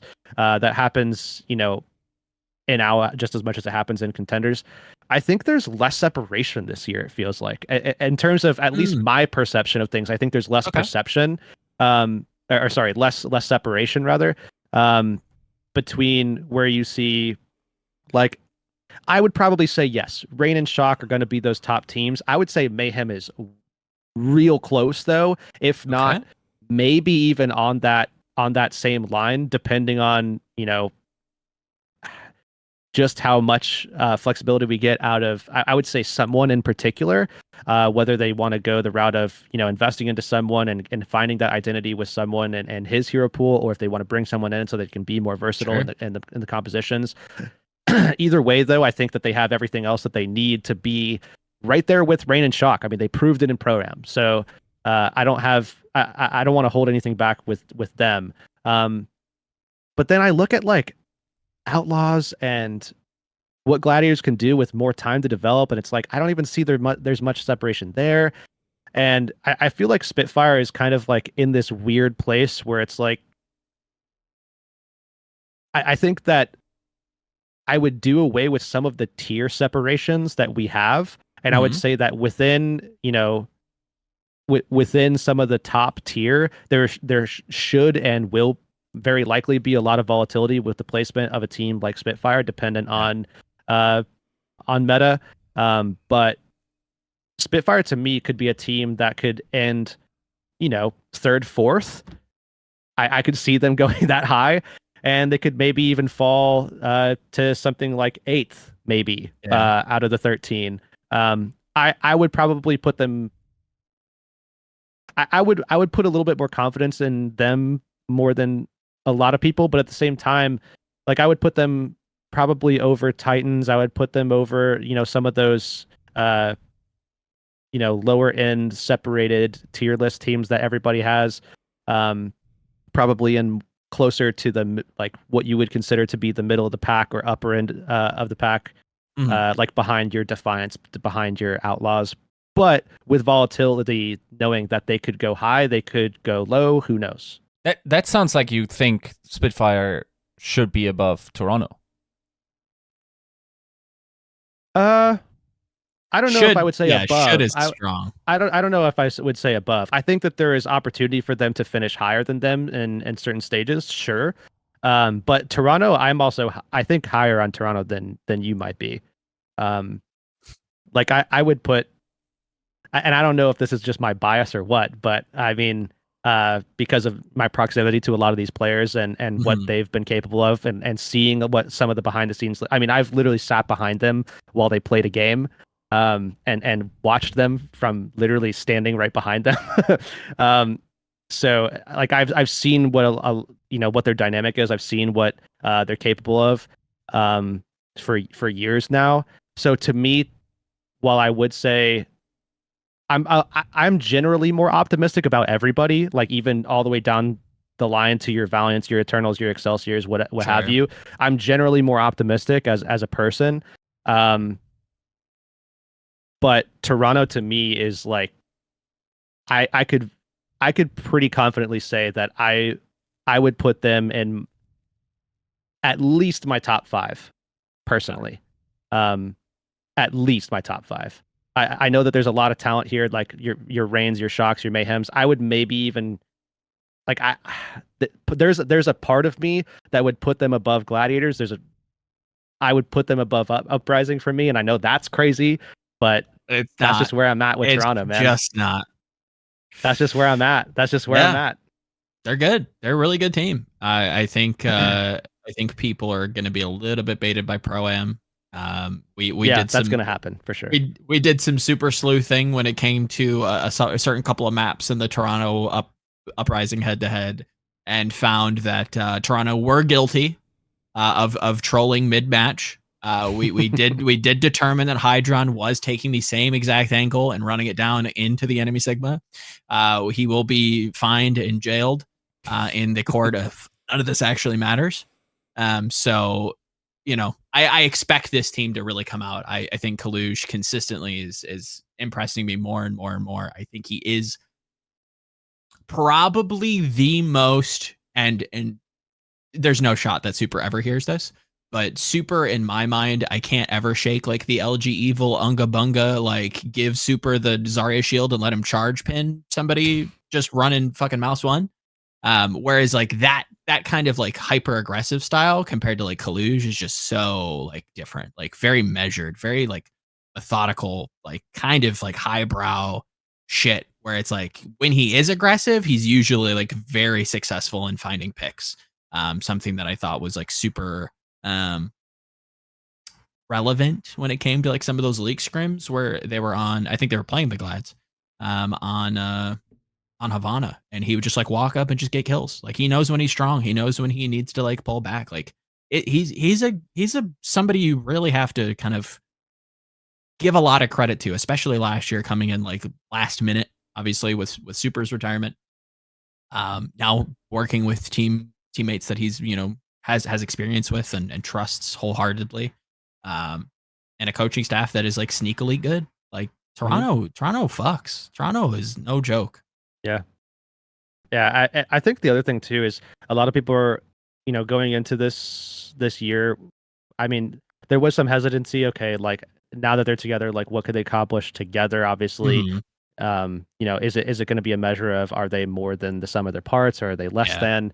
But everybody was talking about, oh well, you just have Kalush, no Reiner. Like, what are you going to do with one tank? Well, I mean, like 90% of this league is single tank rosters. Like, right. And even the ones that do have double tanks, like, are we realistically assuming that we're going to be seeing a lot of both? Or is this going to be a situation where there might be a dominant player on the roster that winds up playing more, especially throughout the course of a single meta? Like, if we get locked into a meta where it's like, okay, we're playing Ryan Winston, well, guess what? Who's playing? I mean, there's no question. So it winds up being very similar. I mean, so much of this league is single tank rosters, at least in the West. And then you look at what they have on DPS, and I still think Hydron is one of the better hit scans. I still think Speedily is one of the best flex DPS. Sam is just a fantastic, has everything in his arsenal, can kind of fill in whatever needs to be done there. OG is great. Ultraviolet, Sir Majed, incredible flex support players. Like, everything is there. The coaching, like you just mentioned, is obviously there. I'm curious to see, what kind of impact No Hill can have with this roster. Obviously, there's a lot of lore and stuff going on with all of that at the moment. And I'll be excited to watch that develop over the course of the year, especially if they do well, because I think a lot of people are going to be looking to No Hill as kind of like the mind behind everything, and Kasaurus there as well. But something that I think needs to be given credit for Defiant is that their approach is going to be different. They are very much a player-driven team, so that roster has always been very player-driven. So while there is a lot of value gained from having someone like No Hill, someone like Kasaurus, you also have the other side, your like Wheat's side of the team that is very player-driven, and that is different than a lot of rosters. Yeah. No, when you think about like, and this permeates kind of esports as a whole, as like a scary thing to admit. That's like you're bringing in people with not a ton of life experience when they do enter like a competitive format in a team kind of structure. It's only natural for them to like try to do things on their own. There's not a lot of trust there, especially early on in like a life cycle of a game. And that's not to say that like none of these players like trust Kasaurus or No Hill. I'm sure wholeheartedly like they'll hear them out. Oh, absolutely, yeah. There's likely not much to be gained fighting against the players that have always done it there. You know, they have a system that works for them. We kind of talk to Askoft in the same way, and it sounds very similar, where it's like high autonomy when it comes to the player side of things, where it's like I'm going to give you, or at least reading in between the lines, it's like, I'm going to give you the resources. I'm going to be there to kind of like mitigate any kind of like conflict or like help conversations, schedule things, you know, like be that, you know, orbiting figure that helps lubricate everything along. But like most of this stuff is from the player side of things. And like that seems really scary to people coming from traditional sports, where it's just like, no, the coach is supposed to be coming in and like blowing the whistle and telling them that they're throwing the ball wrong and like the micro. And it's like, that works for some teams. You know, when we're talking about Boston, where shit gets heated in the locker room, again, like that's something that traditional sports fans should be used to, but somehow like that doesn't translate to esports fans. And when it comes to like esports fans, it's like, yeah, no, you're not going to have like not like having a militaristic approach or like high authority when it comes to like the coaching staff doesn't always work. Sometimes it's okay to just like let it be loose, let it be kind of not casual. I think that's a little bit charged, but having a loose structure isn't inherently a bad thing, but it has to be tailored to that group. And it seems like, you know, it might work for the Defiant. They're going to have all the resources. They're going to have some of the best minds in Overwatch. They're going to have somebody that they've worked with previously. They're going to have somebody that's worked on a championship staff or a near championship staff in Kasaurus. Like they have everything around them. They're going to have everything at their fingertips, but it's probably going to end up being on them on what this team ends up kind of looking like, you know, what they want to do, what they don't want to do, how they want to play this map or this matchup. It's like you said, it seems player red. Yeah. I'm also seeing the power rankings that you guys have. I was not paying attention to the feed, the monitor, and now I'm looking at this, and it's just like I could see where you guys were going with all of this, but it's like all of those dashed lines, the separators for the tiers, I would just erase them, remove all of them, because they just like that's what I because like to me there's just not as much separation by tier as much as we've seen in the past, going into seasons prior to this one. At least I feel like, and that's me trying to remove my pro-am bias of like what I've seen there, because there's obviously going to be a lot of changes with teams and their performance level between then and where we'll be once the season starts pretty soon here. Well, let's fucking hope so. I'm you know, that has me amped, that has me excited, that, you know, parity has been something that I think this community loves. I think we enjoy a breadstick bowl. We enjoy a toilet bowl every once in a while. Everybody gets on their feet. Those, I will say. Of course. You're probably still going to get those. And that's fine. I think we're learning to love a good breadstick bowl. We're learning to love a shit game and just hate watching it, let's say. But what it sounds like is that there's probably going to be a whole lot more like entertaining games, closer than people expect. You know, some positive spin stories where a team is more than the sum of their parts, can punch above their weight. That's something that I think we need right now, if ever, to really kind of sell this and put eyes and butts in seats when it comes to LAN, whatever that looks like. And then that's going to be exciting. If that's the case, I think we've got a good thing going. And yeah, no, I'm hoping so. I feel like I feel obligated to like play devil's. Actually, I believe this. I think like the idea that there shouldn't be a tier separation at this point is probably true, or like less so. I think like Shock and just based on resources, what kind of quality like Shock and Atlanta should probably be separated. But Probably, yeah. The fact that everything seems closer is definitely true. Like we have much more even spread of very good players because very good teams aren't no longer tanking up on like all the best bench players wind up sitting on bench. Yep. Yeah. that happened. Yep. I will say I think what definitely happens across the season is an after the fact tier separation. And how that comes about, it doesn't have to be this tier separation, right? But what happens is psychologically some people will just like break, and therefore they fall into a certain tier separation, or they will have confidence and they will find themselves in a tier. Then other structural issues come into play. Once you are perceived to be a bad team, you are not getting top level scrims anymore, right? And there's the structural thing where like everything converges into tier systems.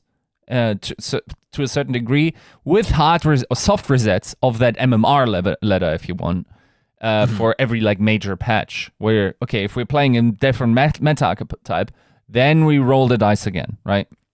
So yeah, I think there's definitely merit towards saying like it feels like once again like sometimes you have to just think like someone like Sparker is probably below average in NA right now as a starter. On his position, right? Which seems nuts, okay? But at the same time, it's like that's probably like if you go down the list and if you do the summation. I should have probably taken another example because I feel like that's the easy one to go to because it feels so weird to say this, right? Yes, but like, I mean, Striker is below average in his role as well, right? Like he might be below average on his team. Yeah, and so like all of this is like the level is very high, and I think like there is definitely a world where we wake up and maybe someone like Justice won way more games than we expected, or some.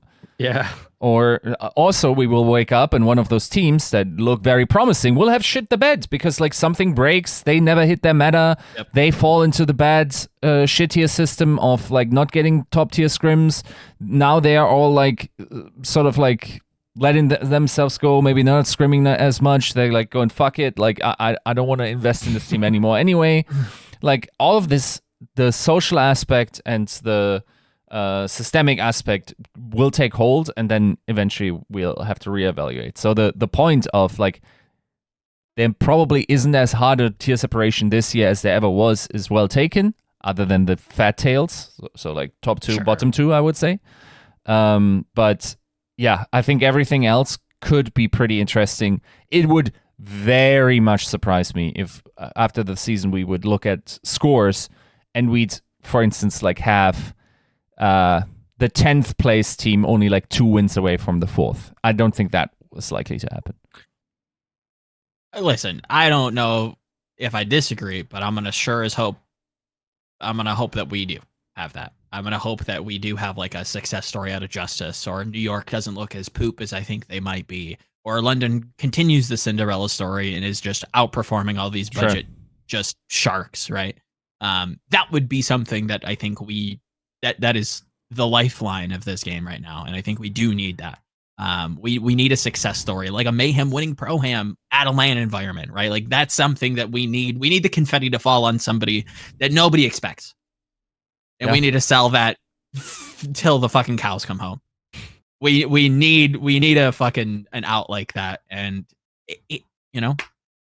consider me a salesman, but I think it might be. It has a good chance of being this year too, right? Yes, we have some fat tails. Yes, we have some beached whales coming at the bottom, but it ain't bad. It ain't bad in the middle of the pack, and like we've been talking about, it's not about how good you do all season long. It's really about how you finish. So, yeah, in that way, we might be cooking. Let the league cook a little bit. All right. Heurix, thank you so much for coming on. This is going to be the final segment. Any last words for the 2023 season? Anything you want to say to the folks? Last words. I mean, not anything insightful or legendary. Nothing that you're going to want to clip. But yeah, I mean, I'm excited for it. I'm excited for a lot of the players that are obviously new, and even some of the returning players like Shockwave, Psycho. I'm really excited to see what they can do with Excelsior. Nobody's really been talking about Excelsior, so want to give them a little bit of a highlight. They deserve it. I'm definitely not someone to sit here and just kind of shit on players. I'm certainly way more optimistic than most people in my role, which is probably bad for my job because it doesn't generate clicks. But that's where I'm at as a person. So that's where it's going to be. Yeah, I mean, obviously excited about some of the coming stuff with new hero. We'll see how that kind of develops, because that's going to be a whole bag of worms that gets opened up very abruptly at the start of the season. So we'll see how that goes. Otherwise, contender stuff, calling all heroes, open division, there's a lot to be excited about this year. World Cup, even something that is also kind of spawning right now. So yeah, a lot to be excited about, and I'm excited for it, man. Hell yeah. All right, Yiska. 2023 is coming up. We got a couple days left. Yeah. Are we excited? Is this year an exciting year? I thought you meant a couple days left on the year. I was like, damn, that flew. How long are we in this podcast for, man? Yeah, I think I'm excited. I'll try to be very present for this season.